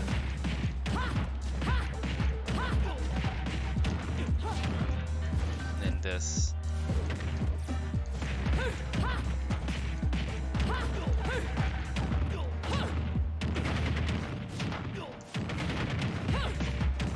That's a pretty good combo. Also, you can do 1, 2 from here, then 1, 2 from here, then boot. You know, fair 3 here, boom, boop, boop, boop. That's a pretty good amount of damage. At higher percents as well, it's going to be a lot more interesting to do fair trains as well, which also is pretty good and really interesting to do and to learn. So 1, 2, 1, 2, 1. And when you see them starting to go closer to the ground, you can do like either like depending on where you are, you can do like up tilt, down tilt, or grab or jab even. Like into back air.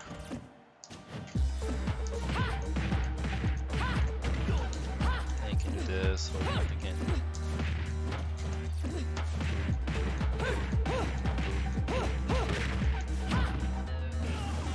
Pretty good combo as well. You can do just 1, 2, confirm into back air because you're closer to the ledge, and it's pretty good. If the GI out, you can up tilt and then do reverse up tilt that way. So if you do this like 1, 2, 1, 2 up tilt, and then GI out that way. If they GI this way, that way where Victor is, you can do back air the way they're DIing, so that you can kill them even earlier. That's interesting.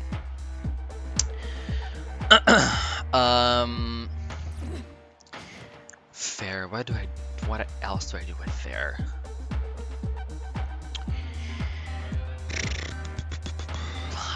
These are pretty much the combo that I use a lot. Oh, also with fair, what I like about fair is sometimes when I put them in here, like another platform, and do this.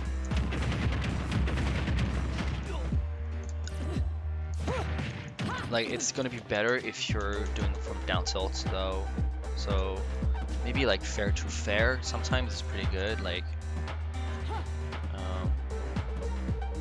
1, 2, 3, 1, 2, 3. Then there are platforms they don't take, and you do this. 1, 2. You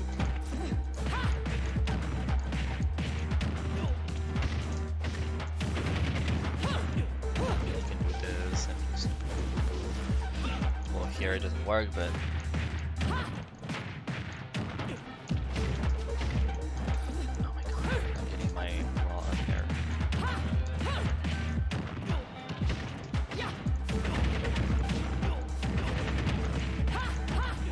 Stuff like that. Pretty interesting. Fair is really good for combo starters, especially when you have a read or you're just like stuffing out the opponent. Really good. I love to combo with fair. It's my favorite move. Now, back air. Back air is going to be a little bit more niche and advanced. So like we've talked about and seen, around 10% you can do back air down tilt. Into air, this, forward. So, goddamn, I didn't save state that. So, back air, down tilt. Did. You can go this or.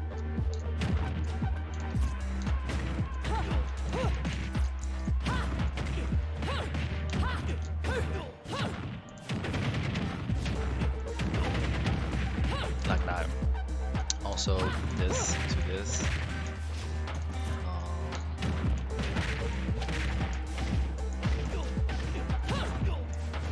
Oh, why is it?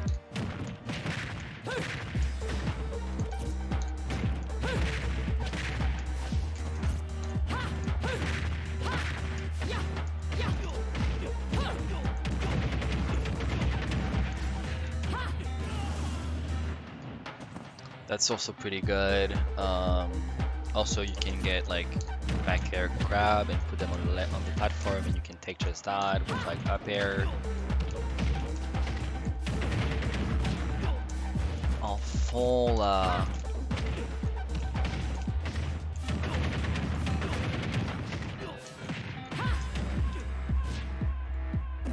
that can kill as well. I'm just doing it correctly because of fucking delay on my screen. And the second I'm plugging my HDMI into my monitor for having only the game and on my computer, the audio is delayed, so fuck me. So yeah, back air is pretty niche. You have stuff like that.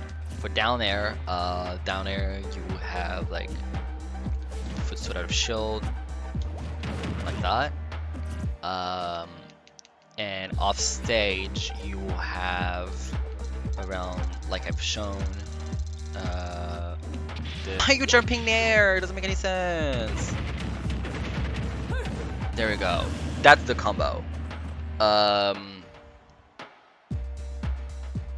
Yep. That's pretty much it with down air. And the combo that I've shown before, but I'm not going to do it again because it's super fucking hard. And I don't want to do it because no one does it. It's really niche and it's kind of hard to get. Witch twist. Oh my god. Here we go. Witch twist. So witch twist is going to be one of the main tools you're going to be comboing with early on, especially out of shield. Like that. So early on, you have double witch twist, fair, 30%. You have this into this, jump fair. This, up air, fair 1, 2, 3. like that, 40%. You also have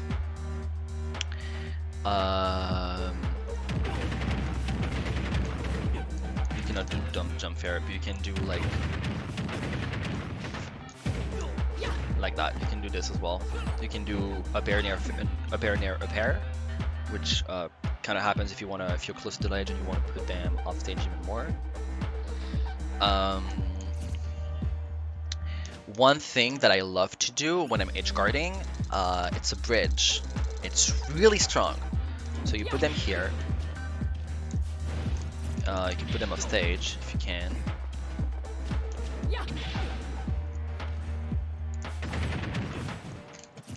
Why Richter is going through my moves?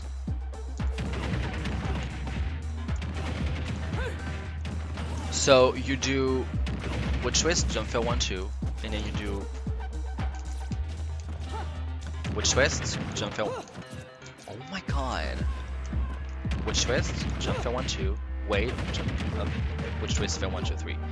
It can ladder people to the side, and then you can come back with like an ABK like that. So that's pretty good. Also, basic stuff. Combo ladders. Combo ladders, you start to get them around 30 to 40%. So a B, witch twist. Oh, a B, ABK. Witch twist, ABK, witch twist. Around 40 better. Two, fail 1-2-3. This, a pair. 1-2-3.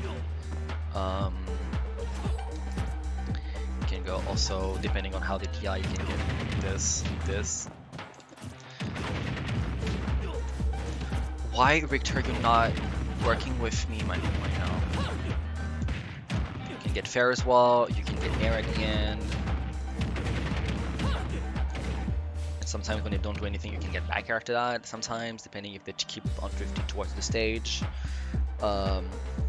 Yeah. Also off stage, I think you can get like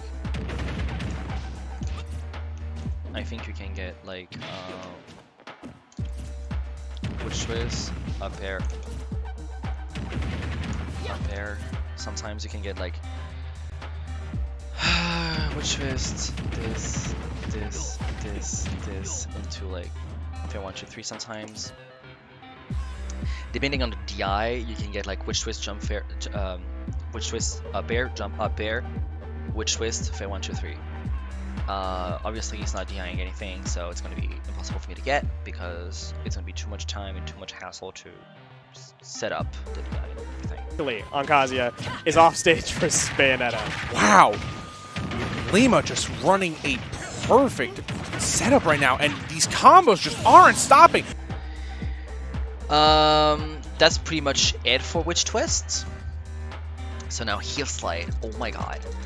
Okay, heel slide is where you can get a lot of damage. So you have heel slide, up tilt into up air.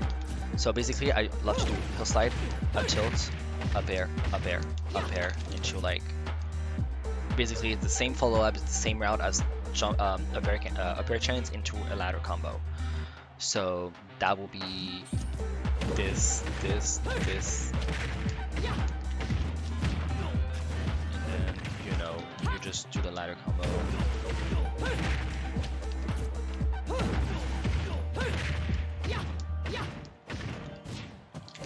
Obviously, it's not as close to the platform.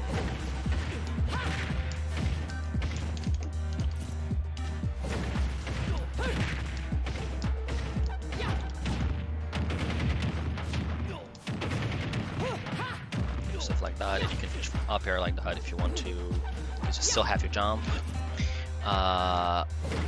This. Also, when the DI out, I do this all the time. So good because people would just DI away from heel slide, you do up tilt, and then you can do up air for fail 1-2-3 onto the platform, reset, jump ABK or drop down ABK, and that's a ladder combo after that. So it's even more like 40% added to the original combo.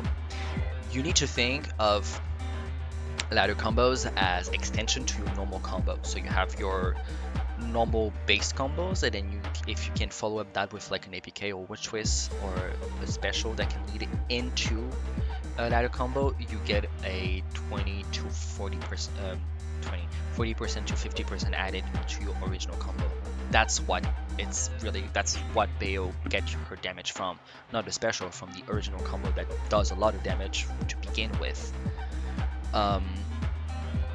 Heel slide, up tilt, double up tilt, like you do heel slide, up tilt, IDJ up air, and you can do stuff like that. There's also a thing with heel slide, IDJ, and then you do another IDJ. It's like IDJ up air, landing up air, IDJ up air, landing up air, full hop up air, ABK, witch twist 1, witch twist 2, fair 1, 2, 3. I've done it in a clip, it's on my channel.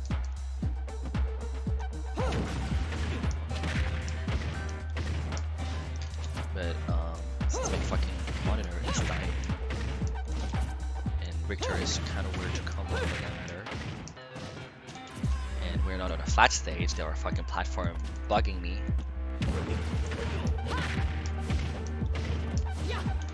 You get the point, right? But without platforms, it's a lot easier. ABK. ABK, basically you get like, if they jump, you do like jump, you get like jump ABK, witch twist. 2 fail 1, 2, 3. You can also get, if they GI away, you can get ABK fail 1, 2, 3. Also ABK back air, classic. ABK basically is not going to create a lot of like unique combo routes, but it's going to help follow up into the other elements of your ladder combos, basically. Yeah, dive kick. Dive kick. For those who don't know, dive kick, you input dive kick by doing a quarter circle forward. Like if I jump and do a quarter circle forward, she's gonna go on the right, and if I facing that way and I do quarter circle forward, she's gonna go that way. So you're gonna do it like by doing fast forward and side. You can do a quarter circle, or you can also do side beat and then immediately going down, which is a lot. It's so weird to input, like side and down. I do down and down, because down and then forward is almost as if you're doing a quarter circle forward. But I just do a quarter circle because I'm that girl. I know how to do it. So dive kick, nair, love it. Dive kick, up air, love it. Higher percents. Dive kick, up air. If I don't fast forward too much, up air. And 1, 2, 3. True guaranteed combo. Love it. Beautiful. And then obviously you have dive kick, witch twist, ABK, dive kick, witch twist, ABK, witch twist, and 1, 2, 3. Love to see it. Love the combo. Love it. Also at something 70, you can do dive kick, down air. It doesn't work all the time, but it's true. It's a true combo. I've tested it with air dodge on. There is no air dodge on buffered because I don't want to fucking struggle with that. But it's true. There are sometimes it's true, sometimes it doesn't. It's very situational. It depends on a lot of stuff. But yes, quite good. Love it. It's very flashy as well. Love it.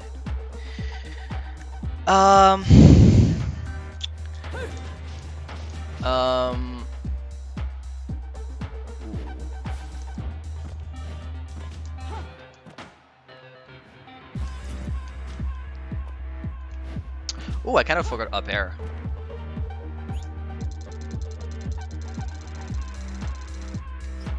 Up air, because I forgot it. Sorry, my bad. So up air is not a combo starter. You can do this. You can do up air, up tilt, 1, 2, 3, but you do this into this. Most of the time, if you want to combo with up air, it's going to be on platform take chases like that.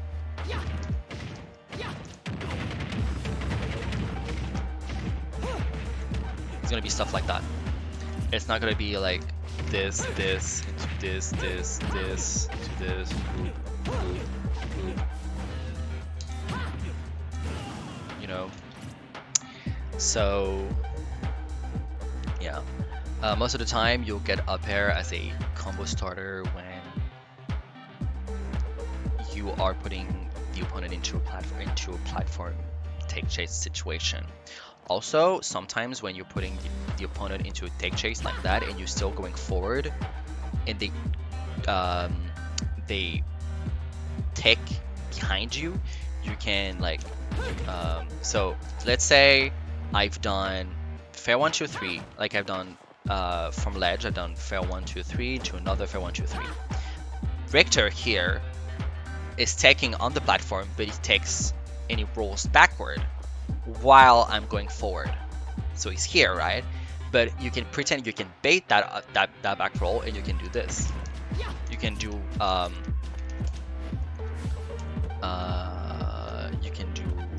raw up airs from that angle. Like you can do.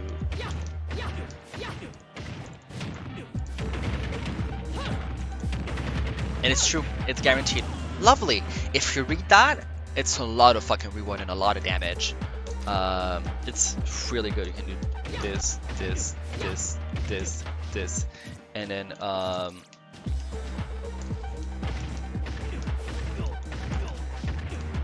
God damn it, I missed my third or fourth.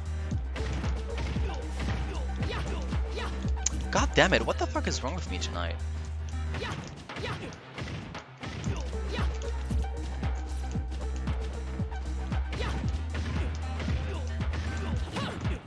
Well, I completely delayed it, but that's... I hate Richter so much. There we go. And then you can do witch twists, ABK witch twist. We can do witch twist, jump fair 1 2 3, and you can come back with another witch twist and then air dodge onto the ledge. Yep. If I can showcase that though, that will be better than explaining it.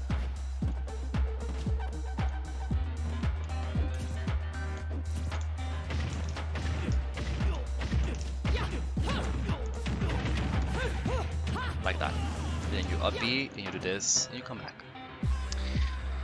So that's pretty good for up air. But other than that, up air is not used for anything else on the ground. You will not do this. It's not. Oh yeah, you can do stuff like with up air. You have stuff like up air smash.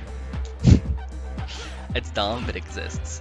I think I've written that. I'm not sure if I've written this.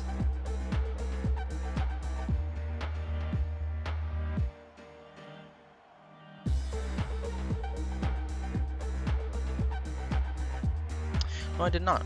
But it exists. You can do up air into. Also, up air fair is so fucking good when you're catching people jumping in your throw up air 1 2 3. Pretty good. Amazing. And then it leads into a platform reset. ABK. Then you do ladder combo. And you kill. Gorgeous. You love that. You love to see it. Then you can do another backer if you want to instead. So yeah. Pretty standard stuff with up air.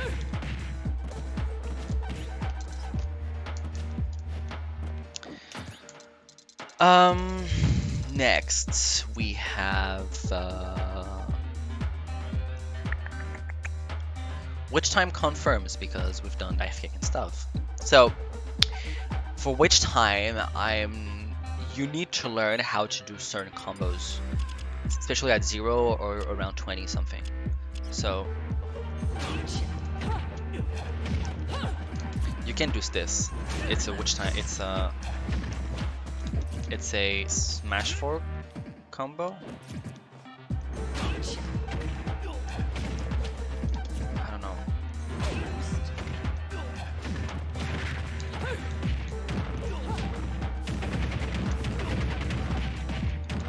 Basically, it's the same thing that you used to do in Smash 4, but you don't want to fast fall the bear though.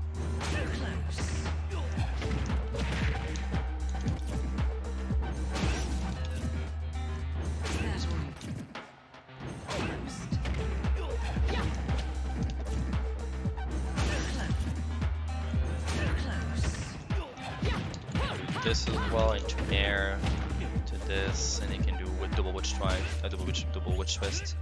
I think I might use air dodge toggle on for this.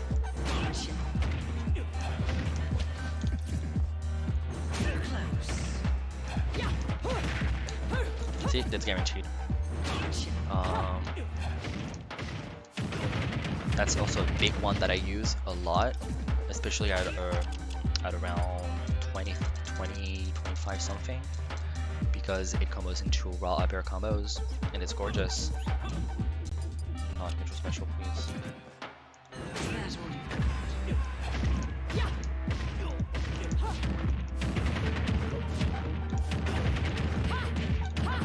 Gorgeous.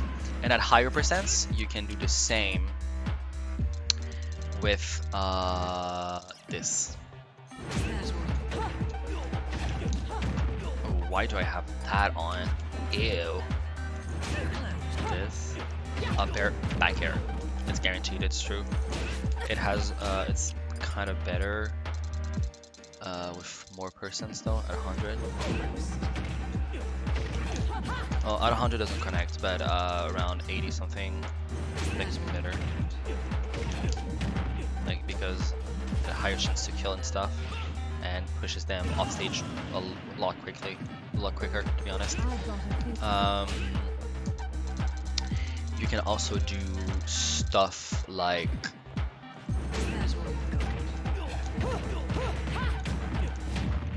classic. Also, you can use up throw around 20 something, like that. You can do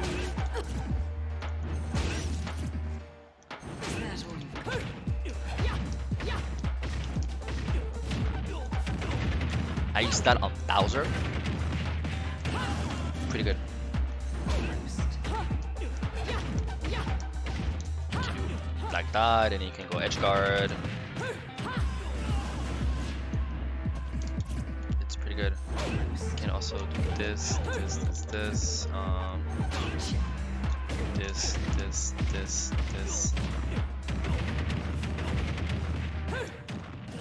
Pretty good. You can do landing nair.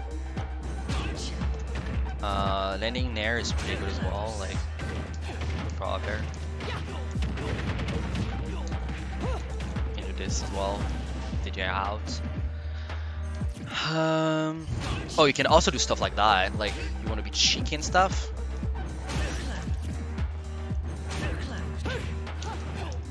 No, maybe.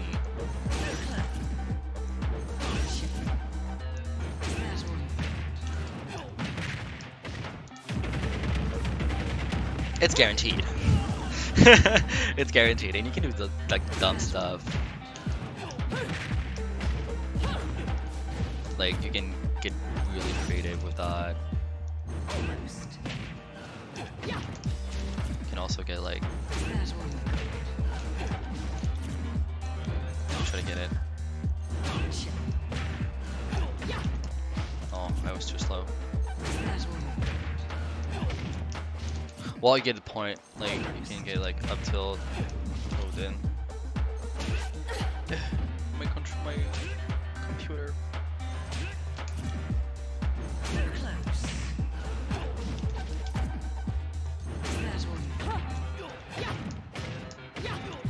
This is a classic. I'm trying to think of stuff.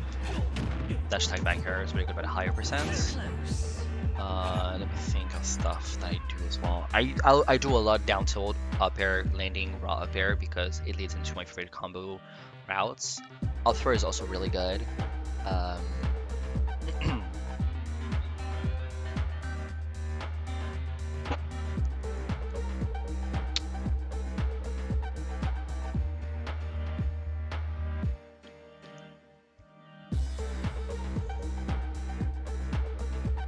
Well, I think that's pretty much it. But you can do like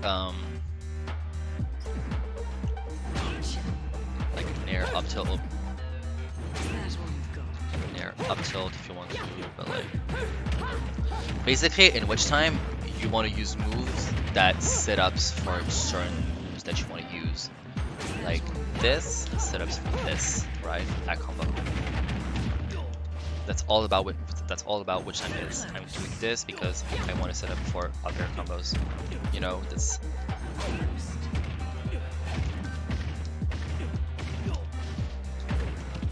You know, same thing for.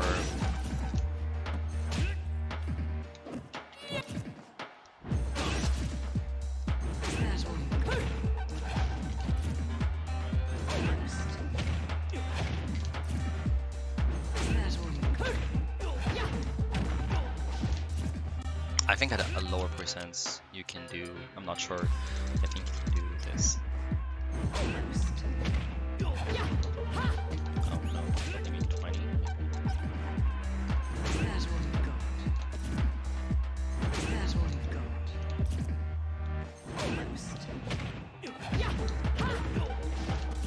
Nope. If they don't do anything, you can do up air, back air, up air into something else. But that rarely happens.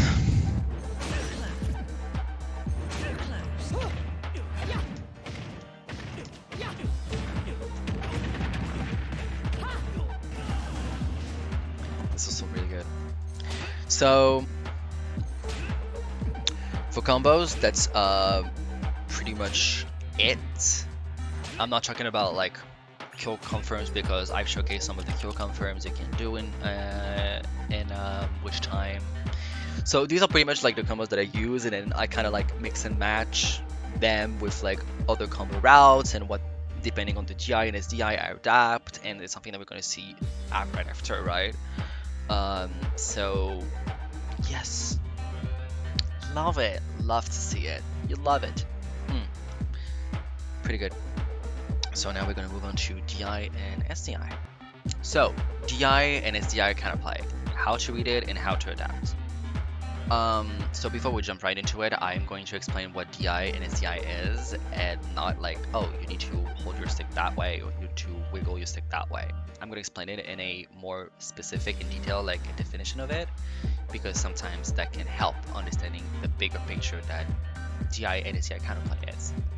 DI, a mechanic in Super Smash Bros. And many other platform fighters that allows you to subtly adjust which direction your character travels when they get hit, often abbreviated as DI.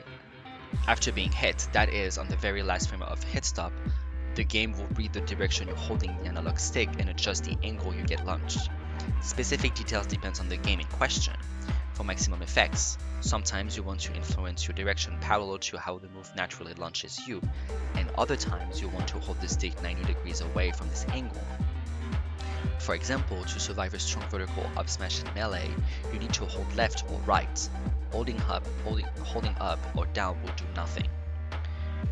You can use to save yourself from hitting a blast zone and dying, or to avoid follow-up hits from certain combo attempts.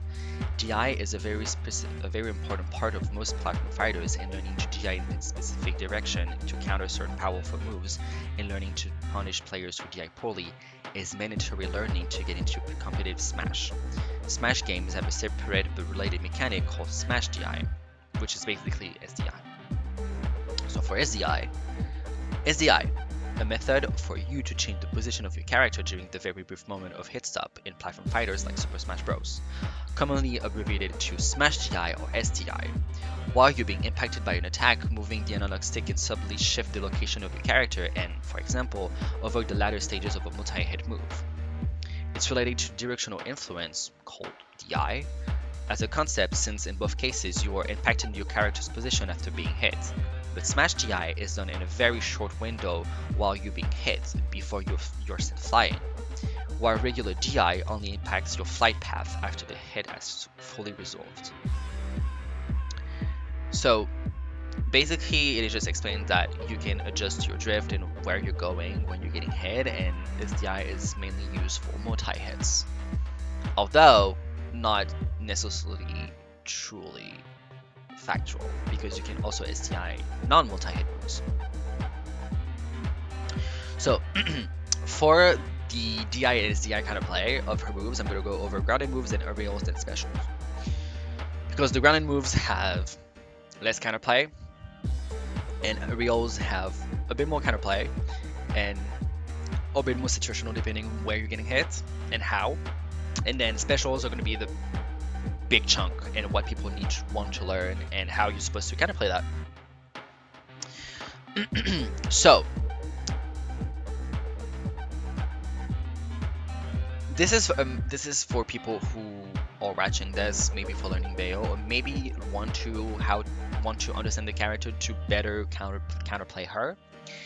Please, whatever character you're playing in, regardless of their stats like gravity, weight, fast fall, unit, etc., when you're playing against Bayo, mix up your DIs and your SDIs. Please. It's super important. So I'm going to stop that. I'm going to start with jab. Jab, the general SDI is going to be away or down and away. It's going to be away or down and away. Because when you're being hit by the multi-jab, you want to get away from the finisher or going down and away so you can hold shield. And there's a method called once you get out of the move by SDIing, you can hold shield and shield SDI, which I have a link in my notes. I'm going to link it on the description so you guys can look it up and maybe learn a few things. So there you go. There are situational SDI depending on where and how the jab is being done. The character's category is also very important. So I kind of divided in three categories. So you have the floaties, you have the midweight characters, and then you have the fast fallers. For floaty characters, you want to go up and away. So like Peach, for instance, always want to go up and away because you will float so effortlessly away, and most of the time you get comboed by this, by 1, 2, if I can do it, like that, and you're already up. So go up, go upward, up and away, pretty good. Up and away is really good for that category, depending on the size of your character, like if they're thin or not.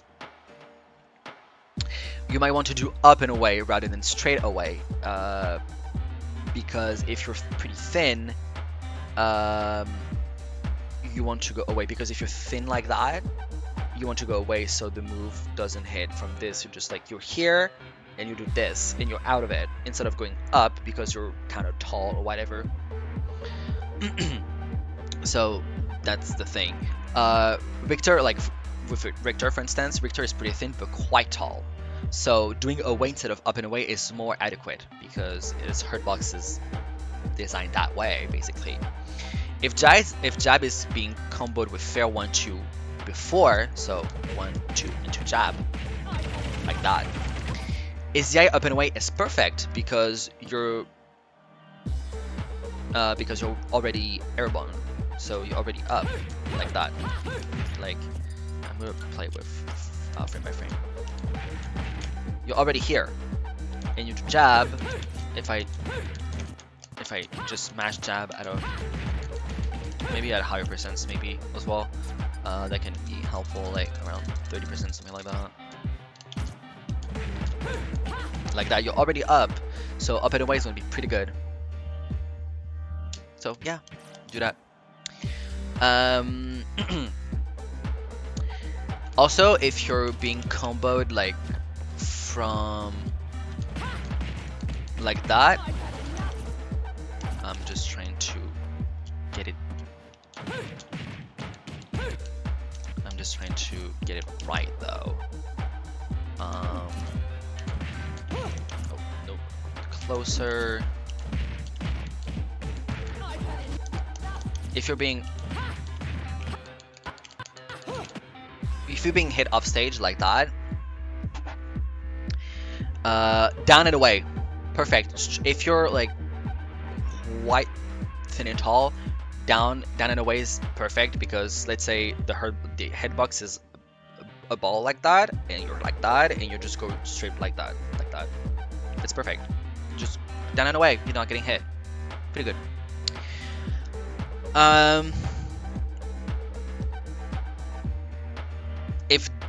If jab is being done close to the ledge and you're dropping out of it like that, if I can do it again.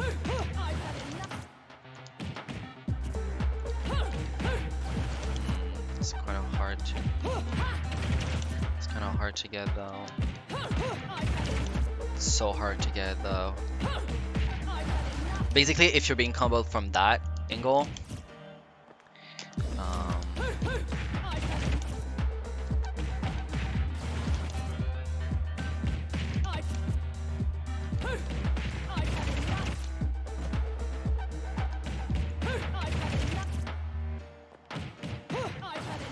basically, if you're being comboed like that, you can do straight down. Basically, straight down, and you drop down. It's pretty good. For down or down and away is the right way, always. For middleweight characters, like Mario, for example.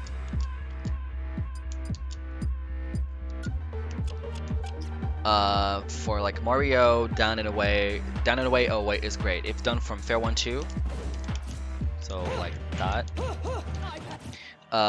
Up and away is pretty good because they're closer to being a floaty than a fast faller, so it's better to do up and away instead.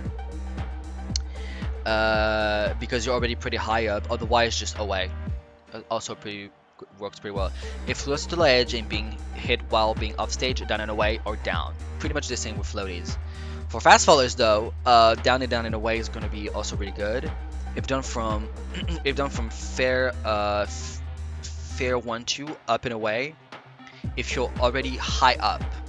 If you're not being high up, if you're not like, if I do like 1-2 and you're not already in the air when I'm doing jab, like that, there's no reason for you to go up and away. You want to go down, you want to use that fast fall value, you want to go down and away and hold shield, and then you can shield SDI and then get away with it and then counter attack. Because jab is really punishable on shield.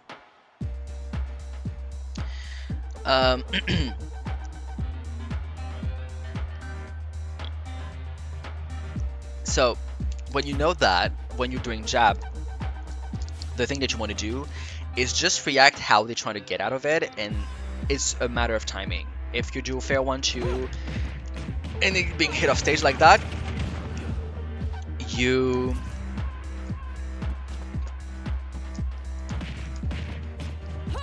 want to finish it earlier. Like you do 1-2, if I can get it, like 1-2, 1-2, 3. Can I get it correctly?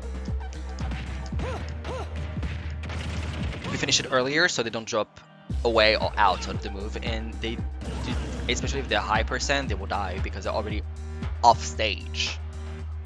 So for counterplay like that, no matter what kind of DI they're doing, you want to just time your move correctly and just like, oh, I feel like they're about to drop out of the move. I'm letting go of the move, or I'm just finishing it earlier by doing another version. I'm just smashing it, I'm just letting go of the A button sooner than I would usually do, and that's the way how you want to react to that.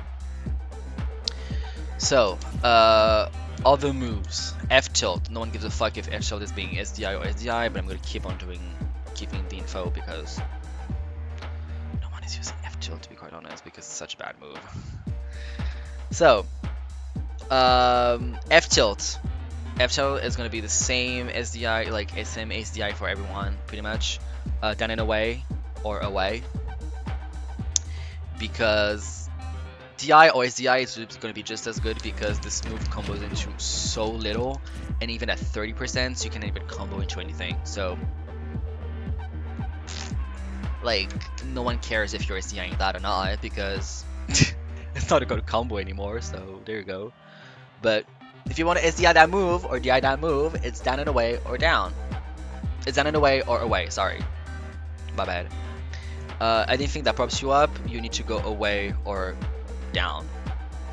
Away and or down, basically, because you want to avoid anything that is like APK based or wish list based or even fair, because otherwise you get fucked. F tilt 1. F tilt 1 is going to be exclusively away to avoid the grab confirm, or also like you can also jump because no one is getting ready to cover jump out of F tilt, to be honest.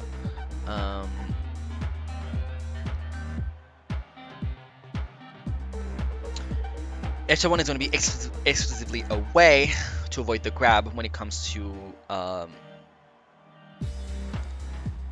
strictly only GIs and no other forms of counterplay. I don't know why I brought that because it doesn't make any sense, but basically you just want to DI away, not SDI, because there's no point in SDIing F tilt 1, basically just DI. Okay, up tilt. Up tilt is kind of unique in its DI because it's going to be DIN. Yeah, I know. But the thing is, like, DIN is going to make it harder for like up tilt up air combos.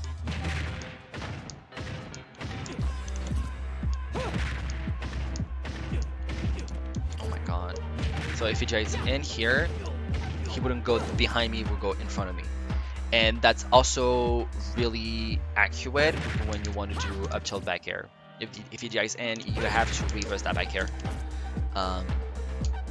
And no matter what DI they do in or out, you want to be able to hit them in the direction in which they're going. So up tilt is going to be in, really good for up tilt back air confirm. That forces Bayo to change her direction for back air, which happens a lot for GI mix-ups, which is super important.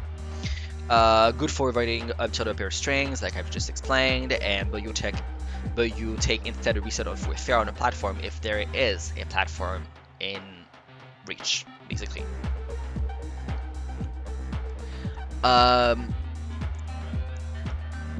If I'm doing up tilt to do up air chains, you do down and away because you take one up air of the up air strings. That's it. SDI up is useless on up tilt. Please give up the ghost. Stop doing that. The amount of time I've seen like top players do SDI up on up tilt. What the fuck? What are you doing? You're basically asking to be comboed. What the fuck? Because if you do SDI up, you're even higher than double up tilt, and I did the up airs, and you die from it, and you're stupid, and you're dumb. Like, what the fuck? Like, people are, oh my god. And people just go on Twitter and just like, oh my god, Bayer was fucking top 5, what the fuck? Like, girl. Like, it's, come on. Down tilt. Down tilt, when being DI'd and SDI correctly, it's super fucking hard to come off of it. Down tilt is going to be away and down and away. At early percents is really hard to follow it properly. Like, I think I can showcase that because it's very accurate when you play against people that actually know what they're doing in Bayo, which happens rarely, but it can happen. So down and away and away, and I'm gonna do down tilt at 0, and I'm gonna try to fucking do fair after. Like, he's already dropping, and if I'm delaying it, he is dropping out of that, so I have to do this, and I'm not even like 1, 2, and then this, and then I have to read it beforehand that he's gonna do like down and out. Sometimes even like, I think I wrote that after that. Oh yeah, so at 30% is really hard to follow up, like I just showed. It's even more so on fast fallers, like girl, and to follow up properly with that kind of GI. But around mid-percent, you can catch that with like a raw up air because it's perfect angle for you to do raw up air, basically. DI in is somewhat of a mix-up at high mid-percents, because if, for example, like a Lucina just like DIs or SDI in, she can do like dolphin slash after that, and you can die if you're at high percents, like for real. and that happened to me, and I was like, oh, you've done the worst DI in the world, and was not ready for that, and you kind of played that. So good job to you. Props to your mama. That was really good, I guess.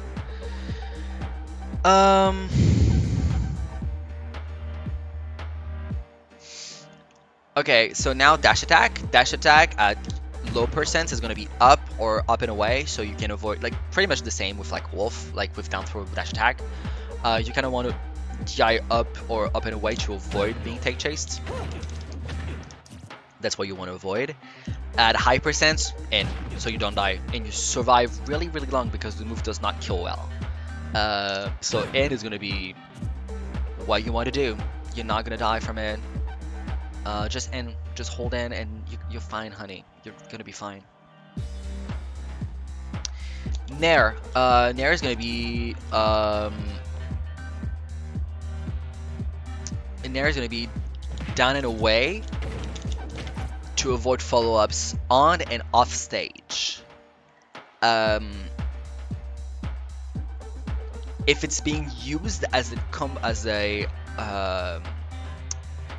combo ender off stage, and for combos, you need to DI in, because otherwise you're just getting in. You're gonna fly into the blast zone. I might add that sometimes if you're doing Nair at early percents, Nair like that is going to be pretty hard, because I think they won't be able to take because it doesn't put in tumble. But you can try to take chase or just wait for whatever they do, and then punish them maybe for grab instead. Same thing with down tilt. Down tilt, if you don't get anything, like, you can just wait and just get a grab after that. Like, you can try to do stuff. Basically, sometimes you can just like get that and just like fast fall as fast as you can the fair 3, because you always have to fast fall fair 3 if you want to be able to follow up.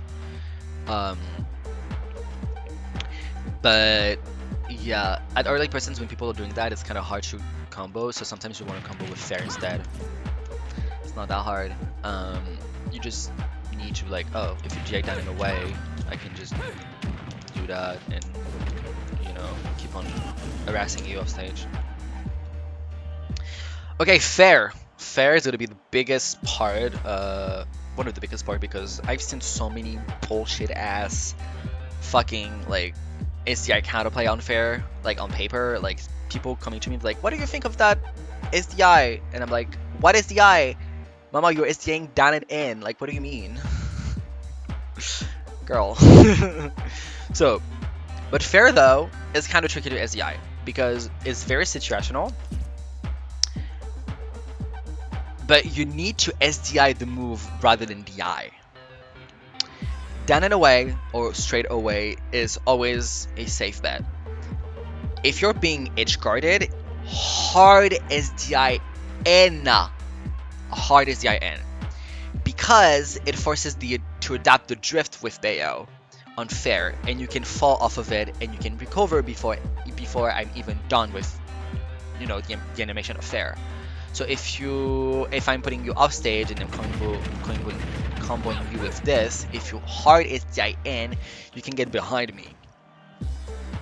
And even if I'm starting to edge guard you with Witch Twist, you want to hard SDI in because I'm forced to like adapt my drift at the same time while you're going behind me with SDI in. So I need to like drift in, drift behind, and like then do fair like that, and then keep on having my combo going and not being reversed, or you're just recovering before I do, and I'm not getting my advantage stage anymore. It's like, you know.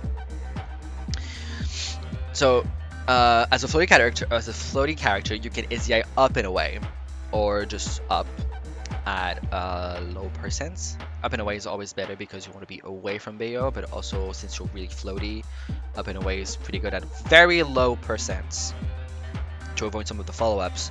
But around late to mid, around late mid percents, not mid then late, like at the last section of mid percents, you can allow yourself to do this at the expense of your stocks, because it's pretty easy to track, to read, and to adapt the combo route, because I can literally just do up air, you fucking EZI up and away, and you die. And even on ladder combos, it's super easy to read and to adapt. And yeah, for floaty characters still, on fair 1-2 train, so oh my god, it's so fucking delayed. Like that, I don't have any fucking person, so that's why it's not working.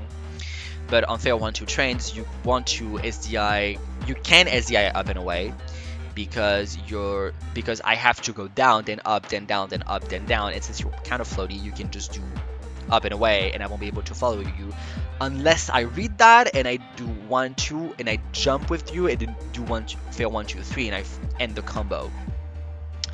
That can be something that can be done, because it forces Dayo to finish the whole string and not do jab finisher or up tilt or whatever she wants, and basically up tilt into whatever she wants. If you get hit by max range fair in going into fair 1-2 train, so basically there's a difference between hitting hit like that and getting hit like that, because the tipper hitbox is not gonna it's gonna position you in a weird way, or at least it's gonna make you go higher or not. And if I'm too far away, going down is gonna be better, because I have to drift and hold in and do the string. I mean, do fair 1-2-3, do the fair 1-2 train, and it's going to be a lot harder for me to get it. And you can just like hold down and away and then SDI that as hard as you can, and then hold shield, and then not hold shield, but just like make sure that if I do that into your shield, you can punish me with like a grab or like an option out of shield if you have one.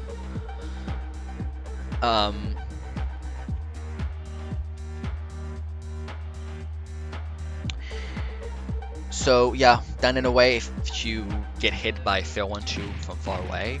If you're close, up and away, depending on your percents. And basically you just need to take in consideration where you are when you're getting hit. If you're already up, up and away. If you're close to the ground, down and away.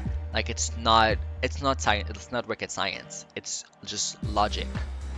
Like if you're already close to the ground, you don't want to go up and away, because it's going to be a lot more effort and like a lot harder and more work and effort for you to just go up and away from a move like that, you know. So if you get hit by max range by fair and going into fair 1-2 train, you can SDI down and away like I've said, and land with shield to avoid anything besides grab. Not too important if you're not close to the ledge, plus at low percents.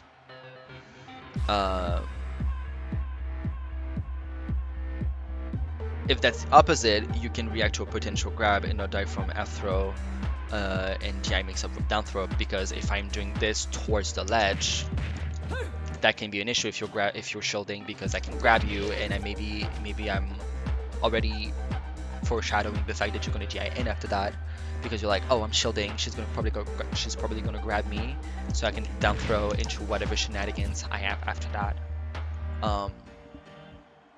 So that's really important. So that's why there are situational SDIs to avoid certain situations and certain potential guessing games and follow-ups, I would say. If you're a mid-weight or fast faller, down and away is always the right answer. Always down and away. SDI, DI or SDI up is not going to help you if you're getting comboed with Witch Twist as a combo. Started from the ladder, because there are ways to catch that and you're going to die. I'm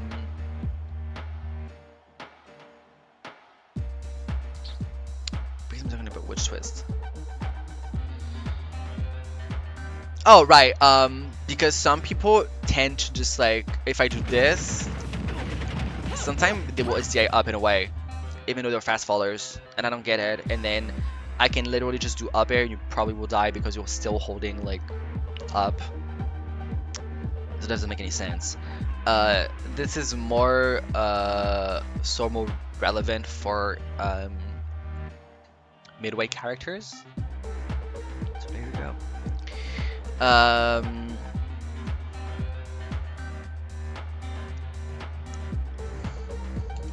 Back air. Back air, if used as a combo starter, you J away. If otherwise, if it's used as a main killing tool, you J in. As a combo finisher or as a edge guarding killing tool. That's just about it. There is not much like how to adapt to that, or just whatever. For fair though, when I'm thinking about it, it's just a matter. It's the same thing with jab. You kind of wanna, if they're going down, use nair instead. Like for real. Like if I'm doing this in fair and I see they're going down, well instead you can do nair. Because it's the same stuff, because they are DIing for nair to hit instead.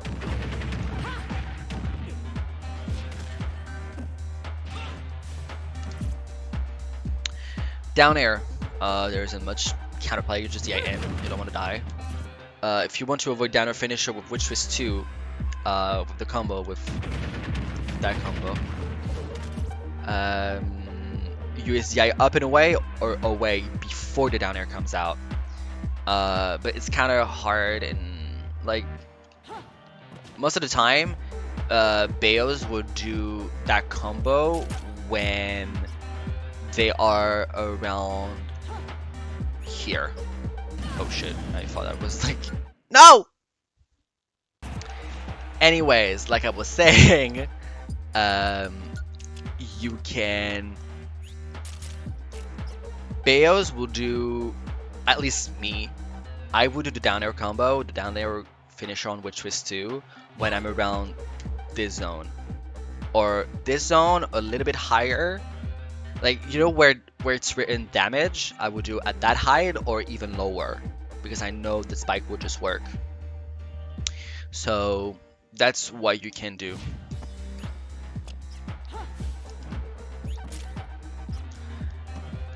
So away or up and away, if you're floaty characters, up and away is going to be good, and down and away, not down and away, but just away is going to be good as well.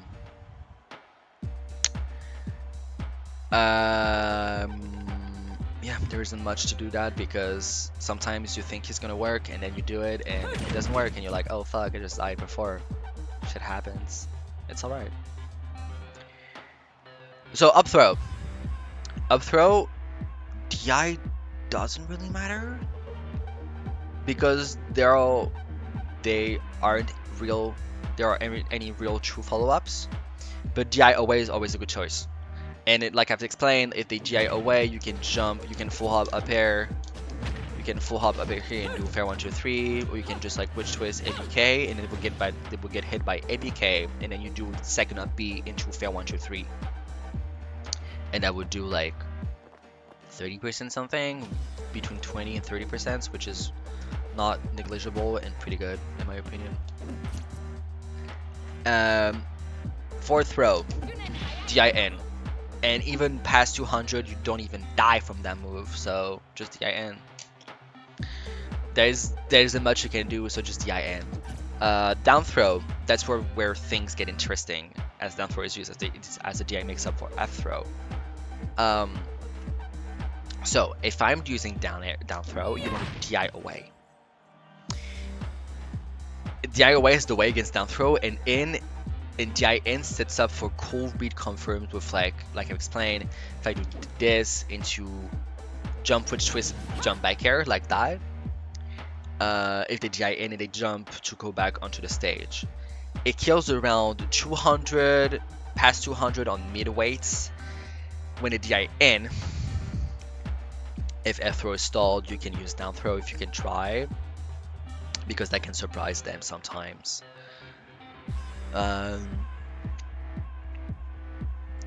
Yeah, so that's pretty much it for like the grounded moves and the aerials. Now onto the specials, and specials are going to be quite extensive.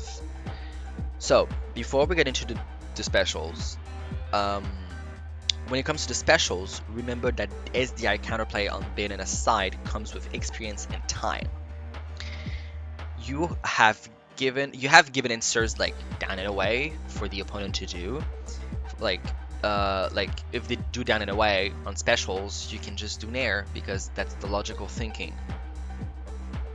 But the best teacher for that is to go play and figure it out with some basic knowledge, right? Some of the answers are just a matter of asking yourself, how do I follow this angle with my kit in this moment? And most players will only do SDI. I mean, they will only do one SDI, so you can follow that. Only players at very high level are starting to understand that you need to adapt your SDI and mix it up. That you need to mix it up, and you also need to adapt your direction depending on where Bayonetta is facing and launching you. Because otherwise it gets your DI messed up. Maybe you're doing like a DI down and away, and I do APK and I do reverse switch twist, and you get put on the other side, and that down and away gets turned into a SDI in and down and in, and that fucks you up real bad. So yeah. And also players need to understand that SDR counterplay is not a free out of jail card. It makes everything harder for Bayo to execute, and it requires a lot of adaptation on the fly as well. So without further ado, I'm just gonna talk about that. So specials, let's start with Bullet Climax. Bullet Climax, if not charged and you are off stage, you want to go down and away because you want to avoid, you want to drop down out of it and then jump and then do your recovery basically. If it's being charged, you DIN because it's gonna be a killing tool. You can kill with it, so you just DIN. Okay, heel slide. Heel slide. You want to DI and not SDI. You want to DI down and away. Down and away is always right because depending on the distance at which Bayonetta is hitting it, you can be close to the ground and take during the slide, and then you can punish her. Don't SDI because basically there's a weird thing with SDI and it will just cancel the fact that you can tag during the slide. So just DI down and away and you can tag. Yeah, because like I've explained in the heel slide section, distance and spacing is going to be really important for that move, otherwise you won't be able to do whatever you want with it. DI up for floaties is actually pretty good because you're going to avoid the kick, which is the second part of the heel slide. Because Peach getting hit by that, she goes flying by here, and she's so high up she won't get hit by the kick, and I have to come in with like another special, and she can already like do up then away.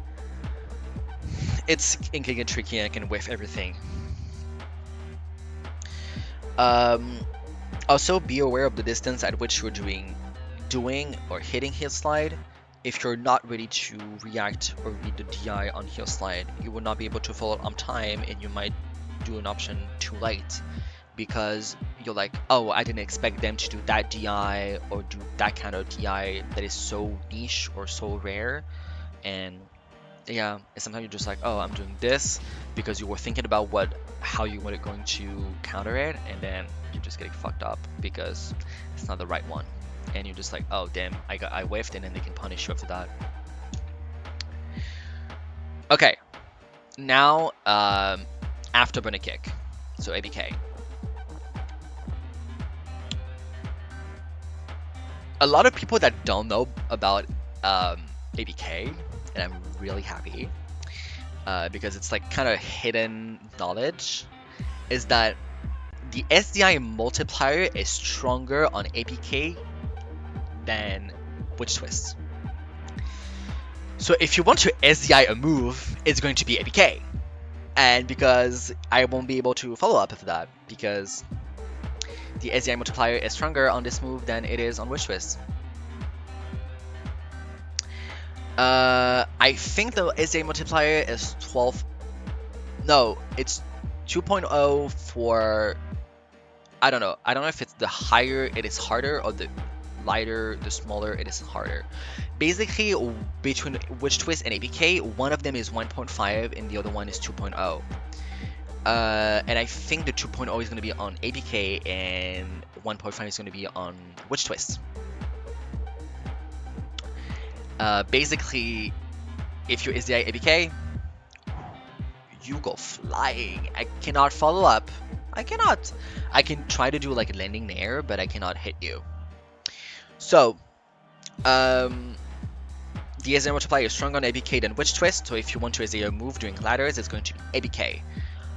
Although SDIing Witch Twist is also good for certain scenarios to avoid or getting to avoid and getting out of them, or making the combo harder to execute for Bayonetta. And I'm begging you, when it comes to the specials, when you're getting hit by Bayo, never sleep on defensive play against her when it comes to her SDI and DI counterplay. Because a lot of people just don't know. They're like, oh yeah, I'm tired of doing that. But bitch, like, keep on doing it because this is how you're supposed to play against the character. Like, this is the counterplay. And people are just like, oh, I just have to SDI, just have to SDI. I SDI all the time against a lot of characters, and not because like, oh, against that character you have to SDI, because you can SDI single hit moves, and sometimes SDIing single hit moves is super important. Like, if you play melee, if you play against Fox, you have to SDI all the fucking time. It's not even like multi-hit moves, it's single hit moves, bitch. Like, you have to do it. So, for ABK, down and away is always right. Never in. Never, never in. Never. Never DI in. Never SDI in. Never. Never. Please, stop SDIing in. Stop DIing in against ABK. I know you're scared, you're afraid of getting comboed, but stop. Because otherwise you're getting back aired. You're gonna take back air and you're gonna die and you go flying all across the stage and be like, well fuck, I just DI'd in, what the fuck? And it's like, yeah, you DI'd in, you died for that. Like, what do you want me to say? If you're getting comboed with ABK off stage, wait for Witch Twist to DI in. To SDI in. So basically, if I catch you off stage with ABK, you're here, and I do ABK. Wait for Bayo to either do like another ABK in which you SDI away. If she does Witch Twist, you SDI hard in to get behind her. Do not SDI or DI ABK in if you want to die. Okay, that's a simple rule for real.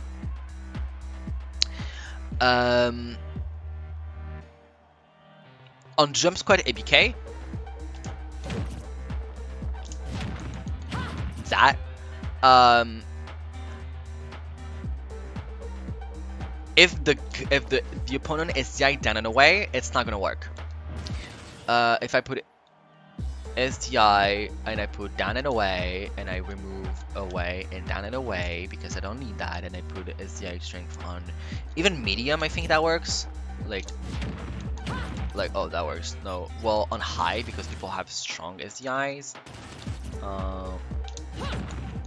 Like, it's hard, but like at higher percents that wouldn't hit.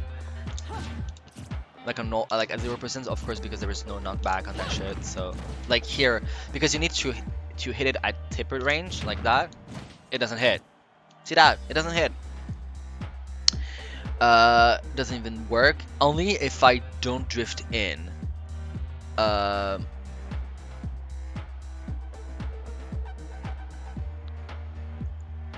Like if I try to drift in, if they GI down and away, you can do this into like,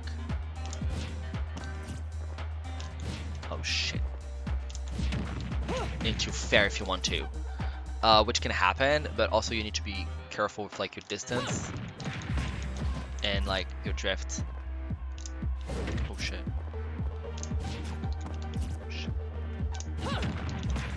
Like that. That can be something you can do. Otherwise, jump squat ABK doesn't work. Jump squat ABK back air doesn't work. That will work, but apparently it only works around like 140. Need to hit at super max range at the first lower on the right hitbox. The first lower, so the hitbox on ABK looks like that.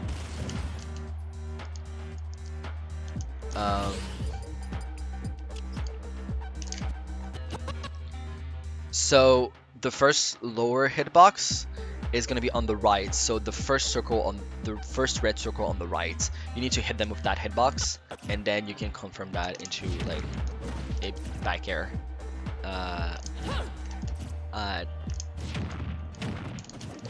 Yeah, and I need to like really at max range if I want to hit it.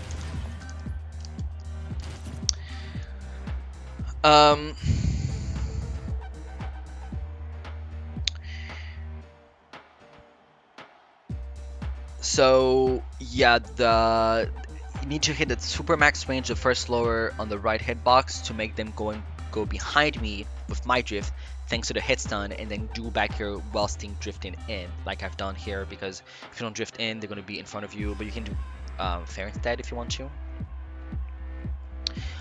Most of the time on ABK, in specials in general, Nair is going to be really good for your combo tools to adapt your combo routes when using ABK and facing it down and away SDI while comboing. If they do SDI or SDI away, you can fill up with fair instead, like here, because I was still a bit further away and I could still do fair. If you're setting up a combo off stage, that is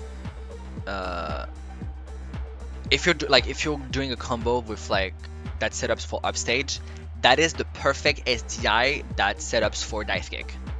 A lot of people would just like do down and away off stage, and I would just like dive kick, and then they go super high up because I hit them super low, like I've explained, like the lower part of their hitbox, and they go super high, and I do up air bullet art, and they die because they're still DIing up and down and away, or just straight away.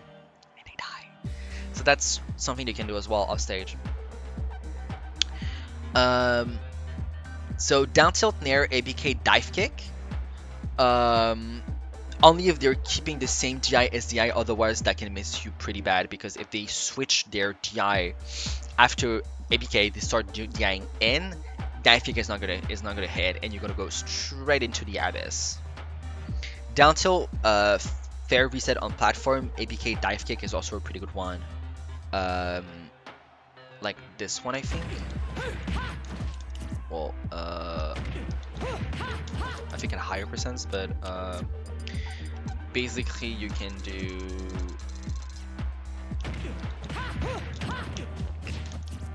flame closer maybe, like that.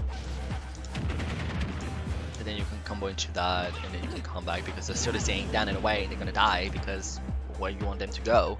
So that's something you can do as well.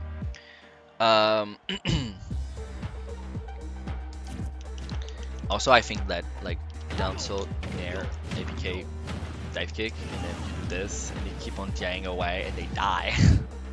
So it's something you can also do if you're starting with like combos with ABK. I mean, you kind of want to combo with ABK and you're going off stage, these are options you can do. So after ABK, we have dive kick. So dive kick down and away is always going to be good, because you won't be able to follow up. Oh shit! What the fuck? You won't be able to follow up with witch twists for dive kick, witch twist, ABK, witch twist, dive kick, witch twist, ABK, witch twist for 1, 2, 3. The basic combo that you have at 70%. Even if I put them at 70% and beyond, it's not gonna work because they're too far away. So you can do dive kick. You need to hit them like pretty low. What the?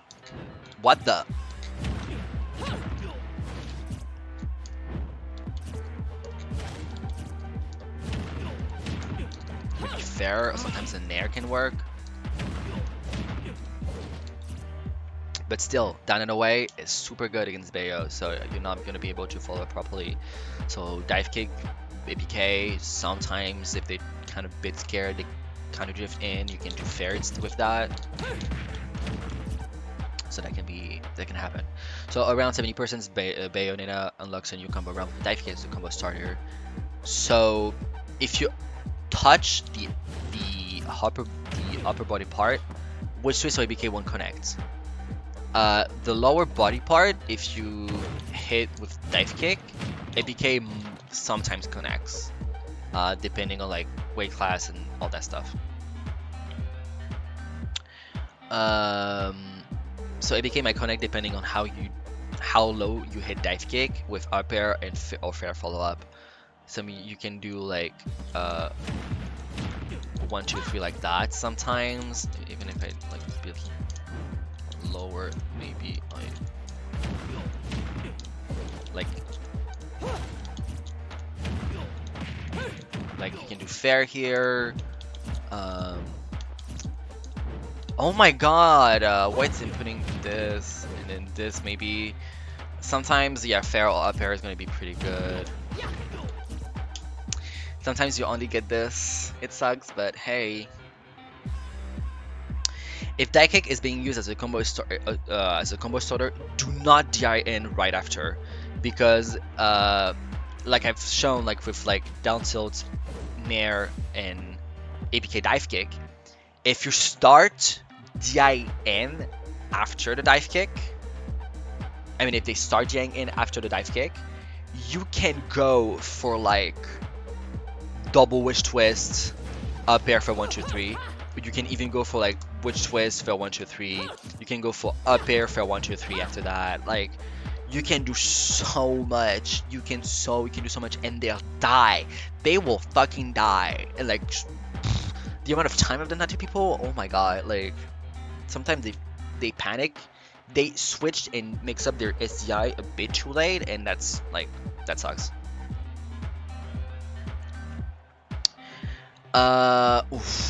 Now we're getting into witch twists.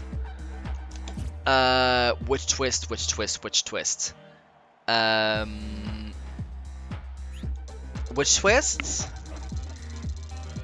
So witch twist initial DI SDI leads to an endless flow charts for combos.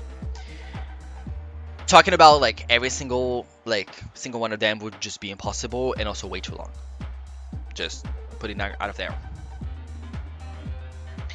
Because depending on how you SDI and how you DI, you won't be able to do the same follow-up. You might just do one witch twist. You won't be able to do witch twist and jump.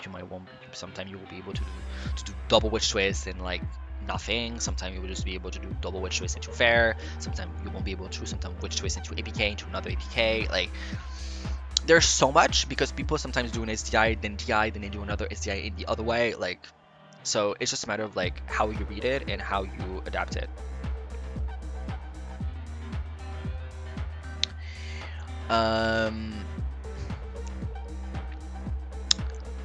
So I'll focus on like actual ACI counterplay for that move. To the right ACI and some shit ACI, because I've seen some shit ACI from players from my local scene, and also like players like top players, like actual good players in my country, and even like internationally. Like what the fuck? That's sometimes kind of questionable. So, down and away is the right answer for especially mid and fast ballers, because you just drop down. It's pretty good. For floaties though, you can SDI up and away at low percents, but later on, it's not something you should do. And the reason why, you should move to a SDI down and away to avoid most of the follow-up if possible. A rule of thumb with SDI on witch twist and ABK is that you must adapt your SDI depending on which side you are. So basically, which way Bayonetta is sending you basically. Because if I'm doing like let me try to do that.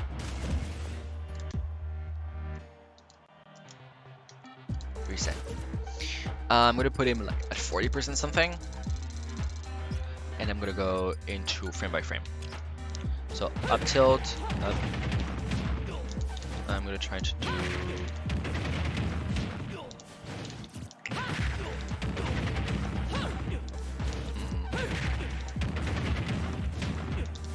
Here I reversed my upbeat, so he went to like upbeat, then onto the right, then ABK'd onto the right, but then he went kind of behind me, so I reversed my upbeat so I can hit him.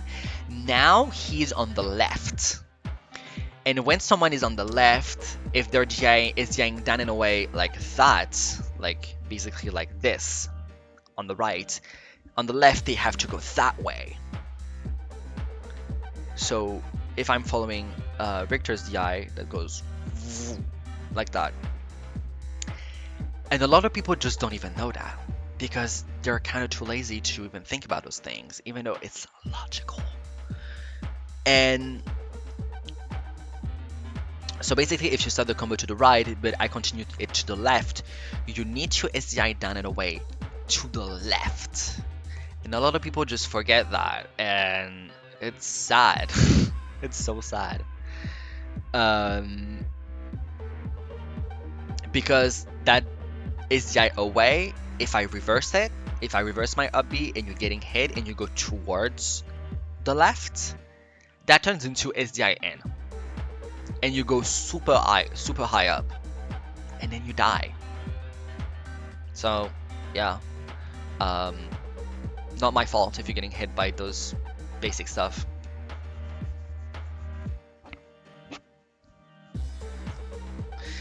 There are a lot of like weird particular interaction with Witch Twist with a certain amount of like hits. So it's very hard to cover everything because sometimes depending on certain SDI or STI, because Witch Twist is like a 7-hit move, sometimes you will only get 3, sometimes 5, sometimes 6, sometimes 2.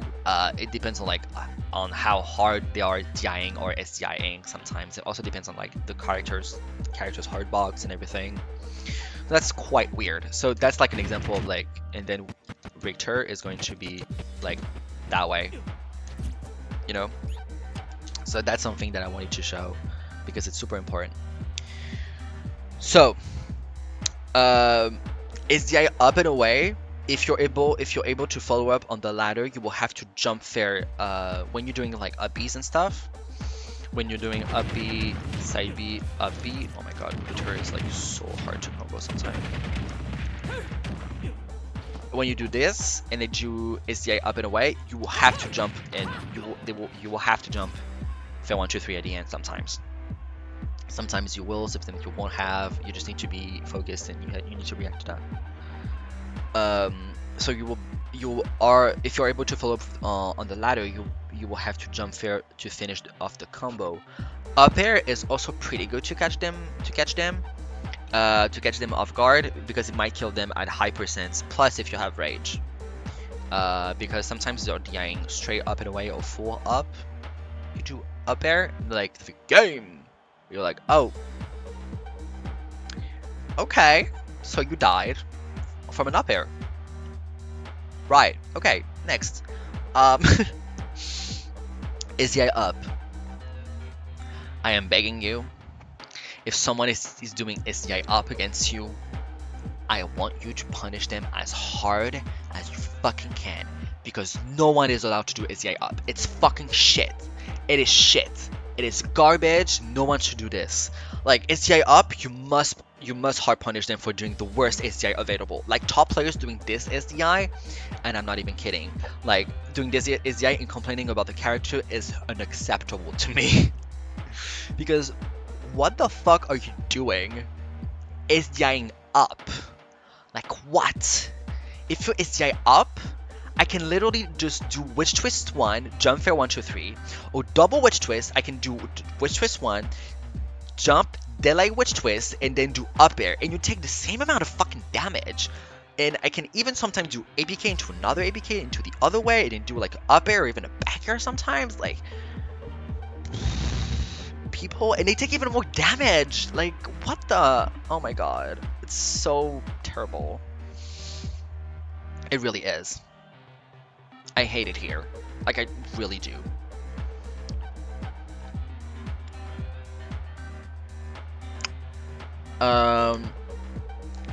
So basically, to punish it, you will have to jump fair at the end, and you might as well delay between witch twists, like I've explained, and ABK sometimes. Sometimes with the DI up, you do witch twist ABK. Sometimes you have to do witch twist, jump ABK, witch twist, and then do an up air because they will be a bit too high up to do fair. So that can be usable. I've done this against a Rob player that did up against Bayo with Rob. So I was like, no, mama. Like, I jump witch twist, like, witch twist, jump ABK, witch twist, up air. And he died. Like, like, what do you mean? Like, it's so bad. And yeah, so you might as well delay between witch twist and ABK so you can reposition yourself, but not for too long, otherwise they can get out of it by just doing an air dodge. So that's it for the SDI and DI kind of play. Also a thing, if you want to learn how to read it, is it still on SDI? No. SDI is indicated by this. I'm gonna do full away because it's gonna be easy to read it, and on high. So basically, a SDI is gonna be showcased or symbolized that die. But so I'm trying to.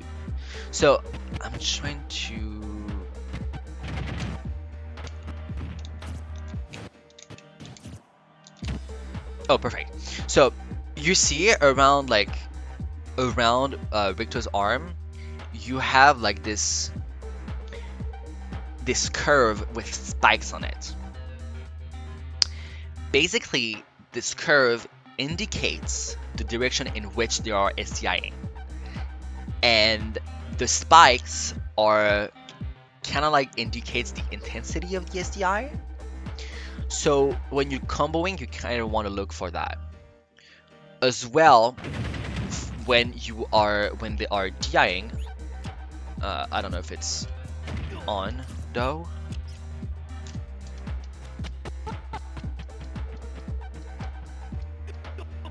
Oh, no, it's not on.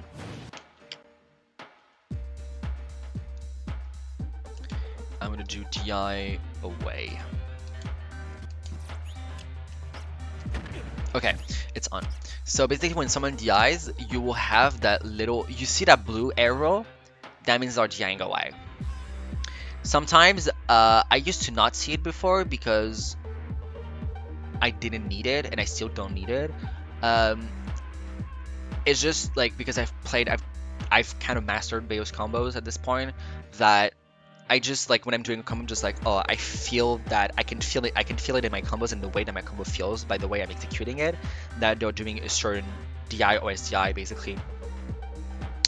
So, but you can look for that kind of like indicators. So for SDI, the little white curve with the spikes in is super important. I use it. It's super important, and that helps you with basically reading it and adapting on the fly for your combos. And this is for DI. The blue arrow is going to be for DI. I basically don't use it because at this point I kind of see, like, depending on the angle that they're getting launched with like certain moves, I'm just like, oh, that's DI in, that's DI away, that's up and away, that's down and away, that's down and in, for whatever reason. I can read it and I'm just like, oh, if they do this I have to do that, because this point it's kind of like in my visual memory and also my muscle memory at this point. So that's how you learn how to read it basically.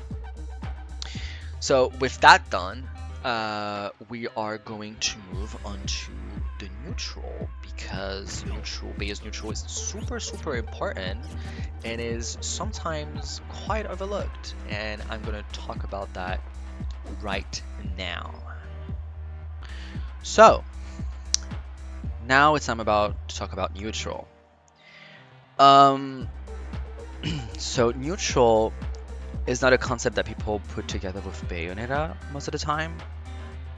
It's a character because either saying that she literally skips neutral because of that. Because of like ABK. And or simply because she has poor neutral overall, which is also true.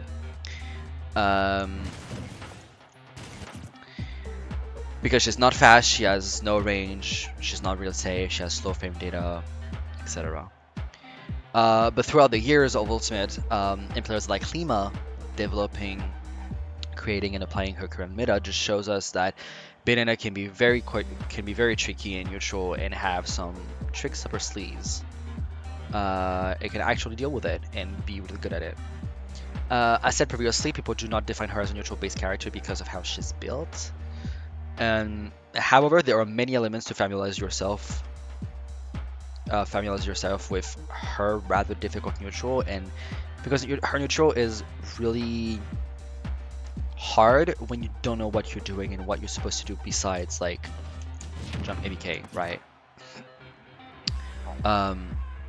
So it's kind of hard to approach her neutral in general, and whether it's defensive or aggressive type of neutral.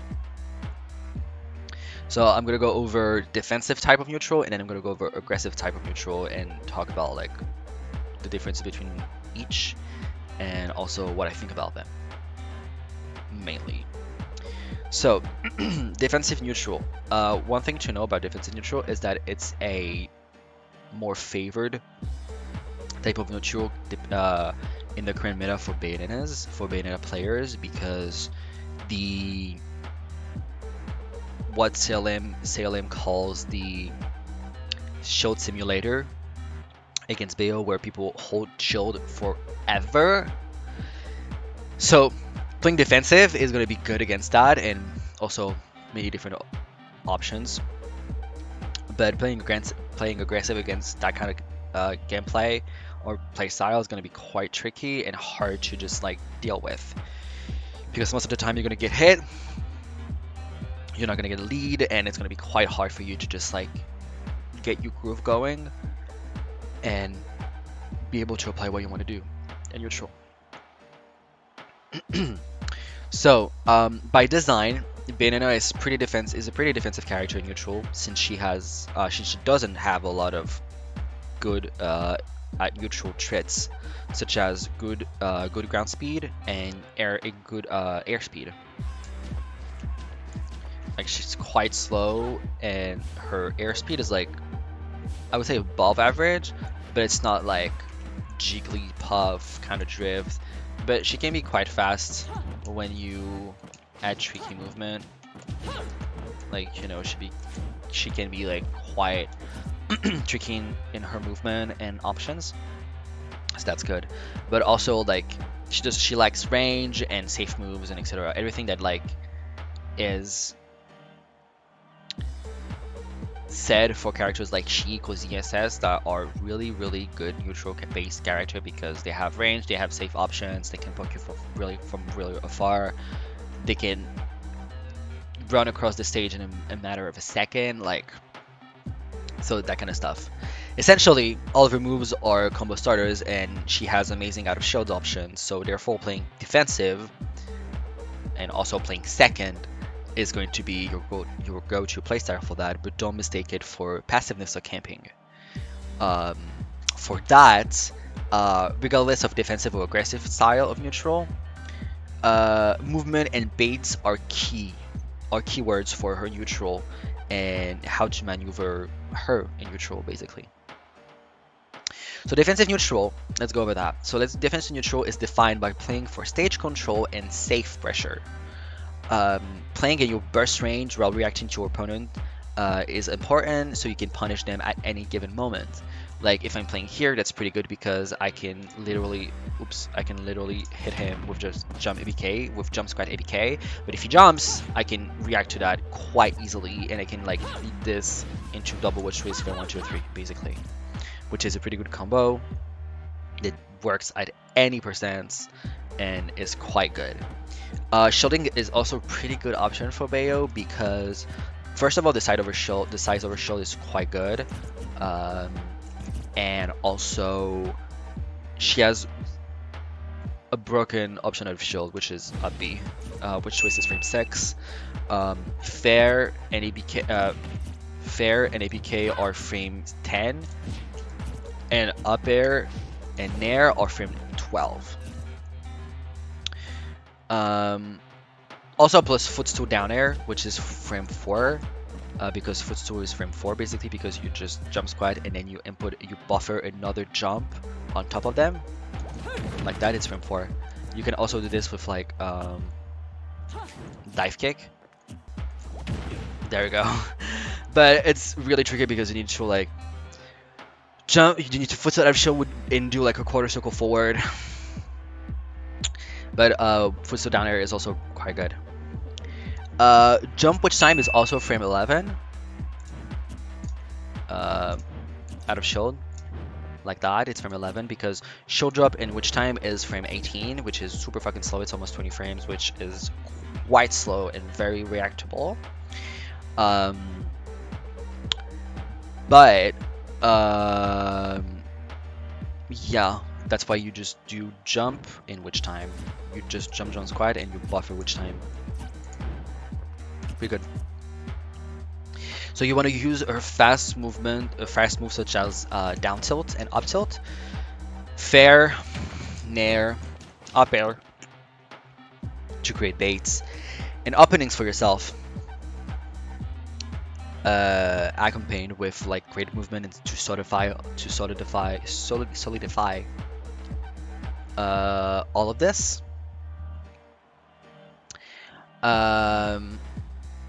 I can't go over every single stuff with neutral because neutral is a very abstract concept, rather than very tangible ID concept that you can tear down. But it's very hard to just like practice neutral, but it's very easy to study neutral. So if you don't have any idea how neutral works, you can look up videos about neutral, not exclusively about Smash, but other fighting games like Tekken, Street Fighter, Mortal Kombat, Ultimate, Marvel vs. Capcom 3, or like games like that, and you can. There is a huge video about like an hour and a half, almost between an hour and 2 hours of Sonic Fox talking about footsies in Mortal Kombat or Injustice 2, which is super interesting, and I encourage you to look at it if you want to learn more about neutral and components of neutral, and it's something that you should strive for if you try to learn neutral on paper and then try to break down those components and be like, okay, how can I bring that to Smash, or how does it work in Smash? But for defensive playstyle with Bayo, besides using being at a burst range and use it to react to what your opponent is doing with ABK, one thing that Salem taught me is that basically kind of replace ABK with like stuff with like dash dance, run up shield, run up up B, short up fastball fair, short up rising nair, full hop double jump, short hop backwards, like back air and stuff. Basically anything that can threaten space and where you can safely pressure and take up space and then convert into that like up then up. Because you're not taking any risks, basically. Defensive neutral is not about taking any risk, and you can just like keep on doing damage and so on and so forth. Like basically this is the whole entire point. So basically you just use all of that movement with your options.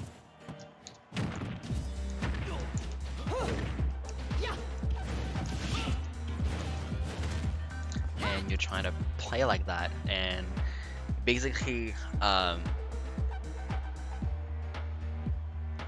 there are also some options and that are better for certain matchups like back air and ABK. Uh,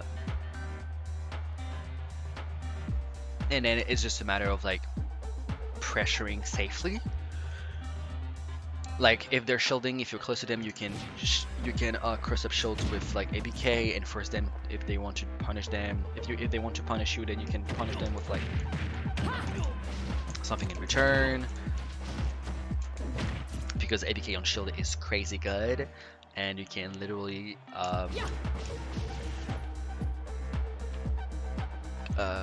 condition, that's the word. You can literally condition people by just using ABK on shield. It's quite good. So it's a lot of movement, it's a lot of options that where you can use safe hitboxes and space them correctly to just like get your move going when it comes to combos and stuff, and then you can do whatever you want. Basically, it's all about controlling space and using good movement to weave around the stage and trying to see how the opponent is playing and see if there's any form of pattern, and how you can counter that. Basically, it's pretty good. Also playing some RPS situations by just like if they're shielding, you run up to them, they spot dodge, but you know they're going to spot dodge, and then you do down tilt. Like stuff like that are really good in neutral, because basically a lot of people would just keep on shielding against Bayo because they're afraid basically. So that's this kind of things you want to do.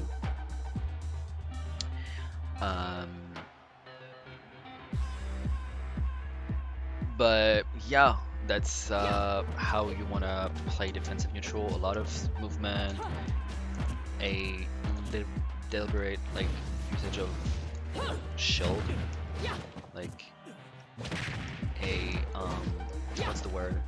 Generous usage of shield, if you will, because of how good shield is for Bayo, because she has really good out of shield options, and that's kind of about it. Although aggressive style of neutral, which is not very up to date now, it's not used as much, but that doesn't mean you can only play one type of neutral, right? Because sometimes you would just have to switch your rhythm and how you want to approach and how you kind of create that ambiguity against your opponent. That's what's important. So for aggressive type of neutral, aggressive neutral means you have to approach, and Bayo is not necessarily good at that, but she can approach safely without committing, because dash shield is really good, and for many reasons, because it allows for mix-ups in and out of shield. Mix-ups are key for good effective aggressive neutral, whether it's for your timings, your approaches, or the move you're using. One thing to keep in mind, and when it comes to aggressive neutral, aggressive neutral equals you are willing to take / make risky interactions in neutral to deal damage, and probably more than you usually would if you did not play aggressive.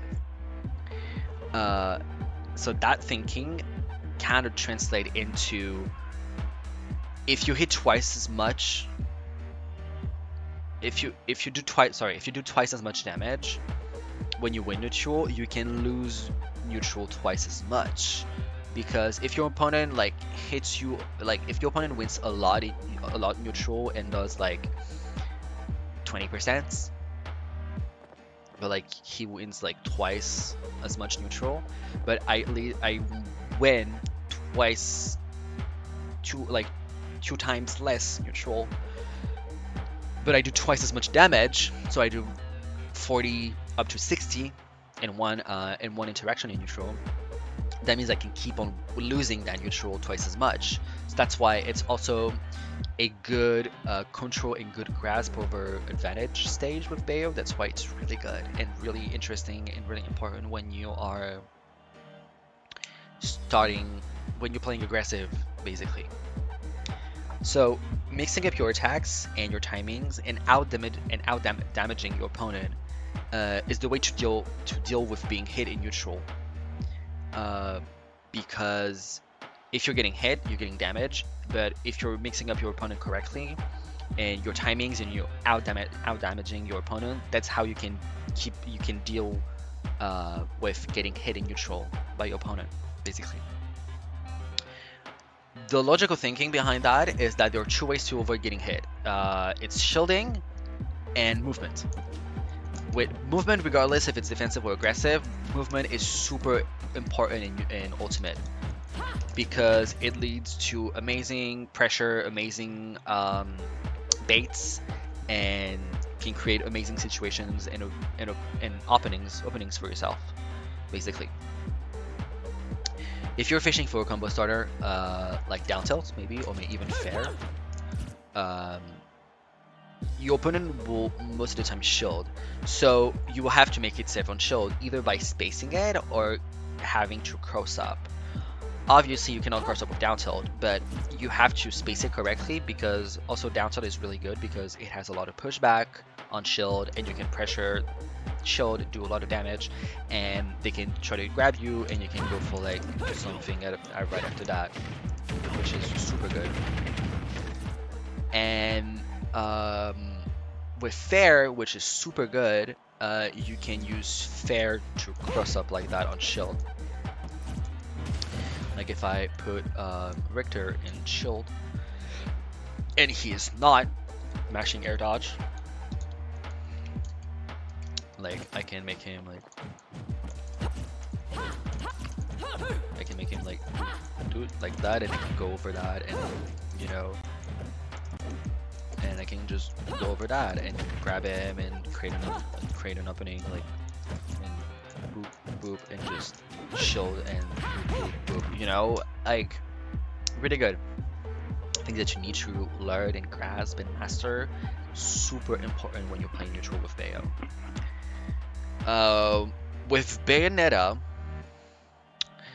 it will hard to do it with most of the moves, since Fair is the only one that can actively have control over her drift and how you want to cross up on shield.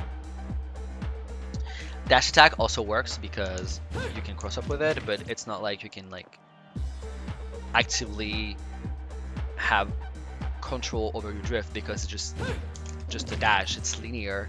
You cannot have control over that, and you can just like, maybe they will try to grab you, and then you can just grab them, or like you do dash attack, they grab, you turn around the down tilt, you dash turn around down tilt, and you can get like an opening like that, and then you can get your combo going, and it's how you get your damage in. But before we talk about behavior, like while shielding from the opponent, just know that I'll cover most of it in the show pressure section instead of spoiling it here, because playing aggressive neutral is one of the most core component of learning how to play aggressive neutral is going to be really good at show pressuring, because show pressuring is going to be really good to create openings for yourself and mix up your opponent, basically. So I don't want to spoil everything here, because I have a dedicated show pressure section, and I will talk about most of it in that section. So I am playing neutral aggressively with Bayo, so I'm just fishing for a combo starter with down tilt or even fair, which I can pressure with shield, and pressure the shield with like -6 to -5 sometimes. So the opponent acts out of shield immediately, you do a safe move on shield, and then attack again to punish a grab or an attack or movement. So basically it's one of the core show pressure system with Bayo, which is turn-based show pressure system. Some characters like ZSS is a perfect example of that, where she can do Nair and then do jab, because Snare is super fucking safe. She can do that into jab, and then it can stuff out any movement that you do, because it's frame 1.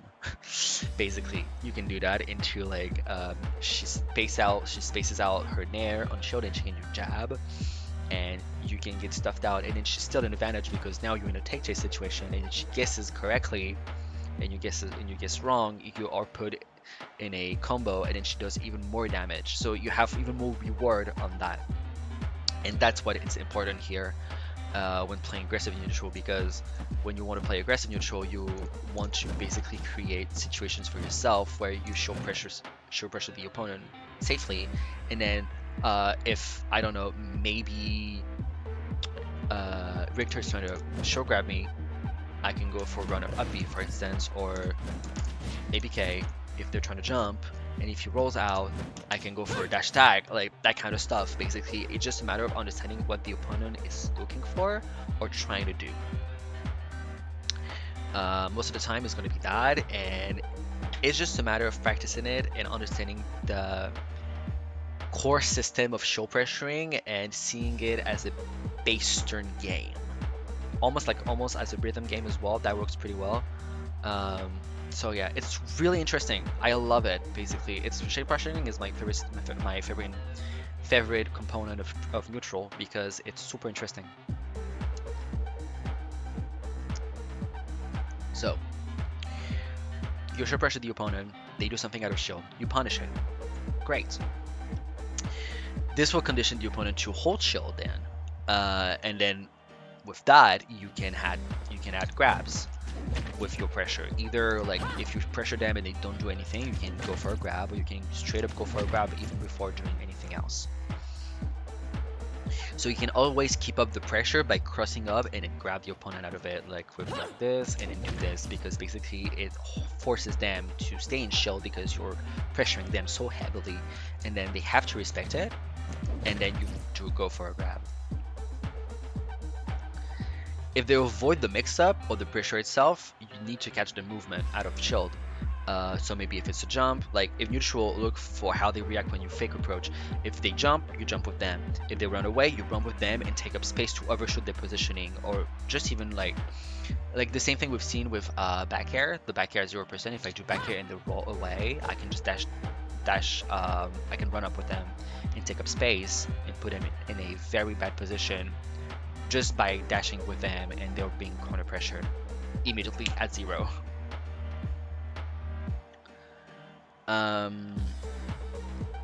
So elements like overshooting or techniques are super important in neutral, especially if you want to play aggressive, because taking up space and positioning and stage control are super important when you're playing aggressive neutral, and overshooting kind of flows into that department of just taking control and taking up space, positioning, and stage control. It kind of like gravitates around those elements, and it's really good. Aggressiveness changes depending on the matchup as well. You will not play the same way that you're playing against Peach that when you're playing against Fox, for instance, because the matchup is one of those two matchups is easier, and the other one requires all the options to use. So talking about Peach, against Peach, for instance, you want to use a lot of grabs because she uses a lot of low and slow to the ground movement / options because of flood cancel nairs and back airs and stuff like that. And sometimes they would do this to bait your movement or your options. They do this show, then you can grab them and punish them with like sometimes bad disadvantage because they buffer a float out of up throw, for instance. That can happen. For Fox, for instance, you want to use a lot of up tilts and down tilts to stop his movement because he uses a lot of dash dancing, and he wants to like use dash attack a lot, so you can just preemptively do down air, down tilt and up tilts. While trying to approach, since he jumps a lot and has fast running movement, so he will just do a lot of like anti-ups and then just dash dance and then do a dash attack or nair. And you can do this by either like running up shield and then do up B, or doing down tilts and up tilts when he tries to jump onto you, and you can have up tilt, witch twist, double witch twist, up air, 1, 2, 3. Great, you have the lead. He took 50% because he's trying to do his basic game plan. So all of that kind of creates like a circle and a cycle, if you will. So basically, you use attacks to catch your opponent's movement and force them to shield and play scared, and then you use safe shield pressure and grab to force your opponent out of shield. And basically, you kind of like rotate between those things. Some players will not move to that second phase of the cycle and will be stuck in the first one. So you abuse it. You abuse the first one, and then the second it change, you need to adapt to that and change your rhythm and change your options and change your approaches by changing your timings, your option, and how you're baiting them and how you want to break that defensiveness, basically. So each one feeds off of the other, and using shield aggressively to further mix up your opponent and safely download them on what they pick as options, especially when you just do like run up shield, for instance, is really good. So it doesn't lead to, if it doesn't lead to anything, you can just like shield and up B out of shield immediately. Like you run up, shield, up B, and Bayo has like a frame 6 out of shield option, and it's fucking good because it's like a combo starter. So you can now understand why it's kind of good to use shield in a defensive way or in an aggressive way, because shield is mostly used as an aggressive way because you can dash up shield and see what the opponent does, and then you can punish whatever they're trying to do. So yep, that's pretty much how I perceive aggressive and defensive style of neutral. I know it's kind of like rough and abstract, but don't worry about that, because at first it's kind of tricky, but I kind of forced myself to just learn theory a lot, and now I'm very interested in it. I love it. So yeah, I hope that kind of helps, because at first it's like, oh, what do I do? So basically, this is how you want to play in neutral with Bayo. You want to pressure safely and then see what they do, and then base your options around that, basically, whether it's defensive or aggressive. So now I'm Australian. So that's really good for Bayo, and I think that's why Bayo is like a really good neutral based character, but also her neutral is really bad. I feel like a lot of characters that are struggling in neutral are kind of good in neutral for some reason. Like Peach as well, like doesn't have any range and stuff, but the way she plays like footsies and stuff, and the way she plays some elements of neutral, is super good. And same for Bayo, and she does the same, and I love that for her, and it's super interesting to play. So with now that part being done, we're gonna move into a bigger chunk of the guide, which is going to be advantage stage. And advantage stage is going to be the general advantage stage of Bayo and how I define it, and then going for juggle, edge guard, ledge drop, ledge guard, and then corner pressure, basically. All right, so let's talk about advantage now. Advantage is one of the biggest part of Bayo's part as character, I would say, and one of the main reason. I mean, no matter how Bayo would play, I would still play her, but her being so advantage driven, I love it. I really do love it.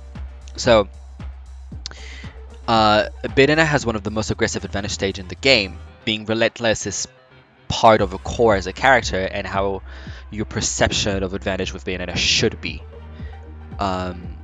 I'm not talking about like combos, because it's something else. But I'm talking about phases of advantage, such as juggle, edge guard, ledge trap, ledge guard, and corner pressure. So I'm going to talk about like her general advantage and how I see it before diving into like corner pressure, juggle, ledge guard, ledge trap, and edge guard, basically. So general advantage, how I define it with Bayo. So for me, I think Bayonetta's strong and aggressive advantage is defined by movement. baits and maximize the punishes, because I've seen like really good players play Bayo that I know personally, and their punish game is not as strong, their combo game is not as strong. They could go for, I wouldn't say like riskier plays, but things with a lot more reward, but that also incites a lot more risks. And they don't play that way. They're way too passive. They have a very like defensive playstyle to begin with, and that holds them back really severely when it comes to like maximizing their punish game and pushing as much as they can their advantage game, and also with that their combo game as well. So taking advantage, quite literally, Ned, of every single hit counts, especially in complicated matchups where entering advantage stage becomes quite difficult and rare, especially against zoners. If you have like, Bayo doesn't struggle against zoners, but I struggle personally against zoners because I'm not that good against zoners. So for me, having one opening, I need to like, if I am like 130% behind in my opponent and at 0, if I hate you, you need to die. That's my perception of things, like literally. So racking up damage is the name of the game for the Umbran Witch, and I love it. It's pretty cool. So his earned advantage stage. So you need to oppress the opponent, force them to do a mistake, and punish them until death. Basically, this is how I see it, and if I put you in disadvantage, and the second I enter advantage stage, you need to stay there as long as you can, because I'm not letting go of those persons. I want you to die as fast as possible, basically. Something interesting, since we just talked about neutral right before, entering advantage stage is the hard part, but it's up to you on how long you're keeping your opponent in disadvantage. So playing around your neutral, which is why we talked about it right before, no matter what form it is, because a lot of people just think neutral in different matters, but also because you can approach neutral with different components.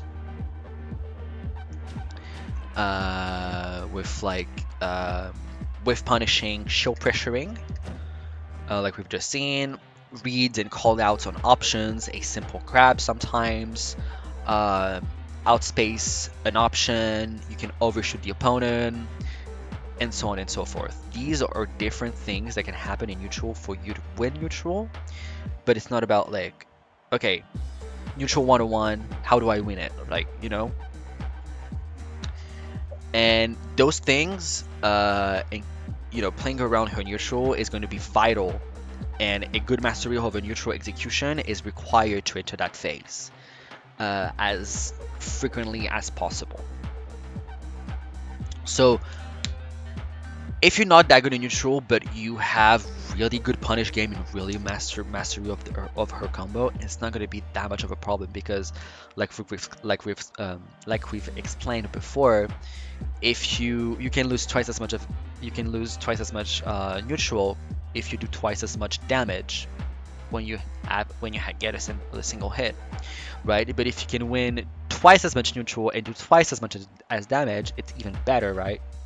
So that's what you should strive for as well. So some people would say that it is logical that because neutral leads into advantage stage, or neutral can lead into disadvantage because it can get hit as well. But here we're talking about advantage, so neutral leads into advantage, but there are no textbook answer on how to win neutral. At least not when you're learning it. Like, there's not like a universal Smash related answer, just like if you want to win neutral, you have to do that, right? Because not every single character can play the same. You don't play against the same character over and over. You're not playing against the same player over and over again. So it's very different every single time, and you need to understand that, because there are so many different elements being played when you're playing a game. So that's really important. So there is no textbook answers to when neutral, at least when you're learning it, when you're learning about it. Sorry, how at least know when you're learning about it how it's built and how it functions, because you can understand like how neutral is. You can put a definition on it. You can explain it to people that don't play fighting games. So that's what I mean by that. You can win neutral with many different interactions, or not like footies or RPS or stage control based. The one that are more shown and explained when neutral is being talked about. But moving efficiently with Bayonetta is a core component to enter advantage stage, to perform baits, play with pokes, and judging ranges correctly, and etc. These are the keys to enter a fierce advantage stage and to execute what Bayonetta does best, putting on damage like no one else. And I truly mean it, because I think she has the best combo game in the whole entire game. And I'm not talking about like one tap kind of character, because it's not Kazuya or Steve. Which I no hate against those characters. I don't care. Steve is fucking boring as fuck, and Kazuya is as well, so no one cares. But that's pretty much that, right? That's how I see her advantage in general. And yeah. So now let's go over juggle. Because it's quite interesting, because she doesn't approach juggle the same way as other characters. So, juggle with Bayo is quite weird because she's not good at it. Bayo is not particularly good at juggling. She doesn't have that good up air for juggling, like Palu up air, Peach up air, like Lucina up air, like up airs that are like kind of have that rainbow kind of shaped, or that have huge hitbox, that huge hitbox that can hit like the opponent from like very far away. So she doesn't have that. She doesn't have that up air that is made for juggling, right? Therefore, she has to approach like juggling in a different way. The main scenario where juggling happens is where you have to juggle with Bayonetta after up throw at higher percents, because at lower percents is kind of different, because it's a whole entire system that is unique to her. It's something different. So the juggling part is pretty much a guide on how to use up throw efficiently, basically. So it's it's pretty much on how to maximize up throw, basically, or optimize, whatever, however you want to see it or call it. But it can be applied at any time where you have to juggle, basically. When you first up throw them, so like that, you need to see what they do, but you kind of need to be ready to react to what they do as well. Like if my opponent is air dodging, I need to be able to read that, right? Not read it, but at least react to it, because if I up throw and I jump, basically I am in that in between where if they air dodge, I can fast fall, and if they jump, I can jump cancel up B, jump cancel which twist, and I will catch them. But also they can jump away, and I can just like jump jump ADK as well. So basically you kind of want to be in an in-between. So personally, what I do is that I up through them, and I can jump with them, and I see what they do. And sometimes I just crouch. I grab them, I up throw, I crouch, and I air dodge, and I do this, and I get like, you know, a platform reset, and I combo them with like a dagger combo, or however form of extend I can have on that said combo. So that's how you can start that. So basically you can up throw, be prepared to any option. Sometimes it's going to be like jump or air dodge, but they can also be an aggressive option, like a Mario mashing nair out of hit stun. That can happen. You get the data, but also you can react to it if you can, which is super important. But so that's like a really low person, like even at 0 that can happen. Depending on certain characters you're playing against, you know that because of their stats, like Bowser, for instance. I have a couple Bowsers in I have 2 Bowsers in my region, in my local scene, sorry, where I struggled against Bowser. I used to struggle against Bowser, but I don't anymore. Let's go, woo! And girl, and I up throw them, and they don't air dodge. They literally just jump. But the fact that they're so slow in the air, they can just like jump up air with them because they don't go anywhere. And I know that in certain matchups I can do that. I can just jump with them and do this, which is pretty good. Because that is like an automatic guaranteed combo in a platform sense. If we're playing on like PS2 or other stages with platforms, I can literally combo and follow up onto that quite easily and freely, and that's easy damage, and that means you can push your advantage as far as you can. So at higher percents, you want to play for stage control if you can, because if you up throw them at higher percents, if you overcome it with like a special, that is like the mistake to avoid as a beginner, is to go for a special, even at when you're a beginner. It's better to just stay on the ground and shark them than just like do something very committal with like a very strong move like Witch Twist APK. But only doing this, right? Because you can also do APK when they jump away, like I've explained. So you need to force the opponent to pick an option and or to panic with their movement and fake outs when the opponent is in the air. You can shark them and catch their landing, which might actually lead into a platform pressure situation, because maybe you up throw them, you just jump with them, and they will air dodge into the platform, and you're behind them and they're shield. They land here, they shield. Well, now I'm in a position where I can shield pressure them on a platform, so platform pressure, sorry, and you can do crazy stuff, real good crazy stuff, lovely, and it's pretty good. So if you have to platform pressure, like in that situation, here for instance, you want to prioritize movement over aggressiveness, but also baiting options, because sometimes they would a lot of people would just try to jump out of shield when they're being platform pressured, especially when you do like, if they're bad, if they're really bad, they would do like, you would do up tilt and they would jump, you do up B. If they're just bad, you would do one move, then another move, and then you can do another one, and they would just get hit by it. If they're like okay, they will respect your show pressure, and you will have to play with movements and just go like that, and then up air, and then catch them and do stuff like that. If they're really good, you will have to play with like the fear of your movement and play around that, and maybe go onto the platform and just like, oh shit, why cannot do it? Do this, and then boom boom. You can even like do a backflip and then go onto the platform if I can't do it because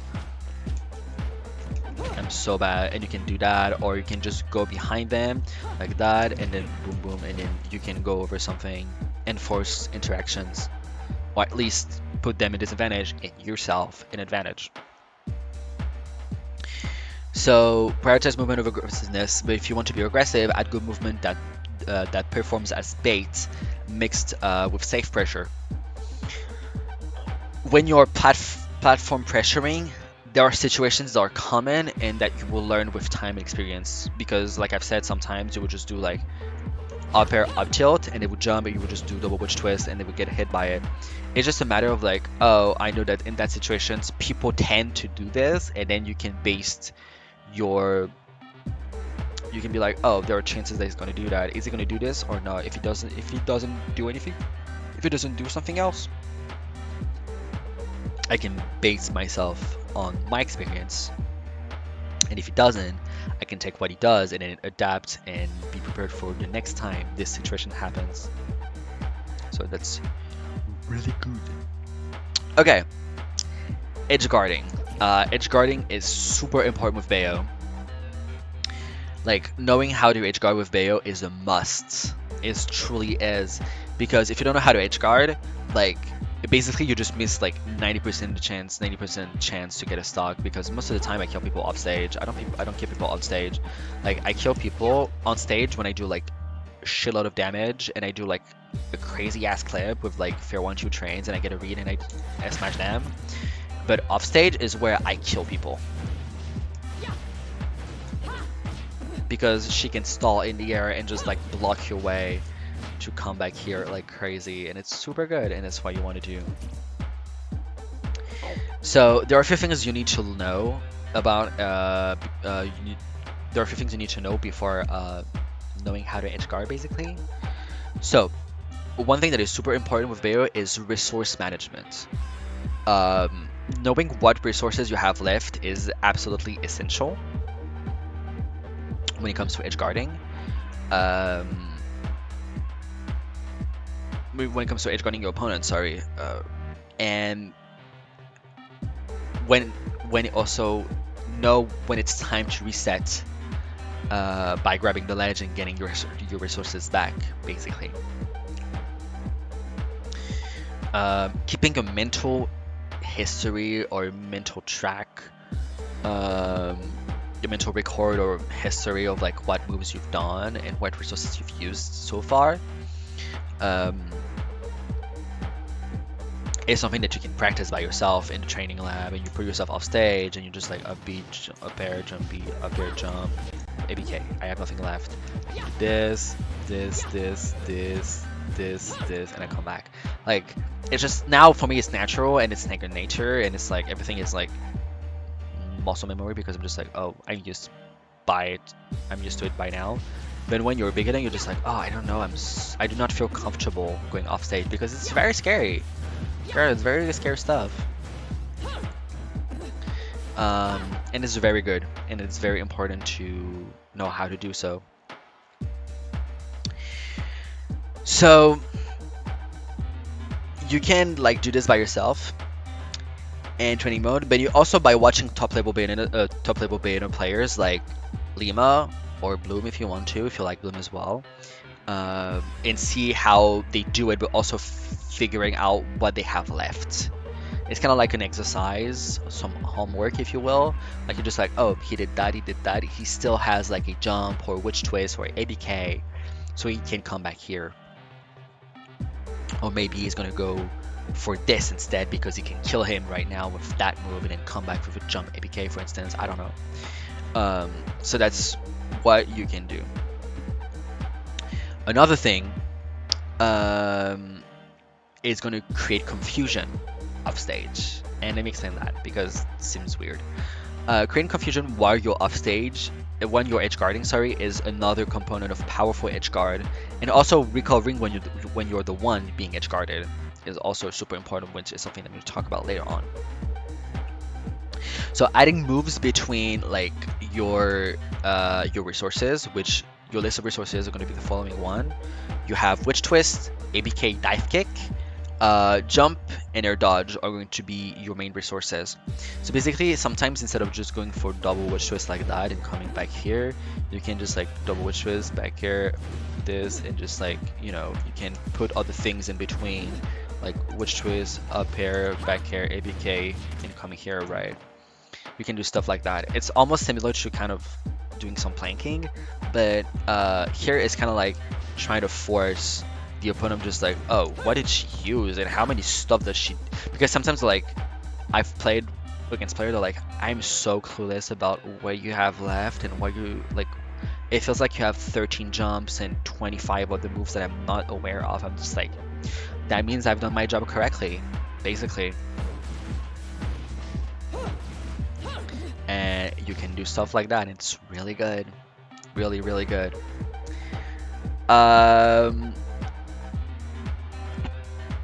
So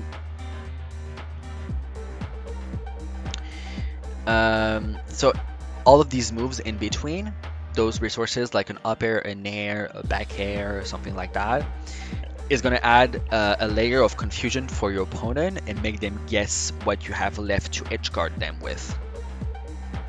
Especially also when you're recovering, but sometimes you can just stall in the air with up airs and come back like that, and you're like, what the fuck? Like, sometimes it happens. It's like pretty cool. So once you have a good grasp of those two things, you can learn how to edge guard properly. When it comes to edge guarding, there are some characters that will need only to be pushed further and further up to the point where they don't have any resources left to come back on stage. For example, examples for that are going to be characters like Cloud, Roy, Aegis, Chrom, or anything that is like has very linear recoveries. Basically,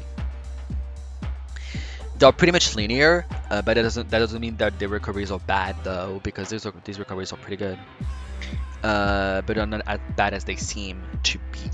They're just easier to deal with and find counterplay to, especially with Roy when you push, when you're just reducing the amount of options that he have off stage.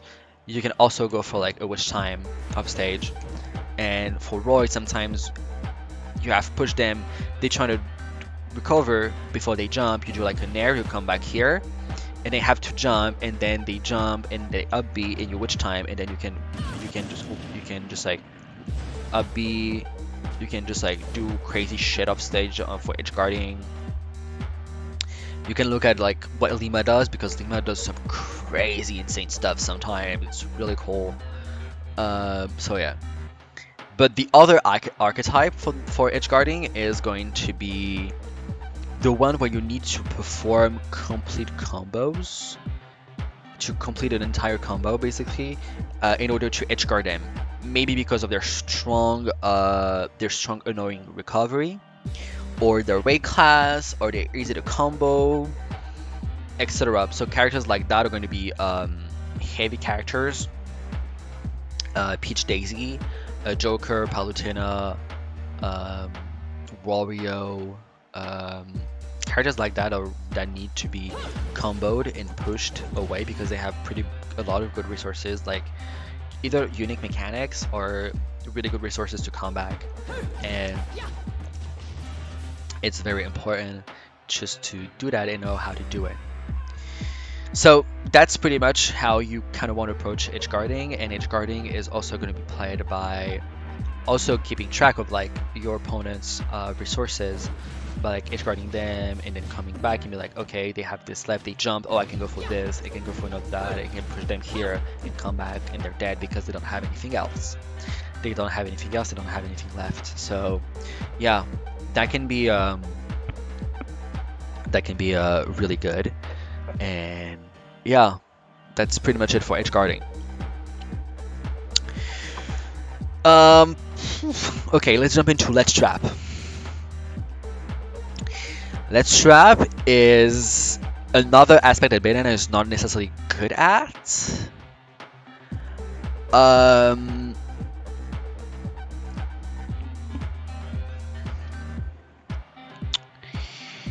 But so she has to also approach it in a different aspect, and it's also very matchup dependent. There are moves that get the opponent off of the ledge, these are matchup dependent.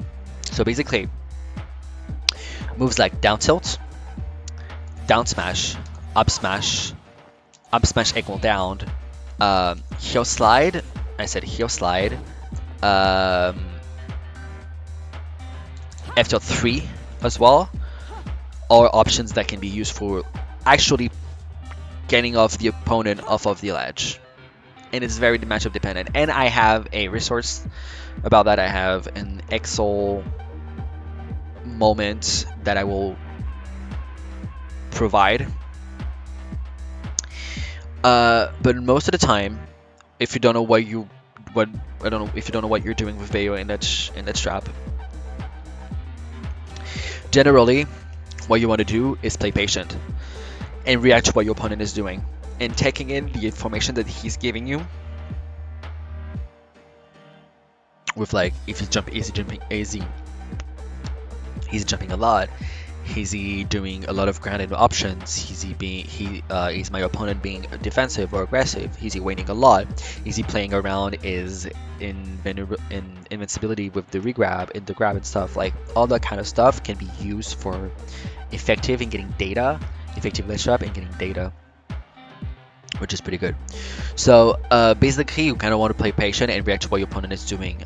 Never do something that risks them to go behind you until you have a read. You can play regular ledge trap. You can play regular ledge trap with Bayo, but with Bayo you have more reward at high mid percent where you can actually kill because back air. You can use back air to cover certain options, and force the opponent to pick one you want them to select, and then you can use back air where you want to use it. So basically, it's all about like. It's a lot of ambiguity and conditioning and patience. So ledge trapping is not a part of advantage stage where you can do a lot of damage, but that's where you can kill actually. You're not here to do damage on ledge trap, you're not here to resets and stuff, you're here to kill. So that's why I admit high percents is kind of better to ledge trap. Sometimes I just wait and see what they do, and then if they roll I just dash back and put them in a corner pressure situation that transition into this.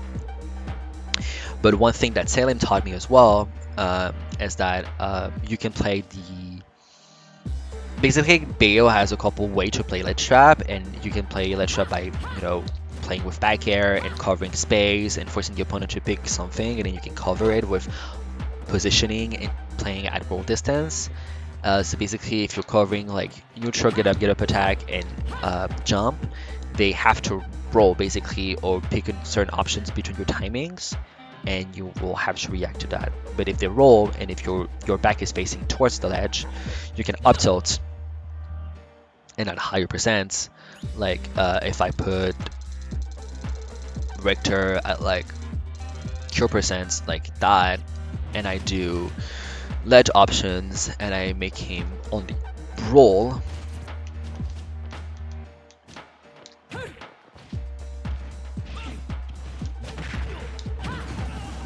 I can do that. Also, there are another thing that is quite interesting that I've never seen any Bayo do, and that he taught me, is that the usage of up air is also really, really good. Basically, up air kind of acts as a sword.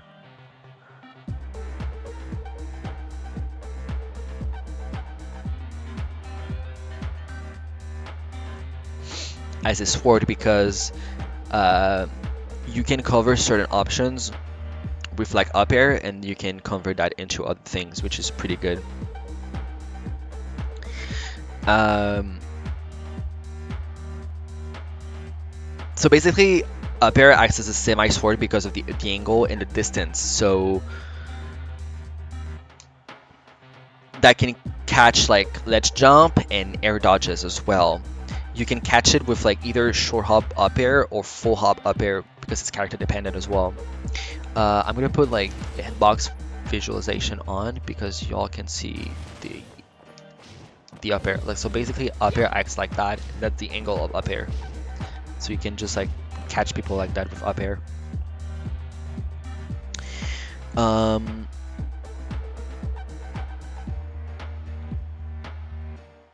And basically, like, being at roll distance is going to be where you want to be, and then you want to pressure, you kind of threaten with back air. You want to threaten with back air and up air, because you can frame trap them. You can catch ledge jump and frame trap any air dodges, so they have to roll, and you can catch roll like I've shown with like up tilt, because you just at roll distance, you have just to turn around, or even not even turn around because your back is facing back air, and then you do up tilt and you up tilt back air, or get a like a very early combo with that. Also, the last and safest option they can go for is normal get up, but you can condition this by letting them go for this a few times. So you make them like, oh, you know, I didn't cover this, I'm so bad, and then you actually let them go for this, and then you just run up tilt. Like, I've done this and it actually works. It's kind of crazy how good it works. Because they're like, oh, if he's covering roll, if he's covering ledge roll, I can get up attack on neutral get up, and then if they do this, you can just like run up tilt, and up tilt has pretty good, some decent range, and it can cover like ground and aerial space, which is pretty good and what you want. That's why you want to use up tilt, sorry.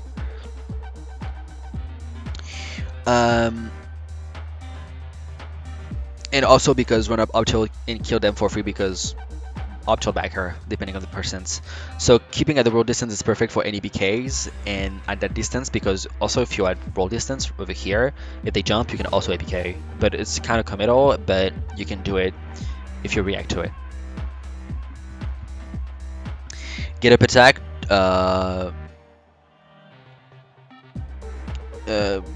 so basically get up attack, drop down, jump into an attack is non-existent, and it's not a threat because they cannot hit you because of roll distance, and you have your covering ledge roll and neutral get up, and not neutral get up, but ledge jump and air dodge with back air and up air.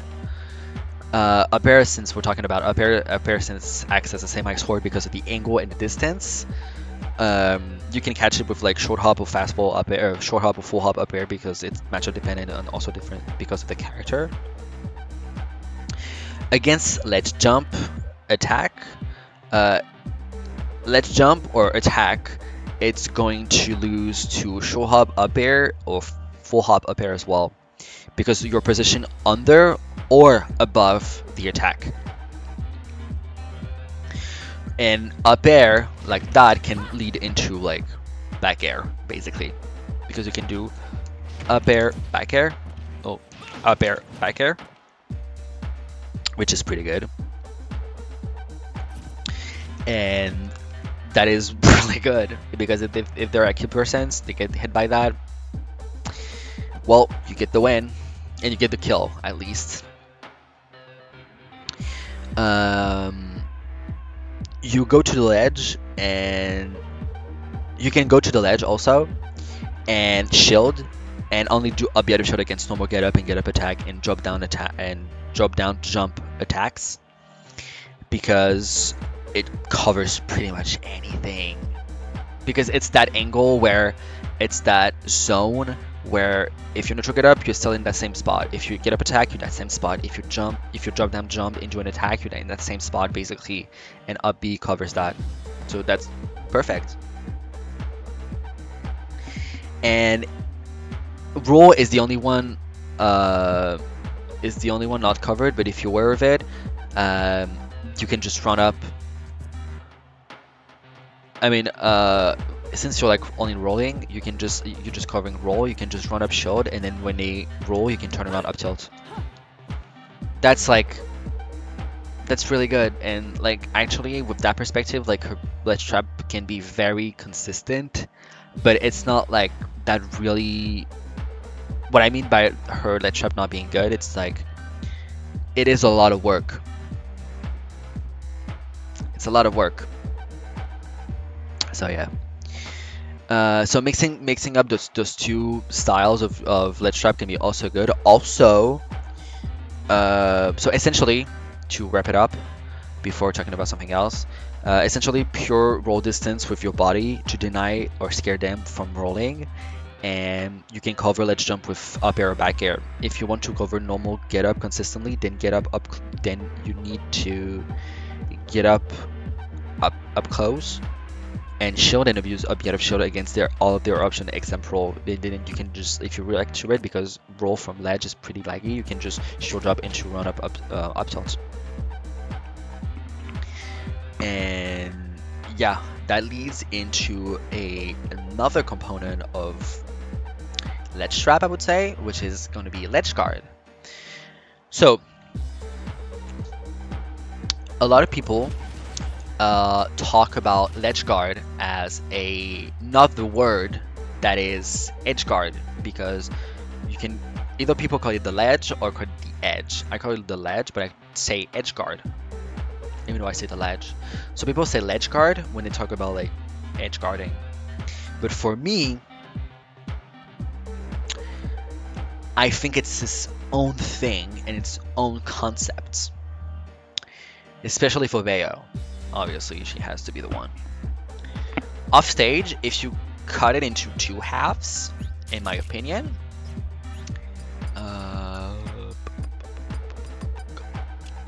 so basically, if you cut the offstage in two halves,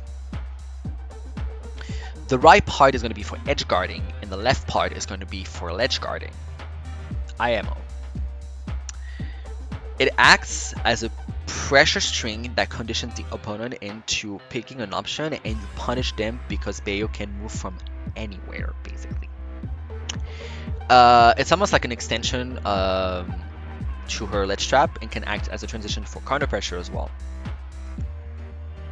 If ledge guard and ledge trap are not successful. So I'm Australian again. So basically you can do stuff like, if let's say Richter is holding the ledge, I can do nair, up air, fair, and that covers a lot of options. And then if you try to roll like that, I can jump ABK. Basically, I can just like jump, up air, ABK, and get back where I was like 30 seconds ago. That's crazy. So you have stuff like that that are really good, and basically you can. So ledge guarding is pretty good as well, which is an extension to her ledge trapping. So nair and upper bullet art on the way back to frame trap and punish whatever option they can do. So with that, basically up air, like nair, like nair and another nair like that, but you need to be facing that way, and then do this and move up. Up air can also be used to catch their jump because it has a lot more like vertical. The hitbox is more vertical instead of like being a circle or spin, I guess. So with that, let's jump and get up attack off the table. These are not options that can be used because they will get hit by it. Like this, and like you can do this, fast forward down tilt, or you can do this, and fair if they're trying to get up. You can do this if you want. Pretty committal though. And then this. Sometimes people will just roll when you do this. So you can do this, and then do an up air like that, and they would just get like from here. Let's say Richter rolled here. I do this, and then I can just go back here. It's quite good, really good, and I think a lot of Bayo should do that. So you can catch rolls with nair play art, IDJ up air, landing fair as well. If you're going back like that, like this. So it's quite interesting. So keeping an eye on the percents is important, since you won't be able to edge guard the opponent at all the time. But you can make ledge trapping consistent in many different ways with those elements, and with like regular ledge trap and also ledge guarding. And ledge guarding is quite good. It's really good.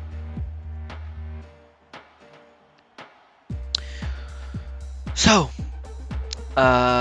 let's talk about counter pressure. Counter pressure is one of my favorite things with Bayo because it's where she can actually get damage. Counter pressure has been in this game. It is just as good as her edge guarding, to be quite honest. Being able to apply elements of a strong evasive movement and to use it as baits,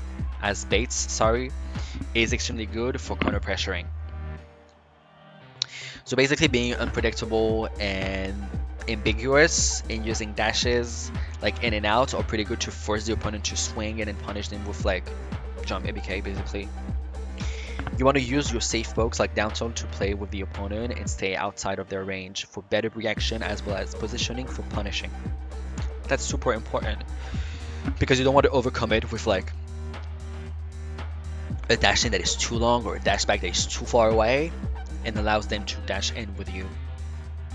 But also that can be also a bait, and you can dash back and down tilt, or even just turn around and dash tag, or even turn around F tilt. That can be also good to stun them out. But also you kind of want to play that range where you're under the platform, where you can have control over like all around that above, around, under, in front of the platform, where you can actually control everything.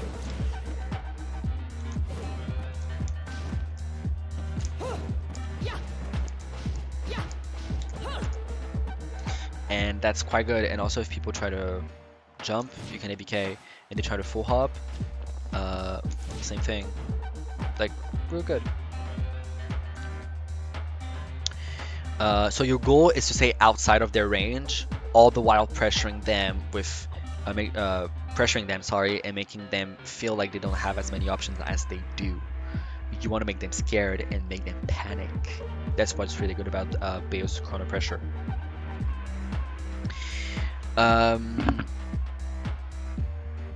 So using your max range, your max ABK range is a valid usage of chrono pressure if they try to go past you with a jump or double jump. Also, you should not shield. Shielding will make you less intimidating, and it will not make it will make your advantage stage go down by a lot. But you can also like just like go like dash and shield and just like jump back, or just dash and shield up B and like go on a platform, because that's a valid stuff you can do, because it's the same principle as doing dash shield in neutral basically.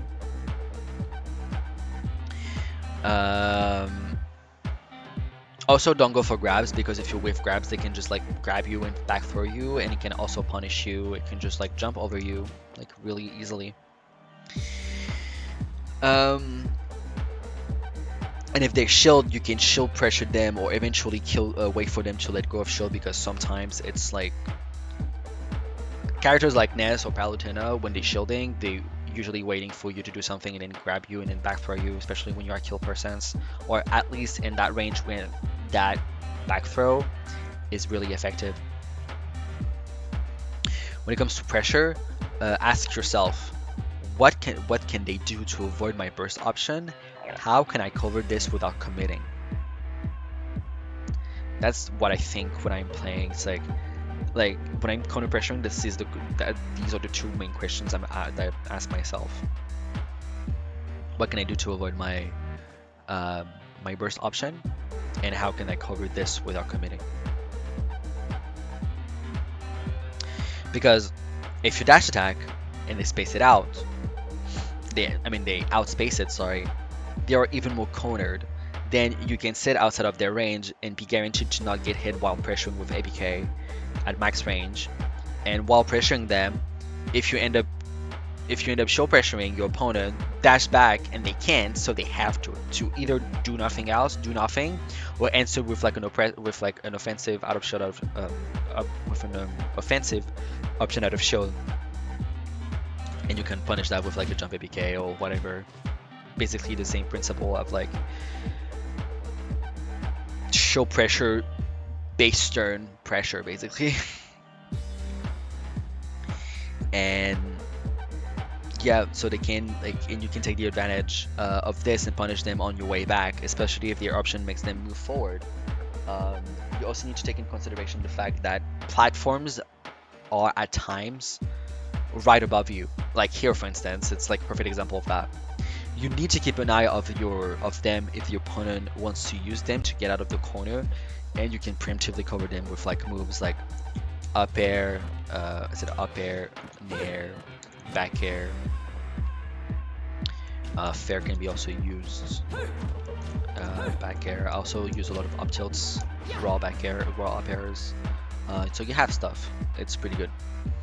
Another element that I haven't talked about is going to be tech chasing as well, but tech chasing is not as prominent with Bayo, IMO, but it's also really important to talk about it. So I'm just doing a small part on take chasing. Sorry. Even though Bayonetta is not a take chase based character like Inkling or Pichu, which is where they get the damage. That's their main source of damage. Plus their kit is built and designed around that basically.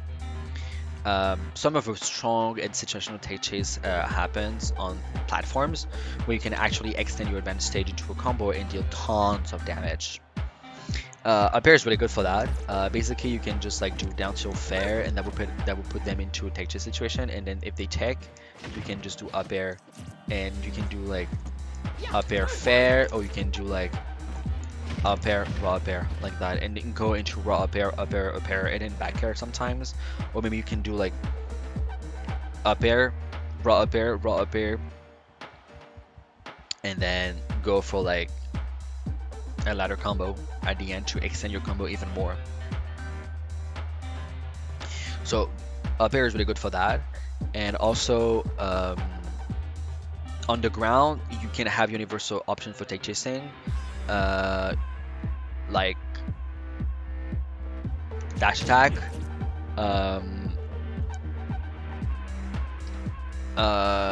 for take chasing you can also use just like dash in, dash back, or just like read a roll and just like F smash, or just like go for a grab. That's like the main universal smash things, I guess. And then you can also use like heel slide, and you can also use dash attack, and also called stiletto, which is the true name for dash attack. But yeah, so that's pretty much how you can play her advantage, and it's quite extensive. It's pretty big. I love it. It is pretty good. So yeah, that's about it for advantage, and we're going to move on to disadvantage. And her disadvantage is not as extensive, but it's worth talking about because you need to have a disadvantage section if you're talking about advantage. And then we'll have 2 more sections and we'll be done. So that's pretty good. So yeah, let's just jump right into it. Now let's talk about disadvantage a bit. We have, so same thing for advantage, but us being in that position basically. It's not gonna be that long and not too hard as well. So Bayonetta has a rather good disadvantage stage. She has strong options that are situational, and what I mean by situational doesn't mean that they're bad or they're rare to use, they're just situational. And she has mechanics within her design that allows her and no other character to do what she does, like Witch Time and Bat Within basically. So her general disadvantage, sorry, and how I see it. Basically, she kind of feels slippery and hard to catch at times, depending if it's juggle, let's drop edge guard, and so on. She can use her great double jump height, which is like one of the highest double jump in the game, I think, or maybe the highest jump. But her double jump is super fucking high, like really good. So she can use her great double jump height to get out of hard situations. Sorry. Although being one of her most precious resources because you need it for jump cancels and stuff like that.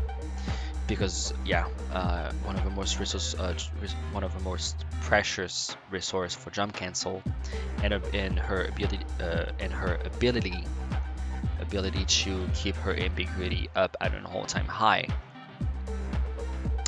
She also has really good movement based options to keep you think about her resources and how many she has used up to the point she was in disadvantage before, making her extremely unpredictable in general, and even more so against players that have no idea on how she functions. You can abuse that basically.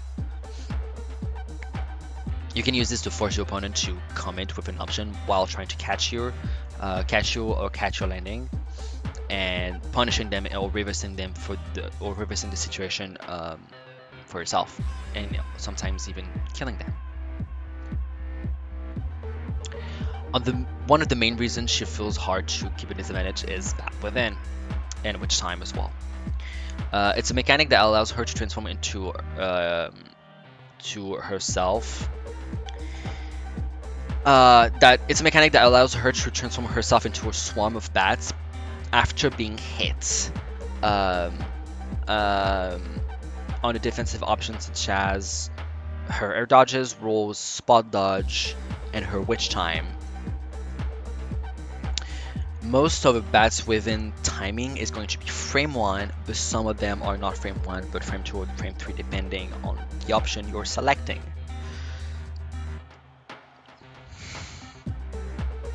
As iconic and hated it is, to be honest, it is not as strong as people might think, actually. It is not terrible, but it's not free at all because of what I call freeze frames.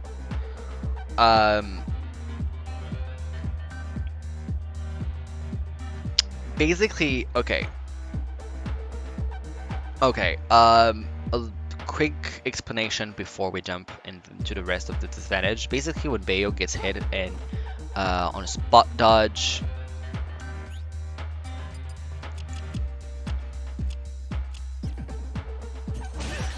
that's my spot dodge. And this basically, so if I do spot dodge, I'm gonna do bat within on the spot. But if I do roll out, I'm gonna go where my roll is supposed to go.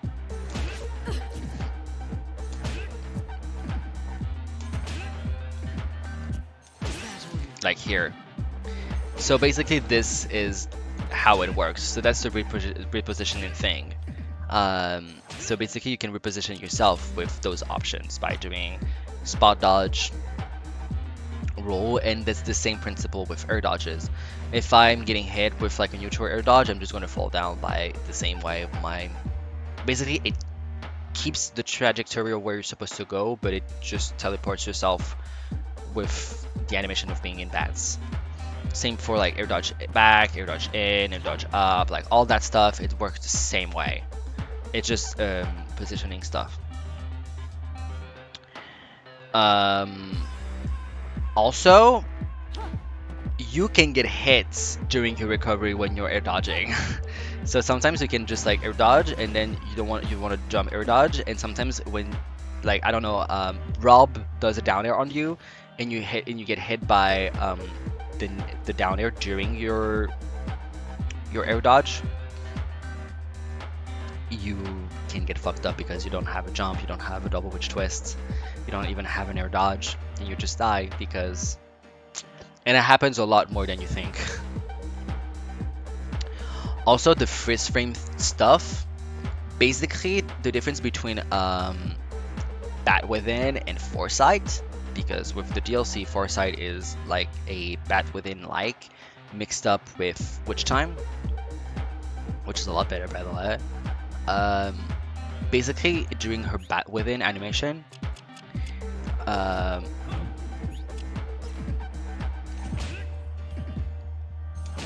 she is frozen.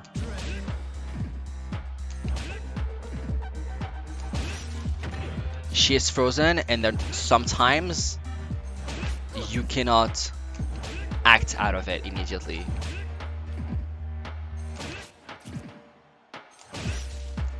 And you cannot do an attack. And sometimes that will frame trap you. There are a certain amount of frames. I don't know the specific amount of frames, but there are certain frames where you cannot buffer anything. You have to wait. And there's nothing you can do. Sometimes you're trying to avoid something, you bat within it, but you still get hit because you get frame trapped into another move or into the same move because it's a lingering move or it's multi-hitting. It depends. Oh, sorry. So that's the thing with Bat Within. It's pretty good because it's like, oh yeah, I have a frame 1 air dodge, because if I air dodge and I'm getting hit on first frame, I take half of the damage of the move that I'm getting hit by, and I can also reposition myself and sometimes can counter that stuff and reverse the situation. But sometimes when I get Bat Within, I just use it to reposition myself. You don't need to every single time want to reverse every single situation when you get Bat Within. That's something that a lot of people need to understand and should apply.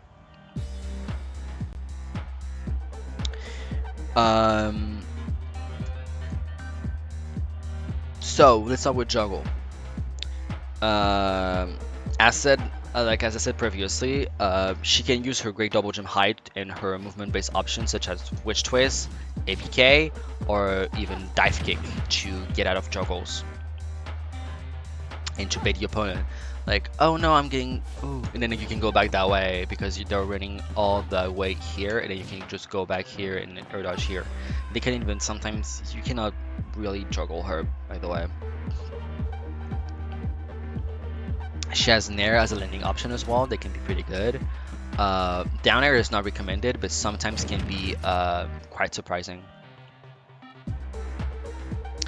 Especially when they try to reach you for a juggle and they jump above a platform and they're peeking through the platform. You can hit them and then they get hit by the landing hitbox and they can go fly away. Sometimes they can die. So that has happened before.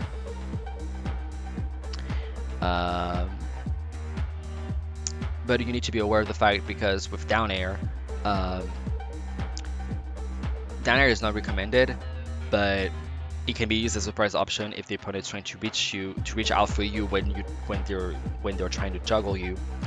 And only if you have enough distance to not get caught up during the stalling momentum of down air, because as you can see, I do down air and if I fast fall, like all of my momentum is stopped because the down air like stops and she does the flip and then falls back again.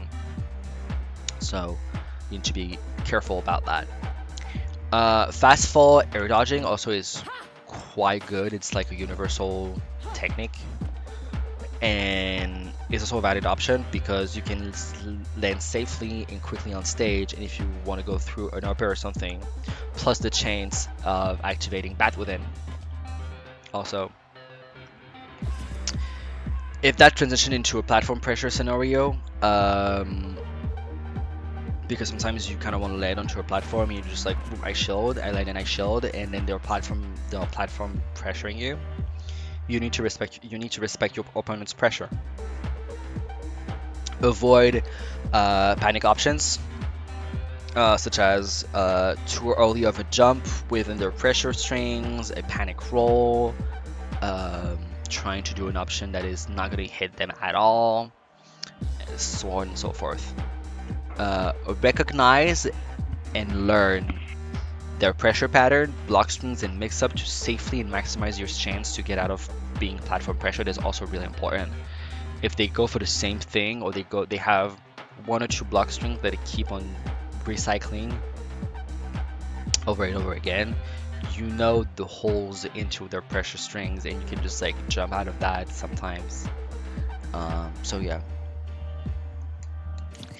Now, edge guarding. Bayonetta is one of the hardest characters to edge guard.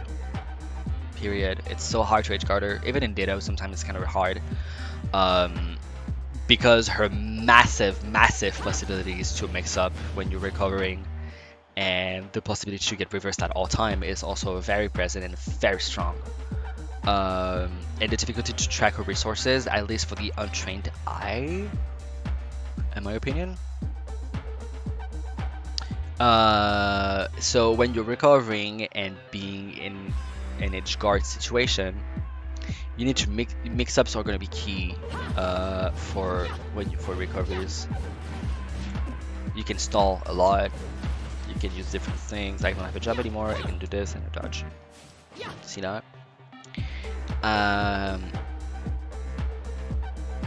When catching the ledge, So mix-ups are going to be key to avoid getting hit when catching the ledge, especially by 2 frames or really strong like options to ledge trap with, like Warrior's F tilt. Yeah. Especially if they have options to hit you off of the ledge while grabbing or trying to grab it. Especially when something that you should know is that B doesn't snap the ledge anymore. It goes through the ledge, unfortunately. So sometimes you will have to just like here stall a little bit and then go a little bit under it and then jump air dodge, which is a lot safer than sometimes trying to do double witch twist, because here if they had a counter or if they just space out something correctly, you get hit by it and then you're fucked, and that's not good. So I'm gonna bring Victor further in because we can't see me. You can just like time it and then jump air dodge like that, and also you can also time it your height pretty much like that, but a little bit lower, so like that. That's less risky to get hit by anything like a Paladin or down tilt, for instance. It's less risky and you have a higher chance and you're safer to not get hit. So that's pretty much it. So mix ups and be careful when you're recovering, basically. So now being done, let's go over Let's Trap. Bayonetta Bayo is known for her pressure-heavy, obnoxious options that people don't know how to deal with from the ledge. Like jump ABK, drop down jump fair, which I'll use a lot, but also in a smart way, because you don't want to use only that and get punished by like dash back F smash, for instance, which is like super basic and it's not playing the matchup correctly, to be honest, because playing around options is not a way to play a matchup, at least in my opinion. So as a general rule of thumb, you being on the ledge is not a particularly good position for people to be in. However, for Bayo it's quite good. Bayonetta is the exception to the rule, as she should be, and because of her unique options, she can skip over the ledge trap situation. Not for free, like a lot of people might think or say, but with a certain easiness, if I may say. Let's see her options from ledge. So she has get up attack. Get up attack is pretty far reaching attack. I'm gonna put the hitbox visualization and I'm gonna put Victor here so we can have a better look at them. So get up attack, it does 11.3%. It's a pretty far reaching attack, pretty accurately shown by the trail as well, which is pretty okay for a single hit attack from the ledge. It's a frame 24, it's minus 22 on shield, so it's very punishable and quite slow as well, but you can time it correctly when, like, you know, basic stuff against like Inkling charging Hound Smash or stuff like that, basically, or just like when they do something on repeat, and you can time it correctly so you can like punish a landing on something. It's quite good. It sends like pretty far away, to be honest, even at like 0. But you have like better options than this at 0 from ledge, although can be good if you can catch like an immediate landing or something, like I've explained. Roll, it's a good roll. The FAF, sorry, so the first actionable frame is pretty slow. as you see here, it's yeah, it's pretty slow.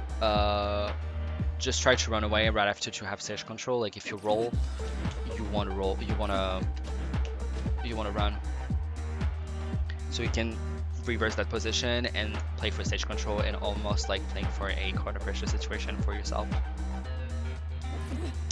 Jump, it's pretty good. It goes pretty high. Like no one can punish that so easily. It goes really high up, and it's even higher for double jump. It's so good. Neutral get up. It's somewhat fast. It's from 35, I think. Frame 35, and can act out of it pretty quickly with tilts like that. That can surprise a lot of people. Sometimes I have killed people with just like this, and they were close and it up tilt back here, and they died. And I've won sets with this or just games. So that these are her options, basically, like her smash universal options.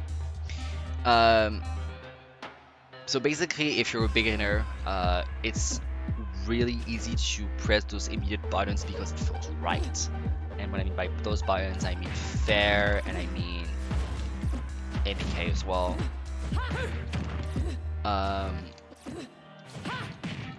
Because it feels really good to hit them.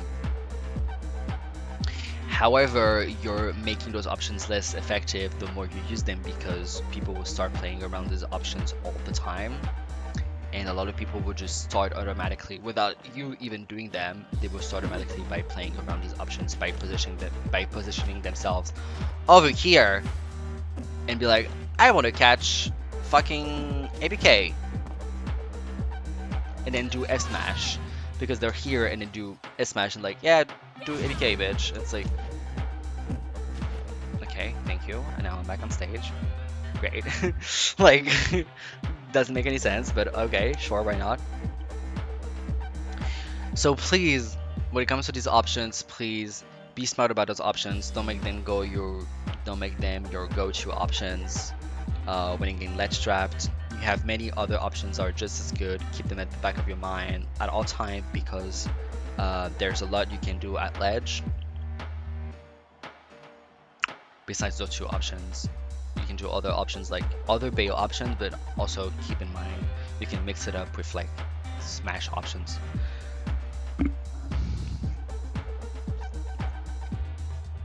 If you're getting punished for APKing, don't fair.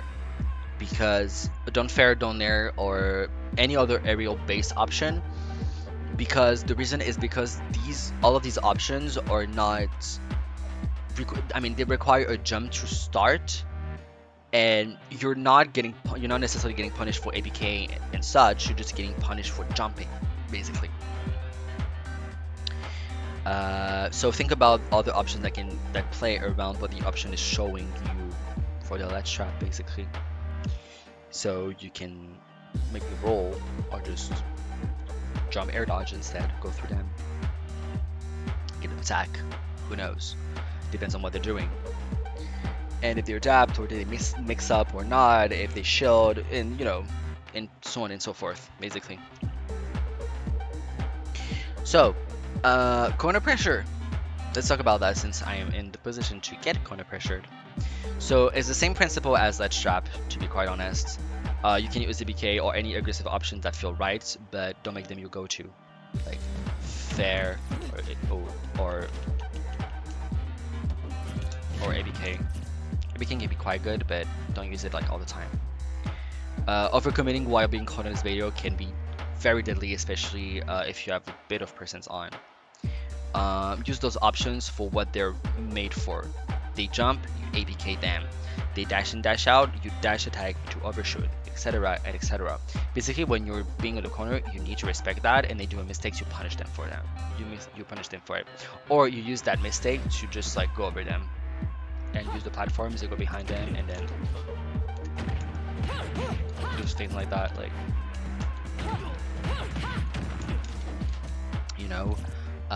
that can be quite good as well. You have an answer to pretty much anything respect and know your opponent's immediate range. So burst options, if they have one. Dash attack is not really a burst option for everyone. Some characters have a faster, like my burst option is going to be 80k, but my burst option is not the dash attack because it's slower. Palu's dash attack is a burst option, but a not long burst option. It's really good because the shield is like the property of the shield is basically making her, I don't know, really fucking strong and untouchable. So there's that. So you need to play right outside of their range so you can force them to do something and punish them, or take that opportunity and gain backstage control and force them to be corner pressure, like I've shown here, like boop, boop, boop, and this, and grab them, and you know, corner pressure stuff. It's also matchup dependent, and you might be able to double jump a bit above them because their juggle is not as good, and etc. And vice versa, you know, might be able to double jump over them because their juggle tools are really good. So my advice would be to be patient, don't overcommit, play outside of their range, and if they don't respect yours, punish them even for the tiniest mistake within your range, especially when it comes to ABK range, like that. Like it's 50% for doing nothing. Like it's really good. So that's it for the disadvantage. That was quite fast. It was like pretty good. And now we're gonna move on to show pressure, which is super important for Bayo, and it's something that I would say like quite passionate about, but it's like something that I've really studied and I really like it. So let's just jump into it. Hi, I am re-recording this section because I had like mic issues. You couldn't hear me pretty well, so I'm just redoing it. Nothing too crazy. It's gonna be the same stuff. So let's just jump right into it. So show pressure. Show pressure is really important for Bayo, and the thing is, in the general public, Bayo is not really known for being good at show pressuring and being good against shields in general. But that's wrong. That's not true. Bayo is really good at show pressuring. Like if you don't know how to deal with shields as Bayo, it's gonna be really hard to get like anything going, and you know that basic mid-range show camping is gonna be very effective, and then you can be like, oh fuck, I don't know what to do.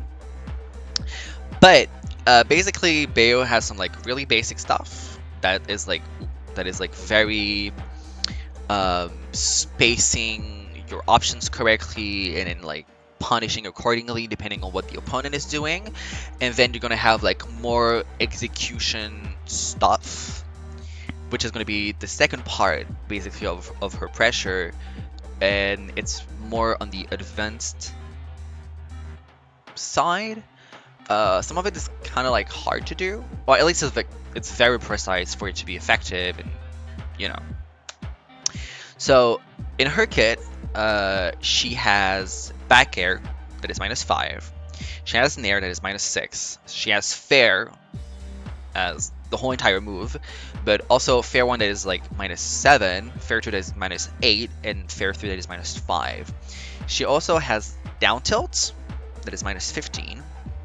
Yes, -15 move that you can use for show pressuring. And you have up air that is -5. So I'm going to go through each move and talk about them and see how it goes. So back air. Back air is the move that Bayo is known for show pressuring. In general, you see a lot of Bayos using this move to show pressure. I use it quite a bit, and it's really good. Basically, it's going to act out as a spacing tool on shield, and being -5 is also going to be really good for characters with really good out of shield options, such as like Cloud or Bowser. And it's just everything is matter is going to be spacing, because no matter your spacing, even here is going to be like -7, right? It's like not a lot of characters have like -7 option out of shield, but spacing is going to be really important, and timing as well. So back air is good. I wouldn't say it's like excellent, because that would be false. Back air is good because it does the job. It does what it's supposed to do. It creates space, and you can punish, and you can like pressure your opponent like accordingly. I mean, not accordingly, but effectively, I would say.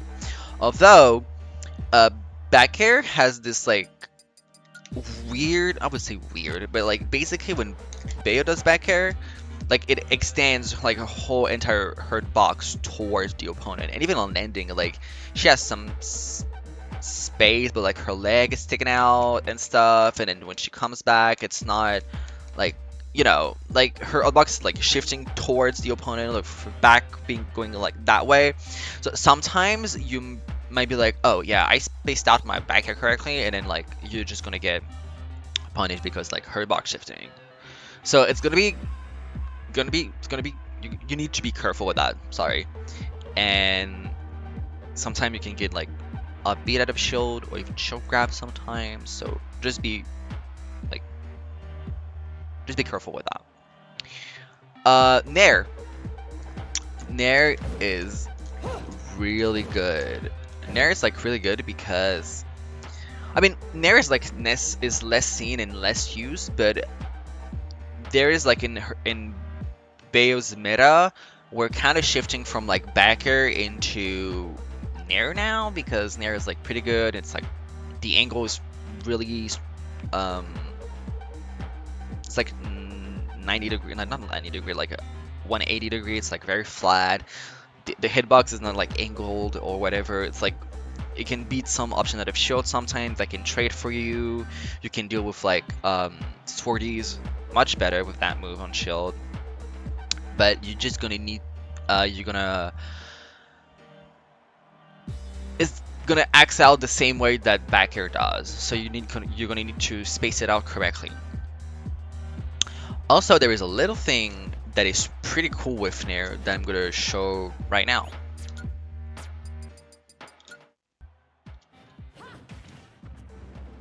So yeah, basically Nair bullet art can beat buffered options out of shield, such as like Bowser's up B, or even Game & Watch's up B as well. That are really safe and good options out of shield that sometimes Bayos kind of struggle with. Basically how it works is that Nair, so basically Nair, it's like a full spin. If I just do regular Nair, it's like a full spin. And basically after the first spin, if I hold it, there is a second spin, and like there is that transition between Nair and like from regular Nair to Nair bullet art. And that transition basically kind of like eats up that buffered option out of shield. And that's like what's happening here. And so basically you need to just full out. You need to full hop and not fast fall. And basically when the first hit of Nair, you kind of need to hit Nair, and then right after it's going to be the transition from regular Nair to Nair bullet art, and that's gonna work. And right after that, you can also sometimes follow up like into like, if I, it's gonna be hard sometimes, but you can, I think you can follow up on stuff. Like you can do like down tilt, or you can just like run up down tilt, or run up shield, or like trying to see how they react, or sometimes even get a grab, because, you know, why not? If the situation allows for it.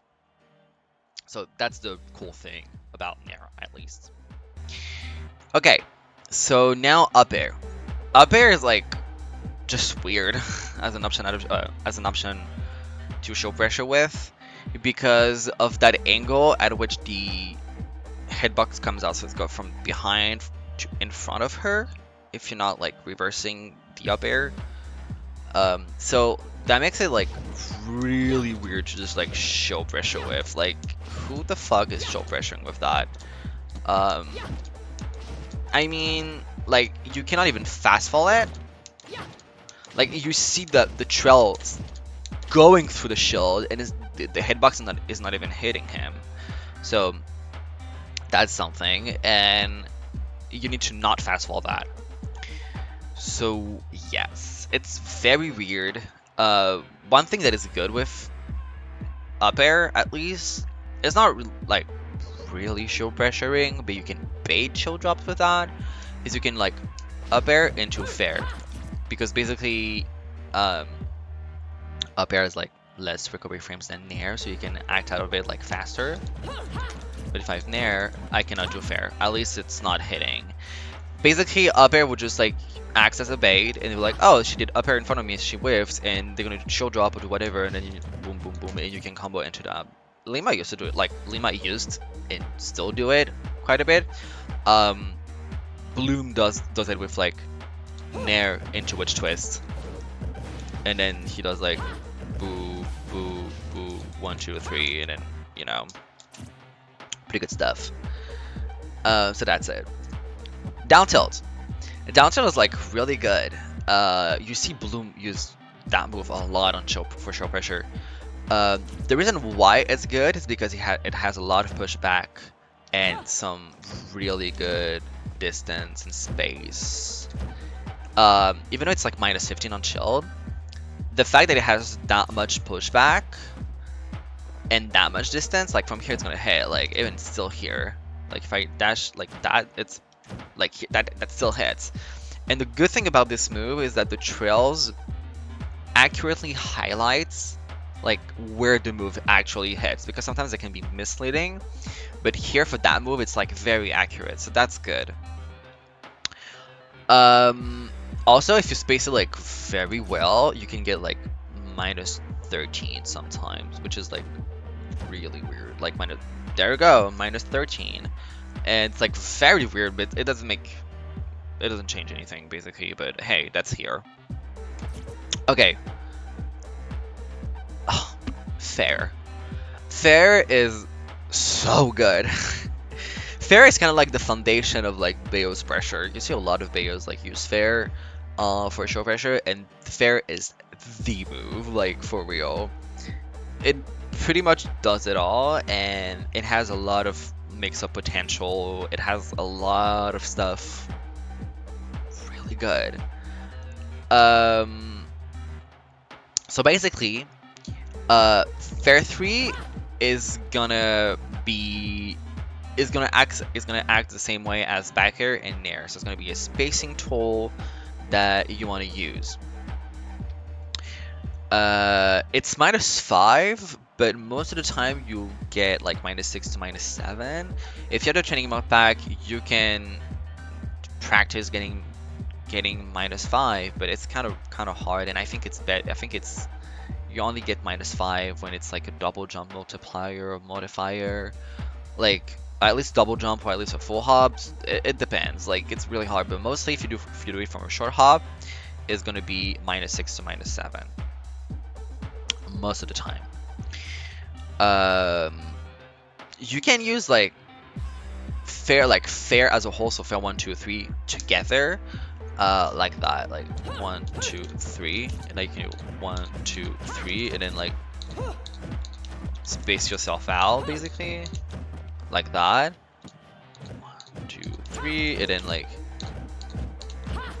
see that, like it's like you can bounce out, and with fair 3, since it's like frame 12, it's gonna reach the shield and keep on pressure, which is really good. And you need to delay it, because if you do not delay it, you will go forward, because it keeps you momentum, because it has a lot of like forward momentum, even if you're doing like that. Like I'm using the assist stick, by the way. I'm not using my analog stick, which is like my direction stick. Fair like puts you forward. So if you do not drift back and also do not delay it, you will go forward. You will go like forward, like towards them, and sometimes behind them. And delaying it kind of like forced them to respect the pressure, and like if they try to shield drop or anything, if they had like really slow out of shield options, they would get hit by it, and then you can convert that into like fair into a lot of like damage and good combos and stuff. So that's kind of like the basic stuff with Bay's pressure on with like her kid, like the way it is, like it's the basic way.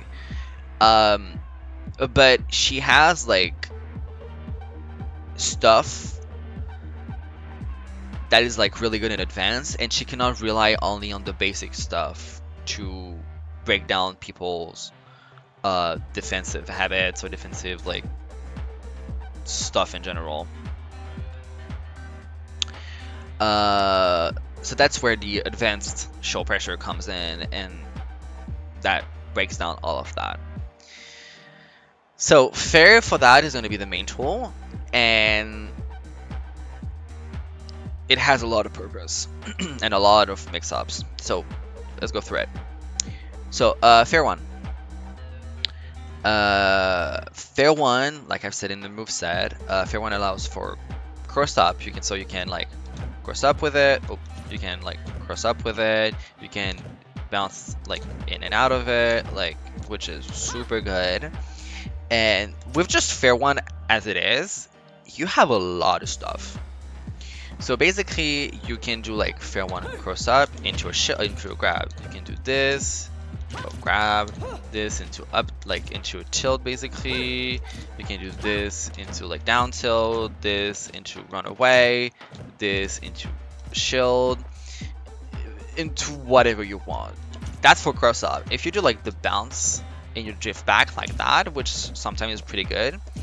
See, like the amount of space it creates, like holy shit. Like you can do like fair one into like back air, like this into like turn around back air. And so you can do this into this. You can do this into like shield, run away. Like same thing that the things that you apply with cross up, you can apply this with just like fair one with the bounce. That's when being used on its own though, and when for that case, you kind of need, after doing fair one, you kind of want to fast forward to reduce some of the negativity on shield to not be like, because if I do this, I'm minus 27, but if I do this, oh shit, I'm minus 2, right? Minus 22, which it's like 5 frames difference, and that can be like quite useful, because sometimes 5 frames is going to be enough for you to get caught, or if you do not drift back properly, you might get like show grabbed or whatever. Like that can be like a difference maker basically. Okay, fair 2. Fair 2 basically is an extension of fair 1's pressure. It acts the same way basically, and you can combine you can use fair 2 on its own, and you can also combine fair 1 and 2 to do some really nasty stuff. So basically, you can use like 1, 2. Oh, sorry. You can use like 1, 2 down tilt, which acts as a block string. Sorry, it was not spaced out correctly, so I'm not going to do it again. Here that was pretty good because I'm getting minus 8, and then I'm doing down tilt with like that acts as a block string. Sorry. And you can use fair 1 like that, and it's minus 24, so sometimes it's not going to be as good. So sometimes you want to do 1, 2, and you minus 8, and then with that minus 8, you can add like options out of shield that are like frame 10, and you can shield because shield is like frame 1, and you can shield it and up out of shield, and you can beat them and just like put them in disadvantage for trying to punish you because you're minus 8 on shield with a cross up. Sorry, that's like pretty good. And you can do like the same thing you can do with like the cross up with fair 1, you can do the same things after fair 2. So 1, 2. You can do up tilt, you can do down tilt, you can grab, you can oh shit, sorry. You can boop, oops, boop, boop, and then you can grab, you can shield, you can boop, boop, oops, sorry. Also, to get -8, because we kind of know the options because I've showed them before, so I'm going to move on. To get -8, the trick is to always drift in and then fast fall and kind of hit like where Richter's waist is. Basically, the lower you're gonna hit it, the higher chance you're gonna get like -8. If I hit too high up, I'm gonna make -10. Not low enough, it's gonna be -9, and if I'm doing it like lower, oops, sorry. There we go. Oh my god, -8. Shit. So yeah, you know, that 2-frame difference is gonna be so important in certain matchups. So yeah. In fair 3, you know, we just talked about it. So, you know, it's spacing tool. Although, if you want to use fair 3 like that, be aware of the fact that you have to go through fair 1 and fair 2, and sometimes opponents, at least good players, will react to that and trying to punish you for just like cycling through fair 1 and 2 to get to the point which is fair 3, and then using that to pressure them. So you kind of need to be aware of that, but it's still pretty good because you can use it in neutral and you can space yourself out and like use your drift to position yourself and then punish them, and even like use that to mix them up and cross up and all that stuff, right? So that's really good.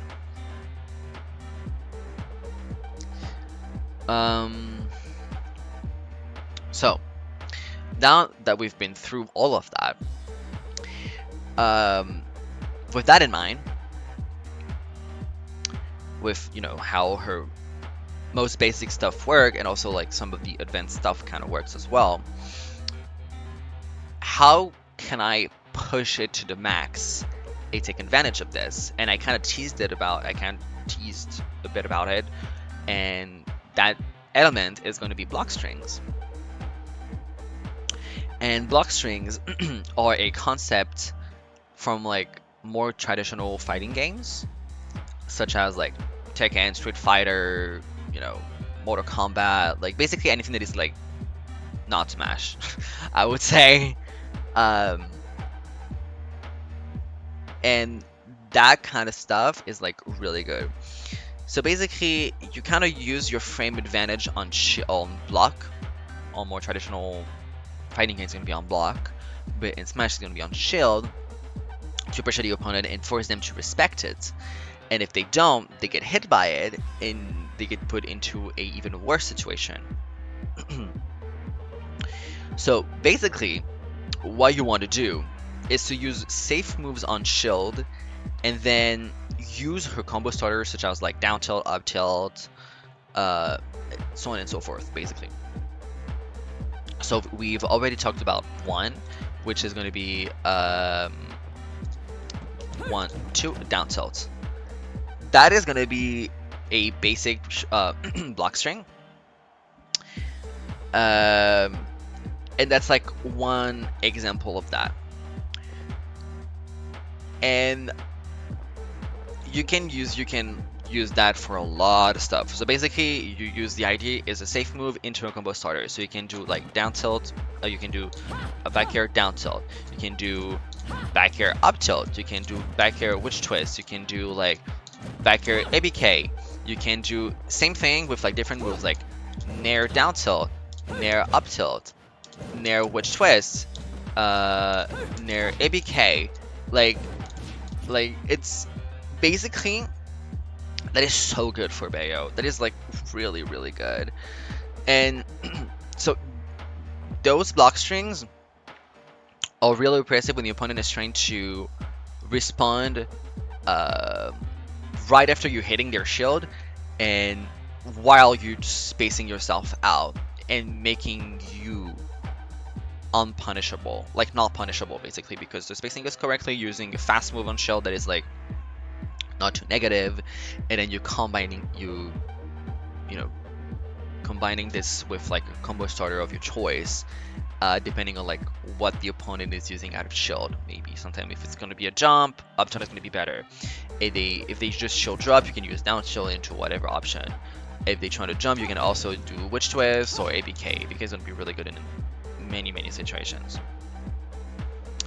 And to talk about like her shield pressure in a bit more details, and talk about that whole like a safe move into a combo starter, there's like a lot of like it's kind of like a flow chart basically, but not really. So that is going to be the main foundation for like good and effective shield pressure for Bayo, and it kind of introduced the principle of resets and taking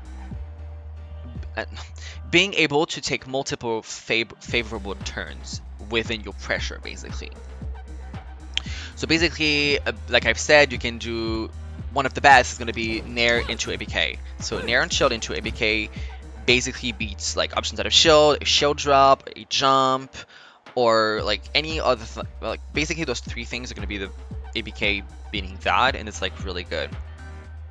And it allows for like more possibilities, and it helps to create like mix-ups and less linear play basically.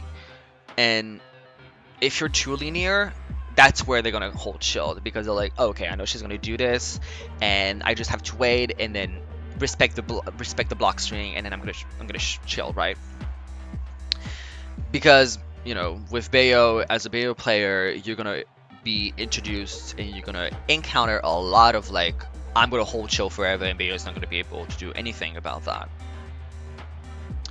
But based off of your mix-ups, they can do this without having to choose another defensive option, such as like a roll, a spot dodge, a full hop out of shield maybe, or maybe if they want to be more aggressive, they can do like a shield drop, run up and do like an option out of shield. I mean shield drop into the run up to try to like reduce the gap between you after like doing ABK, or they can do like a full hop, short hop into delayed option, into delayed aerial maybe to match your timing and your height sometimes. A perfect example of that is going to be like ZSS, and ZSS basically she has like really good frame advantage, especially on shield. And so basically if ZSS like nairs a shield, what she can do is she can jab to catch or stuff out an option out of shield, or she can short hop or full hop after that. And so the first scenario, which is going to be jab, is going to be a favorable turn, but not the best option, because you're not going to have like much reward after that. Maybe depending on the situation, maybe depending on the persons, it's going to be a tail chase at best. But that introduced the idea of having a favorable turn when you are shield pressuring basically. And the second option or scenario, if you will, which is going to be the short hop or the full hop after that, is going to be more of a reset, and that allows you to just create a situation, put yourself in a good position, and then they try to punish you, and then you can punish that option out of shield, whatever form it takes.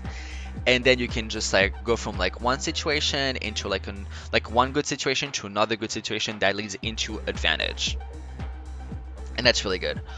But Bayo cannot really do this unless it is done with spacing. And that's where she can be introduced to like favorable turns concept of shield pressure, and that is done through spacing and positioning, and that's really good.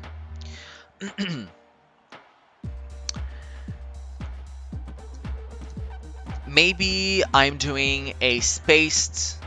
If I'm doing like, let's talk about Nair because Nair is like really good in this situation. If I do like a fast fall Nair shield, like if I do like a fast fall, a short hop fast fall Nair spaced out into a shield,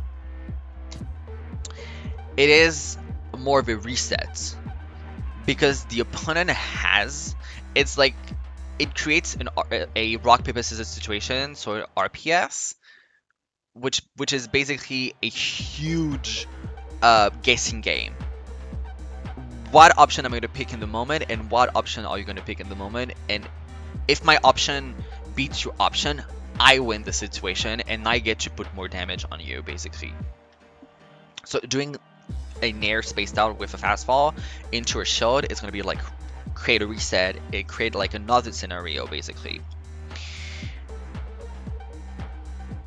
And so basically the opponent in that situation, the opponent has to get to you in your space, because here there's nothing Victor can do besides like dash and grab or just like trying to like match my timing or whatever to hit me out of like me right after shielding, right? Or they have to right here. That's also something they can do. Now, if I space out a fast forward Nair like that, oh sorry, like that into an ABK, it's strong because it takes multiple turns. Because basically the opponent has to sit here or challenge the move.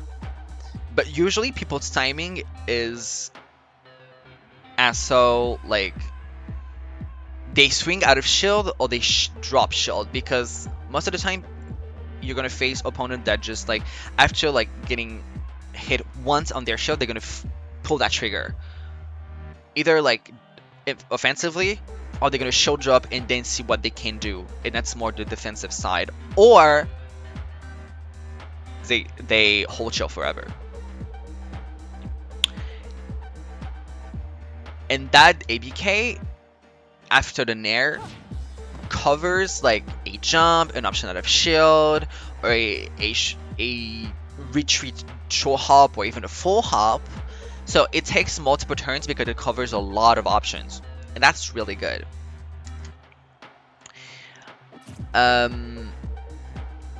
If they start like playing the shield simulator though, because they do this once they get hit too frequently, and which applying pressure without ABK is going to be so much better, because you know they're going to be so afraid of ABK, of getting hit and eating like 40 to 50% damage combo, which is like basically like ABK witch twist, ABK witch twist, fail 1 2 3, or second witch twist into up air fail 1 2 3 basically, and that's like around 40 to 50%. So like show pressuring with Bayo with that kind of stuff is like really important to understand, and the mechanics and the thought process behind it, so you can like really abuse opponents that do not respect her or over respect her because they're afraid and don't want to deal with that, and then they don't want to put the effort or the thought process behind that on how to deal with that pressure, basically, on just the characters simply put. But if you would think like, oh, if my opponent is like shielding too much, I can literally just grab them and like trying to do something out of it, basically. But that doesn't work that way, because grabbing is kind of risky with Bayo, and she doesn't have that much reward. Even like if her grabs are not as bad as people might think.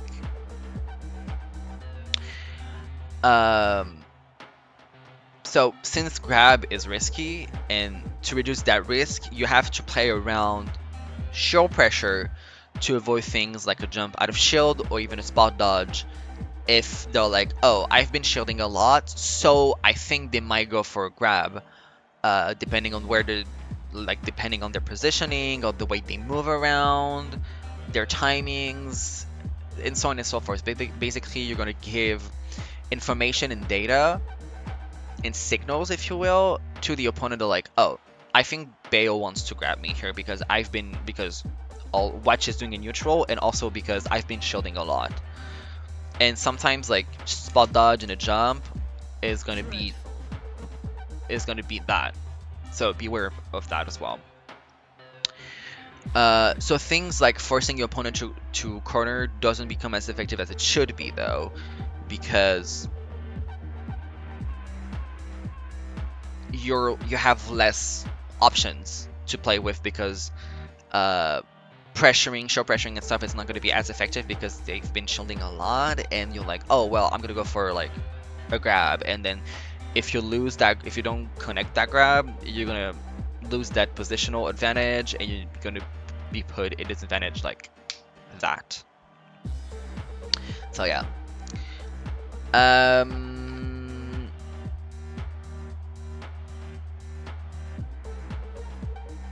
Yeah, there is a lot of stuff with Bayo, and there is a lot of like thought process behind it, but it's like really, really important to just understand and get the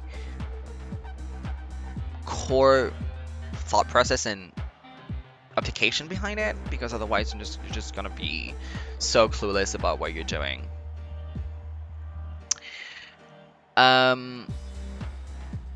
But a good thing is that if they hold chill forever, it's kind of a good thing, because how can I say that? Because it makes them linear, because they're basically reducing the amount of options they have, and they're playing with just a limited amount of options, which is pretty good for you because it reduces the amount of options that you have to think about when you're trying to pressure them and hit them. So that means you can focus on the counterplay to the defense more, and also in a better way.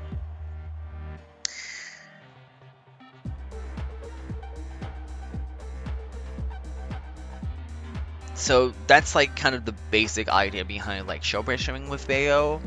There's also like a lot of stuff, a lot of mix-ups based on like what I've been talking about for the past 5-10 minutes. But it gets too advanced, and so that's just like a basic introduction to what like really advanced stuff with Bayo can be, and that can be even more advanced. So that's like really good. Also, the reason why Nair is like better than is like why we are transitioning from back air to Nair is because basically Nair as like a less favorable angle to pressure with, because it's like a more of a diagonal, it's like slightly diagonally upward compared to Nair, which is like straightforward. It's like a 90-degree moment, and it's also like laggier than Nair, and it like I've said and showcased, it extends your hurt box when landing. And because of the fact it's going diagonally up, it also has like a blind spot, because it doesn't cover like a straight line, but like a little bit like that, and that like there's some part of the show that are just like not totally covered, which can suck. And Nair is like, compared to back air, Nair is like straight horizontal. It's like a straight horizontal attack, and you can challenge swords with it, which is like really good for Bayo. And without having a blind spot, because basically you're not gonna, the blind spot is going to be like behind her because she doesn't have a hitbox behind her, but when you're landing, the hitbox is always going to be in front of you.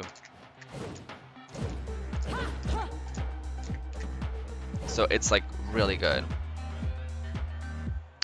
So it's either going to trade for you, and you're still going to be able to put damage, or you're basically going to hit them for free.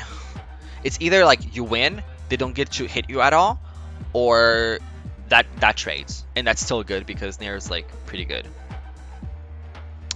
So I think that's pretty much about it. And yeah, that's quite a bit of like infos to digest. And then the next section is going to be most common counterplay that you will encounter in bracket, and that's based on my experience. And I talk about it very briefly because there isn't much to talk about, and sometimes the counterplays, you have like a core common counterplay, and then you have like some variants depending on what they're doing. So that's it. Now, most common counterplay that you will encounter in bracket. So, before anything else, remember and learn that be patient, don't get frustrated, be the better player, think and take your time if you need it. Because I used to be so stubborn when it came to certain options on shield, and like especially because it resolved around shielding a lot.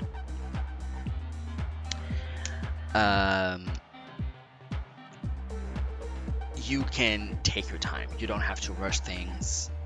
You can take the infos if you need to, like, take a good breather. Breathe in, breathe out, and it's gonna be fine, because sometimes it gets very frustrating and you want to fucking rage and scream and throw your fucking controller at their fucking face. And yeah, sometimes it's the fucking worst, trust me, especially in my local scene. So the first thing that we're going to talk about is going to be mid-range shield camping. By the way, even before that, if you think that mid-range shield camping is a good thing against Bayo, you're fucking wrong. Because Bayo is really good against shields. Shielding against Bayo is going to be one of the worst things to do. Like, you can hold shield sometimes, but not like that forever. You cannot. So, mid-range shield camping. Basically what you need to do is to pressure them safely and understand what they're pulling, when they're pulling the trigger, if they even do so. And then you need to mix up with grabs a lot, because basically they're locking themselves down with shields, and then using a lot of grabs is going to be an indicator of like, no, you cannot do so. And sometimes it's the only option that you have available to you at your reach. So sometimes grabbing a lot is going to be really important. And I know that some Bayos like Lima tend to not grab a lot, and they keep on doing short pressure and like doing APKs and stuff, which is really good. But at some time, some moment, you need to fucking mix it up and grab sometimes. Sorry. So that's one thing. If they're perma shielding when being pressured and waiting for the landing, you can abuse that, and basically you can abuse the fact that they're locking themselves down in shield. You can pressure them safely and space yourself out, and use a lot of grabs as well. Basically a lot of time you would just, if they are shielding and waiting for you to land and they're just striking you, you go to the ledge, and then you go above, and then you play neutral back again. It's kind of boring, but it will happen quite a bit if someone is kind of afraid of Bayo and doesn't know what to really do, because they've been taught like, oh yeah, catch her landings and shield a lot, and she won't be able to do anything, blah blah blah blah blah blah.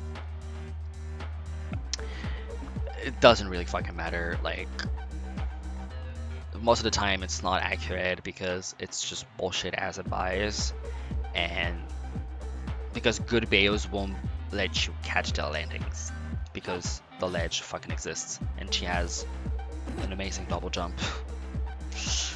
So yeah, if they immediately do an option out of shield within their range, when you're within their range or you're hitting their shield, see what option they're doing. You need to fake out approaches by like just dashing shield and see what they're doing, if they keep on shielding and if they keep on shielding or not. You need to tomahawk a lot. Tomahawk up tilts is going to be really good, and tomahawk shielding is the tomahawk grab is going to be really good as well. You need to act second in those situations. Basically, you want to let them pull the trigger and then act out of it, and then like put them with like a DPK or something, which is really good because I've played against this Roy. I'm in near as bubble. Up B out of shield. Up B as Roy. Not even near. Just up B all the time. I'm just like, oh my god, girl. And you have the worst fucking disadvantage, so I just like up B, I just grab you and then do up here with R. And I combo you. I mean, yeah, let's go for that. That's certain good. That's such good counterplay to Bayo. Okay, one other thing is also before we finish that, because it's really not that long.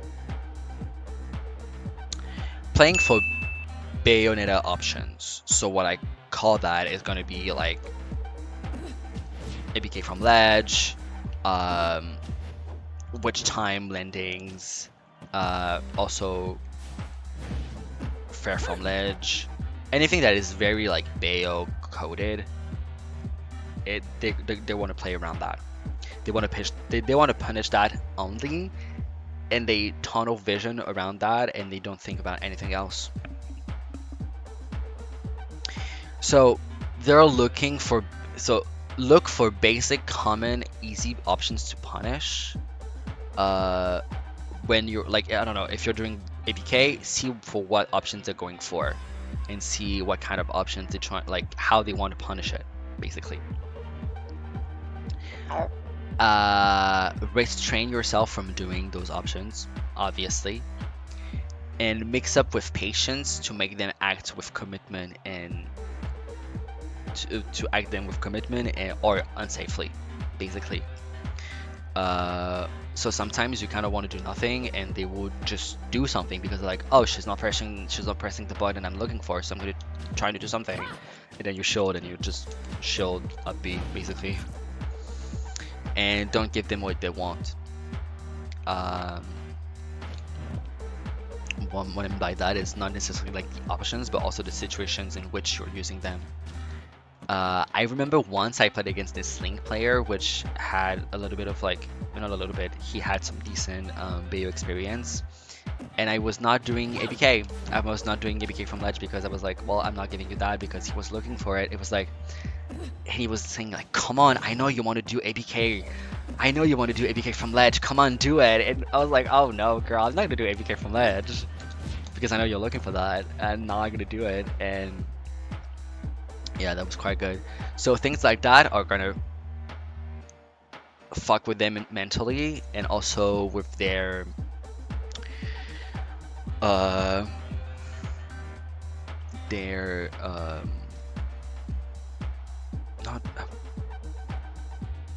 what's the word?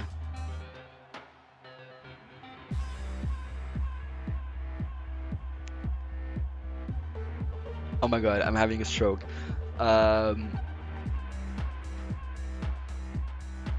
What's the word?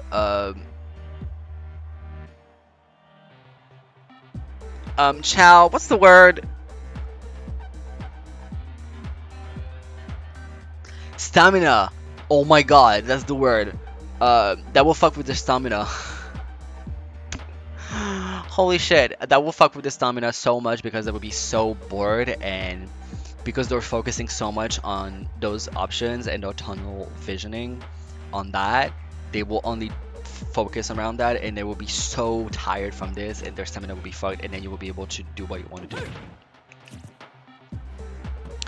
So those are kind of like the main counterplay that I've encountered to Bayo, that are very easy to punish, by the way. You just need, it's a lot of discipline and understanding that like yes, you have to restrain yourself from doing certain options, not going into certain positions and in certain spaces on the stage to make sure that it goes into your favor and not theirs. So it's very hard. And that wraps it up. That's the end of the video. That's the end of the guide. That's the end of that section. I Well, thank you for watching this. I am extremely happy to make this video, this guide. I know it's going to be super long. I've been recording since 3 p.m. and right now it's 2:30 in the morning. So yes, I said I was not going to make section like videos per sections, but I'm probably gonna do like a whole block and then also make a playlist with like that's that part, that's this part, and so on and so forth, basically. So people can just like digest and consume the video the way that they want to.